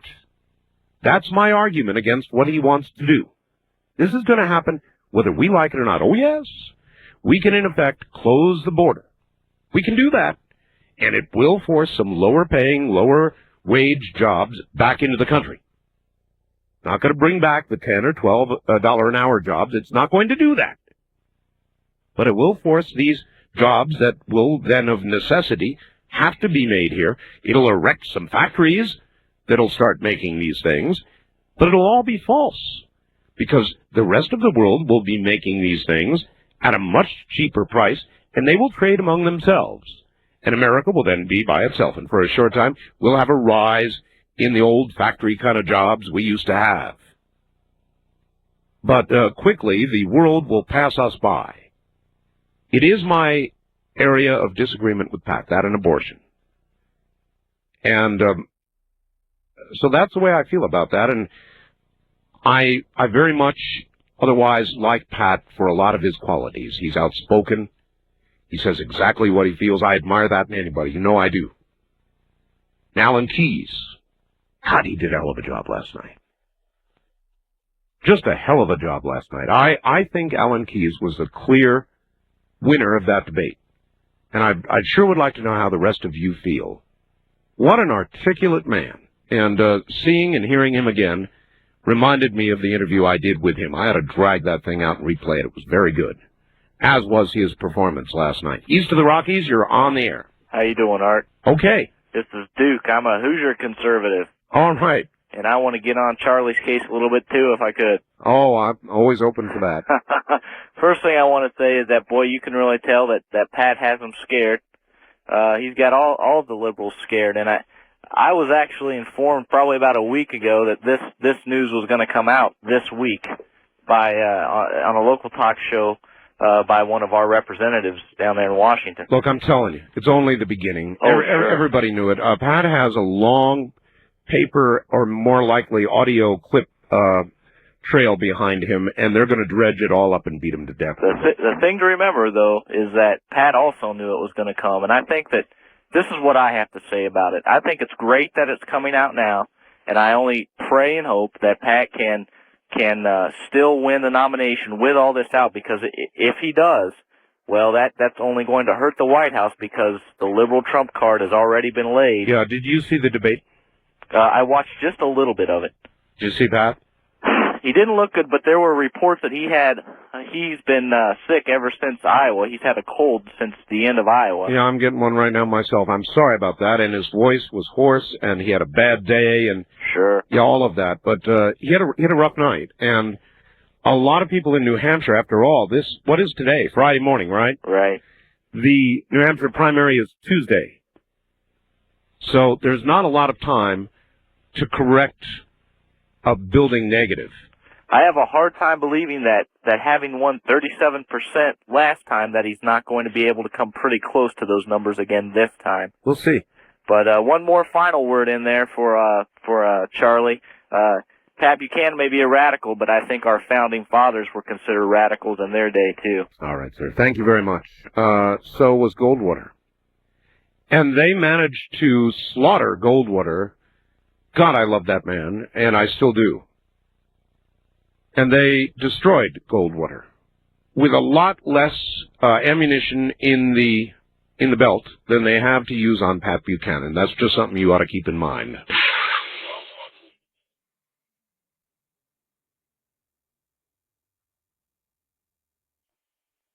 Looking for the truth?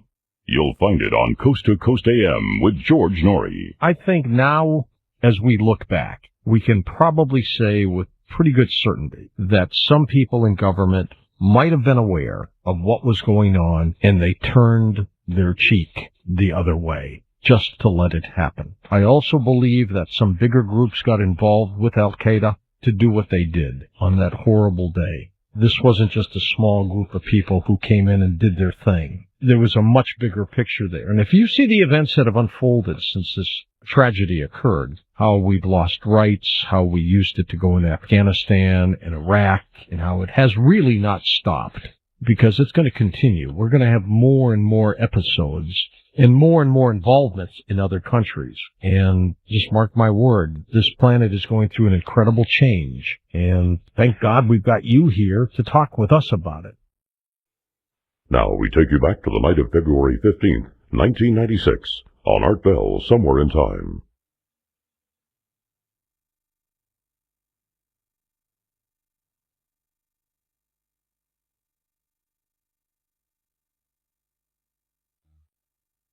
East of the Rockies, you're on the air. Good morning. Oh, hi, Art. Got a couple things.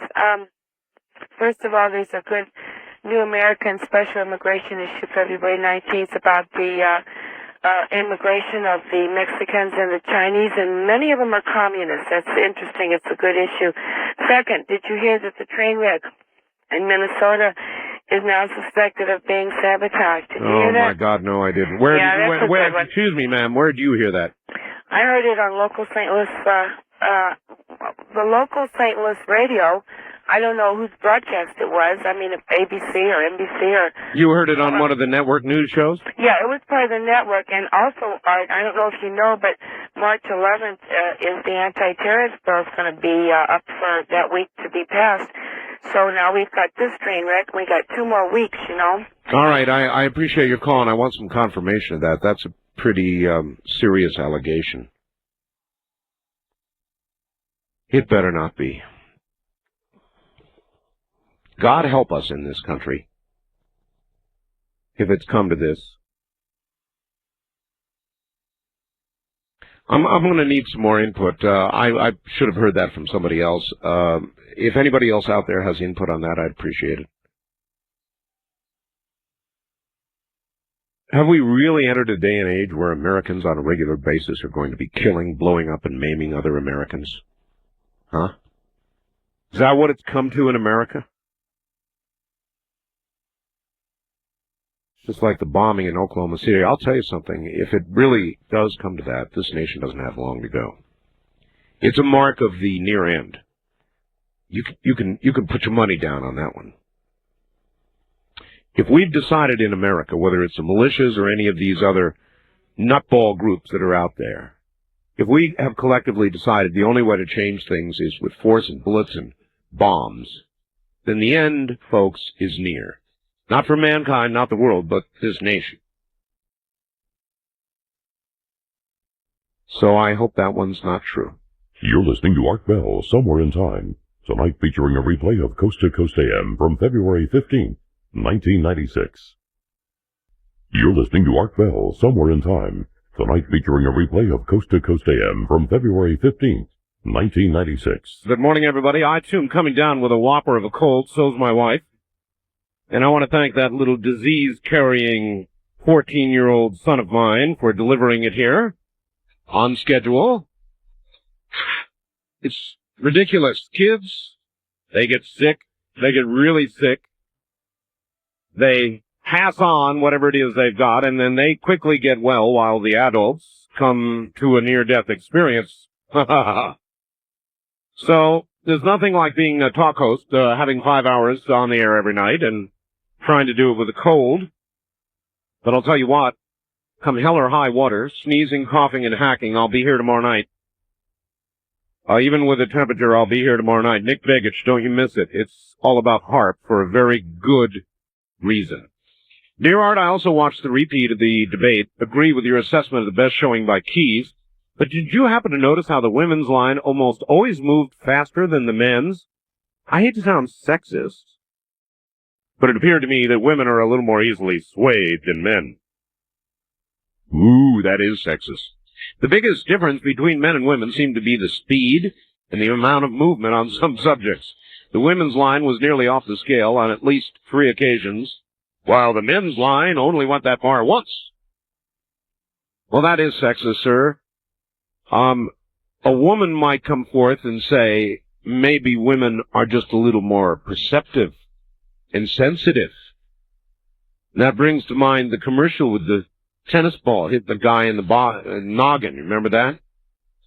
Men have had such a rough go of it lately, haven't they? East of the Rockies, you're on the air. Hi. Good morning, Art. Tim in Denver. Hi, Tim. Yeah, I also watched the CNN debate and or the CNN coverage, and I thought that was an ingenious device they had come up with and a great idea with the audience. I've been calling for it for I don't know how long, something just like that, and lo and behold, after all these years, there it was on CNN last night. Did you, as you watched it, and this is the interesting question, did you generally find yourself in agreement with it as it went along? If you'd had the little knob in your hand, would you have been turning it pretty much like the people were? Yeah, about 90% of the time I would say I was in agreement. Same here. Same here. I thought it maybe, what do you think about this for a future debate if they expounded on it just a bit to where, when, you know, the center line that they showed, they had the male and female in the center line. Yeah. Kind of in the middle, and it would stay above a lot of times, and sometimes it would dip below. Yeah. maybe at the dip below, it kind of, if they wired up the debaters, so it kind of delivered a little shock, just enough to where it got to a point where they let out a yelp.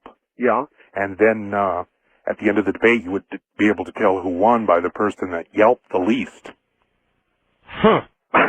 Well, yeah, I mean, it sounds a little strange, I know, and it would never work. But... You know, I need something like it for radio. I need something like that for radio. I don't know what it would be, but I need something like it. As far as the footage in New Mexico of the little laser shot that hit the missile, yeah, I thought it was interesting that it did not blow it up. It just made it tumble. Just took it out. See, there's my radio version of what CNN had. Did you hear that? Yeah, I sure did. You know, maybe we could do something like that. We'd have to work on it. I just thought I'd bring that over here and try that. Anyway, and Larry Pratt on Nightline. Yes, I didn't see him. I don't see Nightline because I'm already on the air here. Right, exactly. Here in Denver, we caught it. It comes on at 10:30 in the evening. Yeah, I know. You guys in mountain states are different. Right, and he did defend himself quite well, I thought. However, it seemed to be a little too late. Well, you know? Look, first of all, it is not surprising that Larry Pratt, who heads up an organization that concentrates on nothing but Second Amendment protections, who's probably, he's been on this show speaking, he's been on a million other radio shows, he goes to all kinds of conventions and gun shows and things like that and speaks to people about the Second Amendment. To be able to tie him into Aryan nations, tie him into the Ku Klux Klan by saying they were in the audience, that's a little much for me. I mean, who the hell... there's Aryan Nation people listening to me right now. All over Idaho, I'm heard. And people, no doubt, in the Ku Klux Klan. Well, does that mean I sympathize with them because they're in my audience? Exactly. And he also made the point that the government, the Constitution provides for militias in the event of the nation needing it. Well, it does. But the real point, thank you, is whether or not the fact that people with these persuasions are connected to him simply because they were in the audience when he spoke somewhere is absolutely ludicrous. Now, if they had more than that, if they had Mr. Pratt in cahoots with these people, if they had Mr. Pratt specifically addressing the Aryan nations or going out of his way to court the Aryan nations or accepting courtship by the Aryan nations or the Ku Klux Klan, then you've got something else. I even wonder, frankly, whether Pat did the right thing by cutting Pratt loose like that. You know?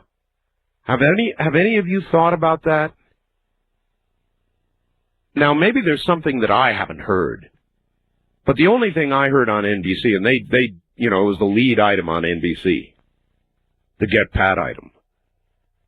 And I didn't hear them say anything other than there were some people from these organizations in an address he gave in 1992.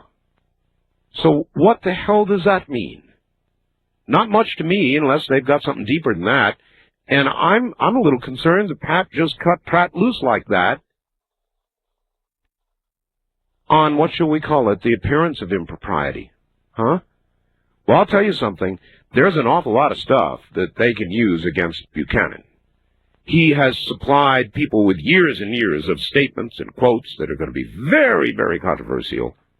And they're going to beat him to death with this stuff. But I was saying that a long time ago, and I think we all know it, knew it, and now realize that it is true. Can he make it through to the nomination and then the presidency with this kind of baggage and weight? And the press doing what it's doing? It's not very likely. I'm going to tell you honestly. It's my honest judgment. Pat's a good man. First-time caller line, you're on the air. Yes, my name is Tony, and I'm calling from Albuquerque. Hi, Tony. Glad to have you, KOB. Yeah, thank you. Turn your radio off, if you would, please. Hold on. Yeah, we'll hold. You always want to have your radio close by and turn it Okay, on. I'm back. All right, good. I'm calling in regards to a man that had said that pit bulls weren't a recognized breed. That's right. They are recognized. They're recognized by the UKC, the Kennel Club, the United Kennel Club. Right. And also American Staffordshire Terriers are similar to pit bull, but a true pit bull man would say they're nothing alike. They can look exactly alike, but technically they have different lines. They can look identical. Well, but, maybe that's not good. I mean, the talk, of course, is of banning pit bulls, right? Yeah, well, there's and if there is not an official pit bull breed, they can't. It's like trying to put your hand on Quicksilver. How can you ban something that is not an official breed? Maybe you'd be better off if they weren't. That's true. Also, well, there's a little town. It's a mountain town up in the Kretz, over in the Sandia Mountains, that they have banned pit bulls. Yeah. Yeah, they will kill them on sight if you're. What? What? What? They will shoot them on sight. If a police officer were to pull you over and you have a pit bull, they'd shoot it. Yeah, they'd shoot it. That's what I hear. I don't know if that's happened. That's a little hard to believe. Yeah, it's going on though. And in England right now, pit bulls are being eradicated from England. It's under the Dangerous Dog Act. Pit bulls and Rottweilers, actually. Do you hold with the view, and we've discussed this over the last couple of nights, do you hold with the view that there are no mean dogs born? It's possible for a mean dog to be born due to the fact of too much inbreeding. Sure it is. Because I raise pit bulls myself. I see. And I'm not a fighting man that breeds them to fight each other. Yeah. Although they were bred for that in England, like about 150 years ago. All right. Well, listen, I appreciate your calling. I happen to believe there are mean dogs, just like there are mean people. Dog mean people. I know some of them. I mean, just mean-natured. I don't think it's a product of environment. I think they're born mean. They're just mean people. Like there's good-looking people and bad-looking people. People ugly as sin. Shannon Doherty's. There's people of all cuts, and that means mentally as well. And so I think there's some people just born junkyard dog mean. So there's mean dogs. East to the Rockies, you're on the air. Hi. Hi, Art. This is Alan in St. Louis. Alan, I can barely hear you. You're going to have to get into that phone and shout at us. I'm sorry. That's all right. How you doing tonight? I'm fine. I have to agree with you. I haven't been a big Alan Keyes fan up till tonight, but I watched the late broadcast on CNN. Yes, sir. And, yeah, he just blew me away. He was brilliant. He was. Absolutely brilliant. Relaxed. The rest of them were either nervous or dour like Dole, or not on his game like Buchanan. Boy, he was way off his game. Didn't do himself a bit of good at a critical moment. God, the New Hampshire primary is Tuesday. He hurt himself. Yeah, well, this all came about today, and I think it just rattled him. He wasn't expecting it. I don't find it to be a big deal. I'm kind of angry about it. Yeah. I'm even a little angry at Buchanan for reacting immediately and dumping Pratt like a hot potato. Right. If there is no more to it than I understand so far, this whole thing is asinine, and I'm not particularly proud of Pat for dumping Pratt like this. No, it's a non-issue to me. As far as the information we've been given so far, it's not an issue. Okay, if that's true, and Buchanan said something like that, he said it's a bunch of lies, but he still cut Pratt loose. Right. That's, what does that mean? That's political expediency in the place I come from. Yeah, well, it's just, catering to the masses. People are going to react to it, so he's catering to the votes he wants to get. That means he's playing the game. I mean, to me, Buchanan was always a man of rock-solid principle.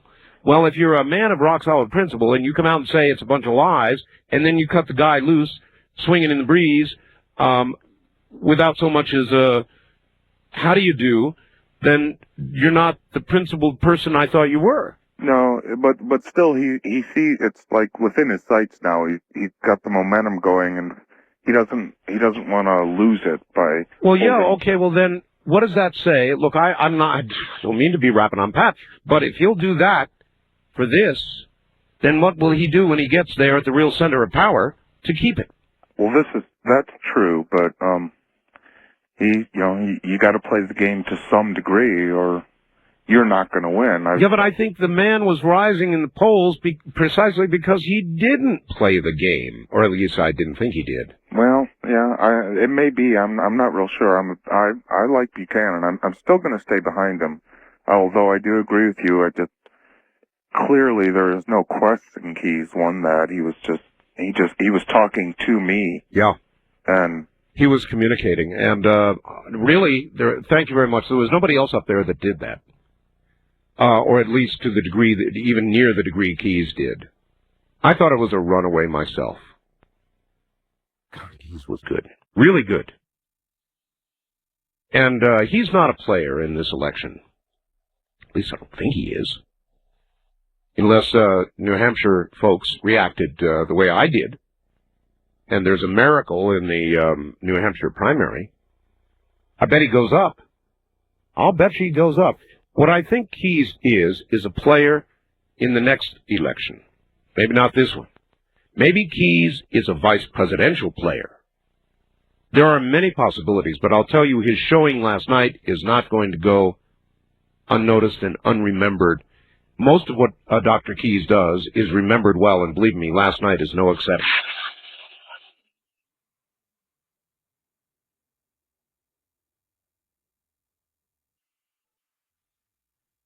Streamlink, the audio subscription service of Coast to Coast AM, has a new name, Coast Insider. You'll still get all the same great features for the same low price, just 15 cents a day when you sign up for 1 year.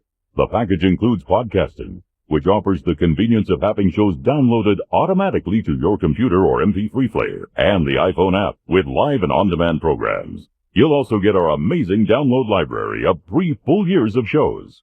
Just think. As a new subscriber, over 1,000 shows will be available for you to collect, enjoy, and listen to at your leisure. Plus, you'll get streamed and on-demand broadcasts of Art Bell's Somewhere in Time shows and 2 weekly classics. And as a member, you'll have access to our monthly live chat sessions with George Norrie and special guests. If you're a fan of Coast, you won't want to be without Coast Insider. Visit coasttocoastam.com to sign up today. Now we take you back to the night of February 15th, 1996, on Art Bell, Somewhere in Time.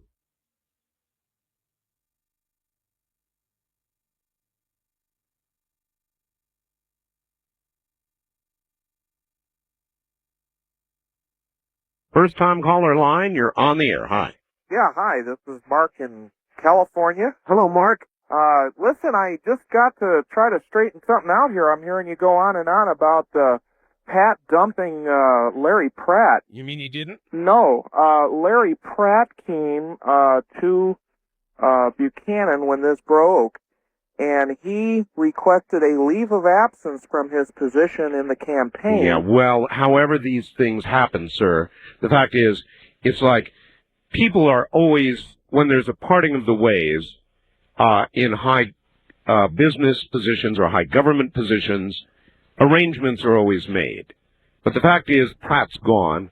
Pat accepted it, and I've got a problem with that, frankly, unless there's more to it than I know.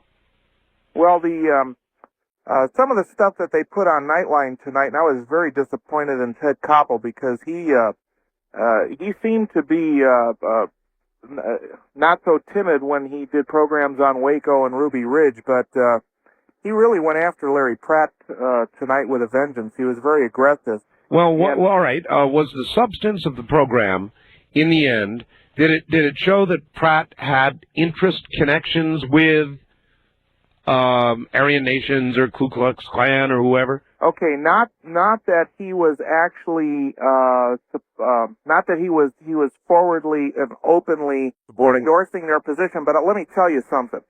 They showed this guy at some of these conventions and different things. Right. And right. Hey, when you go to these, especially when you're in like the spike training and some of these things that are going on around here, these I know seminars. I know. You get to know who's there. Now, it's not who is in the audience that they were saying. It's who was sponsoring the event and who else was on the platform in the same evening or afternoon that he was there. Now, I don't think that has anything to do with Pat Buchanan. I don't either. And I also And I don't even think that necessarily casts a negative shadow on Mr. Pratt. No, I don't either. But so we understand and accept that this is something that the press is doing. However, I also have to say, just because I'm in public life publicly myself, in politics, you pay a consequence when you do decide to share,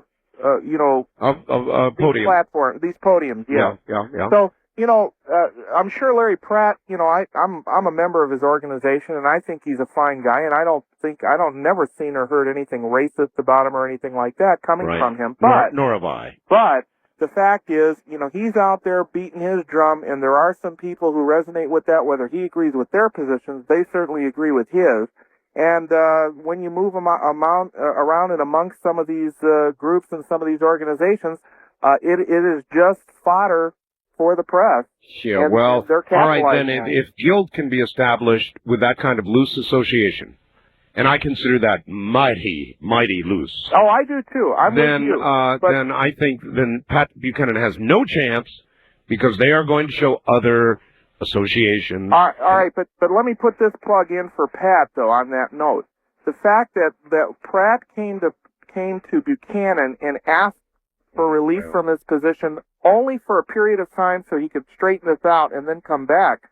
See, I heard other people say, hey, Pat should have just fired the guy out of hand right now, get rid of him, it's over with, let's move on. But see, this is one thing about Pat. I think one of the strongest things he has going for him is that he is an honest guy, and he said tonight, he said it was lies. Pat said what was said about Pratt was lies, and if Pat really felt that, then Pat shouldn't have let Pratt go. Pat should have stood by what he said yesterday he believes and kept him right there and fought for him. Well, he did say tonight, though, he said, Larry was standing up for me back in 92 and a lot of other people wouldn't. And he says, and I'm standing up for him right now. Now, maybe... Well, those are words. Those are words. But the fact maybe is... you think it's a fine line, but I don't. Yes, sir, I do. Think... I do. I think that Pat should have put his actions where his words were. And say what? No, Larry, you can't take the time off to go straighten this out. You got to stay in here and be my co-chair and forget... Yes, because to leave is to almost concede that there's a big problem. Even if it's just with perception, it's to concede there's a big problem, sir. And that's not good for Pat Buchanan. He should have put his actions where his words were. I'm Art Bell. This is Coast to Coast AM. You're listening to Art Bell, Somewhere in Time. Tonight featuring a replay of Coast to Coast AM from February 15, 1996.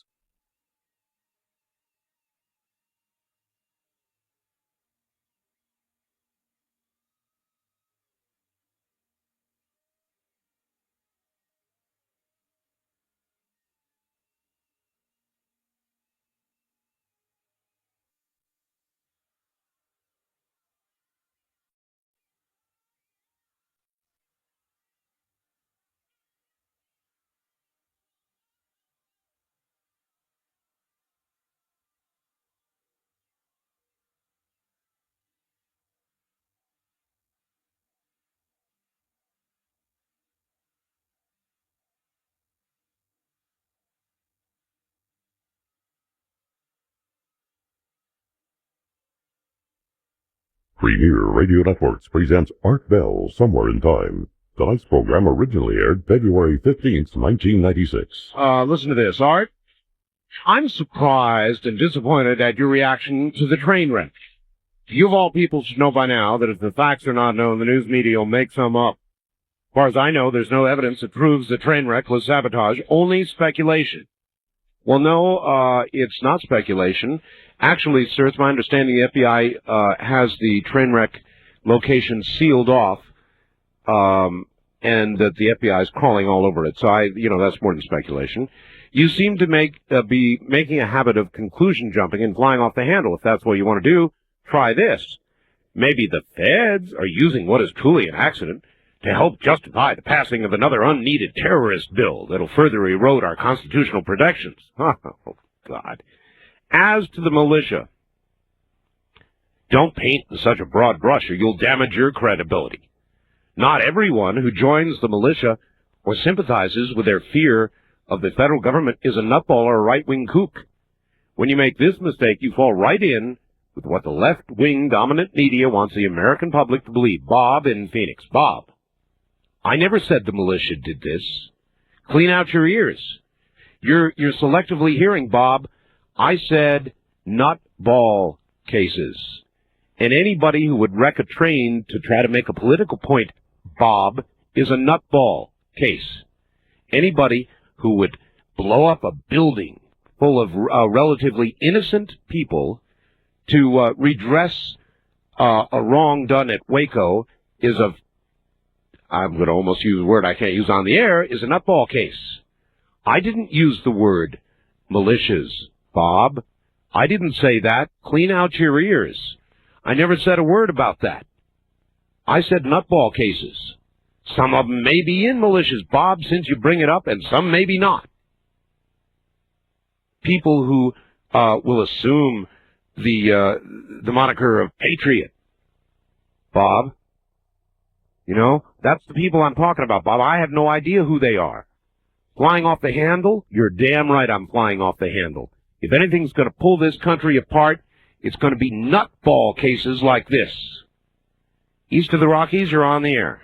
Morning, Art. This is Steve from Peoria, Illinois. Yes, good morning to you. I have a question, and it's off the subject a little bit. Last Friday, you had a guy on Gauze, Andrew Gauze. That's right. Talking about the economy, yes. Right. And he was talking about the tax, the consumer tax. Yes. And I haven't heard any of the other politicians talking about it. Wondered how applicable is it? I don't really understand it. How can it be enforced? And well, it's enforced every time somebody buys something. In other words, he was talking about essentially a tax that would tax on consumption. Every time somebody buys something, there's an automatic tax to it. It would eliminate all other forms of tax, and there would be a tax only on goods and services. Why is it a feasible plan? Why don't the other politicians? It is. Yes, it is a feasible plan, sir. Of course it is. It would, in a very reasonable way, redistribute the wealth. Anyway, that's off on another subject. Hi, Art. The polls are in for February 15th, 1996. Now listen to this. Best job in the debate, I'll be damned. Keyes, 21%. Buchanan, 15. Dole, 13. Alexander, 13. I'll be damned. Keyes won. According to CNN poll, Keyes won. By quite a margin. So I guess there's some other people that read it the way I did. I'll be damned. Now, as far as an ABC poll regarding who you would like for the nominee, 29% said Dole, 26% said Buchanan, 18% Alexander, 13% Forbes, but that would have been taken prior to the debate, I think. CNN poll, choice for nomination, 26% Buchanan, 23 Dole, 18 Alexander, 15 Forbes. That's from Linda in Metairie, Louisiana. First-time caller line, you're on the air. Hello. Art, it's Jeff again. Hi, Jeff. Again? Hey. Jeff. Yes. If it's Jeff again, you can't call on the first-time caller line. You've already called. I had the wrong line the other time, Art. I'm sorry, Jeff. You get one shot as a first-time caller, and then after that, you're not that anymore. Wild card line, you're on the air. Yeah, Art. Yes. How you doing? I'm fine. Yeah, I was calling about the, Actually, I'm not. I'm coming down with a terrible cold now. Are you? I'm I'm first-time caller. I'm kind of nervous, and I like your show a lot. Got your book and your newsletter. And I was calling about the Republicans. If ever there were a vulnerable president, Clinton would be the one. I don't know. It's not that there aren't. I'm kind of nervous here. Well, just say what you want to say. Well,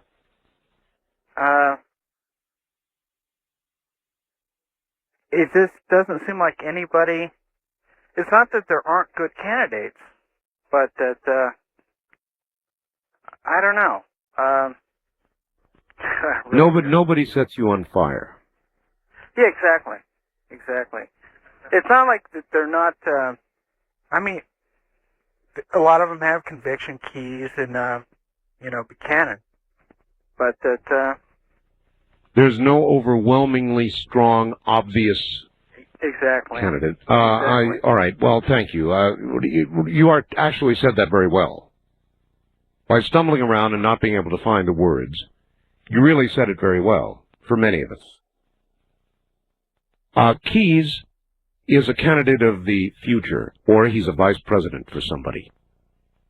Maybe even now. Maybe the best move Buchanan would make would be to immediately court Keyes. If you want to turn back any allegations of, racism or anti-Semitism, or that certainly would go a long way toward doing that. That'd be a good political move. I repeat that I really don't enjoy what has occurred yesterday. Not so much the allegations about Pratt, but the way it was handled by the Buchanan campaign. And I believe Pat Buchanan. People are sending faxes saying, well, they did it. I'm not that naive. The stakes are enormous. Whether there's anything to the allegations or not, the stakes are enormous, and to imagine the candidate did not have a part in the decision to allow Pratt to leave for whatever stated reason is just way too naive for my taste.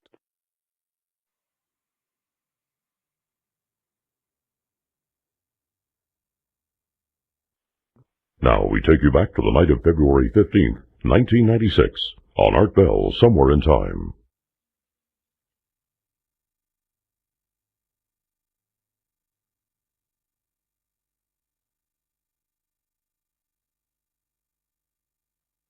West of the Rockies, you're on the air. Woodinville, Washington. Yes, sir. Hey, Art, as I remember, people like Nixon and Reagan both campaigned on the assumption that they were going to be less one world government and stuff. And when they got into office, they appointed more CFRs than anybody. And that worries me about Buchanan. Well, I wouldn't go so far as to say it worries me about Buchanan, but I would say that what we saw yesterday was a concession to the reality of politics as usual. Yeah, and another thing I wanted to ask you, exactly how long was it that you first interviewed Linda Thompson and the Bigelow Corporation decided to fire you, raggedy ass? Well, about 2 weeks. Bigelow didn't fire me at all. The grant ran for a year for your smart-eared little self. The grant ran for a year that supported that program, and that was all. And as far as Linda Thompson is concerned, I interviewed her while she had something to do with and was speaking about what went on at Waco. The moment she stepped out of line, I came down on that quickly, only you probably don't remember that, do you? Your raggedy-ass little ears don't remember that, do they? Oh, yeah, I remember that. No, not obviously not, or you wouldn't be... and how can that... or you wouldn't be saying the kinds of things you're saying right now, would you? Well, how could that... well, another thing I don't understand is how can that Radio Free America still be outraged over mass murder? I mean, he acts like there's no statute of limitations on murder. Are you aware of some? No. Well, then... So, I mean, I don't understand how he could be outraged when, he turns his TV on and sees women and children being murdered in front of his eyes. Well, you apparently don't understand a lot of things, sir. Mm-hmm. You've got your ears all boxed up, sir, and you're just not hearing things. You come back now anytime, here. Wildcard line, you're on the air. Art. That's me. Yeah, I'm here with a friend, and we're listening to you tonight, and this is Dave in Sacramento. Hi, Dave. My friend Rick just got a hold of you a little earlier. Yeah? Yeah, he was from Sacramento, too. Listen, Talk 650 here is pulling some kind of a All right, listen, infomercial. you've got your radio on? No. No, okay, good. Or else I'm hearing somebody else talk or something. No, we were listening to the radio. Yeah, I got it turned down though. Okay. Anyway, anyhow, Talk 650 over here in Sacramento is pulling some kind of a infomercial after your break at 3 o'clock. Yeah, it's going for like about 15, 20 minutes into your show. So Well, it's probably paid programming. Radio stations, my program, 2 radio stations, is Yeah. delivered to them on a barter basis. In other words, it is free to them. Oh, okay. And they run commercials in it, and we run commercials as a network in it. But Art, And that's the way it works. And that's so so lousy for your fans. well, look, if a radio station gets an opportunity to make money, They're going to. that's right. I mean, people aren't in business to be nice to people, right? They're in business to make money. That's correct. Oh, well, I guess we're all victims of monetarism then. Well, that's what America's based on. Well, some of America is good. I beg your pardon? Some of America is good. Oh, I didn't say it was bad. No, I know. I just wanted to put that in there. All right, sir. Take care. Take care. Wildcard line, you're on the air. Hello. Yes, hi, Dave from St. Paul at the site of the train wreck. Hi, Dave. Appreciate the call. Yeah, hi. I got some confirmation from you if you need it. I had a relative that was in the building at the time it happened, La Valley. Oh, boy. Yeah. Is the FBI crawling all over that scene? Yeah, they're crawling all over everybody anybody that had anything to do with any of the workers or anything. They've even interviewed me. So, the only thing that they know for a fact is that 2 of the hydraulic levers on the main switching coming into the train yard had been tampered with, and that's confirmed. And they're also relating to this is the second incident. Well, second major one that's caught the presses. In the last 2 weeks, yeah. right? And it has been confirmed that they're just trying to figure out the reasons why. Now they're trying to track it down to maybe someone that worked with the railroad, or maybe someone that had a vengeance against one of the employees, or someone in higher up in the management. That's what they're trying to lean towards right now. That's what they're trying to ask everybody. And of course, everybody doesn't have any whole lot to say, but it hit everybody by surprise. Sure. And nobody really has a whole lot to offer to it, but they're tearing it apart. They're really tearing it apart. Well, I think it's horrendously sad. It is. It's really a sad day in this world when terroristic. I predicted terrorism to come to this country, and Yeah. but I didn't think it'd be from within. I didn't think it would have, jeopardized. The people who are behind this aren't thinking of much. I don't say a whole lot for people with that kind of vengeance in their minds. They don't belong in this world. Well, if people, for whatever reason, whether it's some vengeance against the merging banks or railroad companies or some sort of political, more likely, motivation behind it all, it's going to tear us to pieces. Tear us to pieces. Yeah. It's, I don't know, I love your show. I listen to you every night. And, it's, maybe with people like you, out there, maybe we can have some effect. Maybe you can make an influence or make a difference. Maybe if it's, I appreciate the call, and if there is an area I can make a difference, this is the area I would like to make a difference. Americans have got to realize that their heritage, their nation, their roots, their forefathers, that document we live by is more than just a document. And that change in America can be accomplished in the body and the spirit of that document. And God help us if we become so radicalized that the only way we can any longer think we can change things is with booms and bangs and guns and bullets. In America, it seems like it's become the first thing that people grab for. Not ballots, not grassroots movements, but bullets and bangs.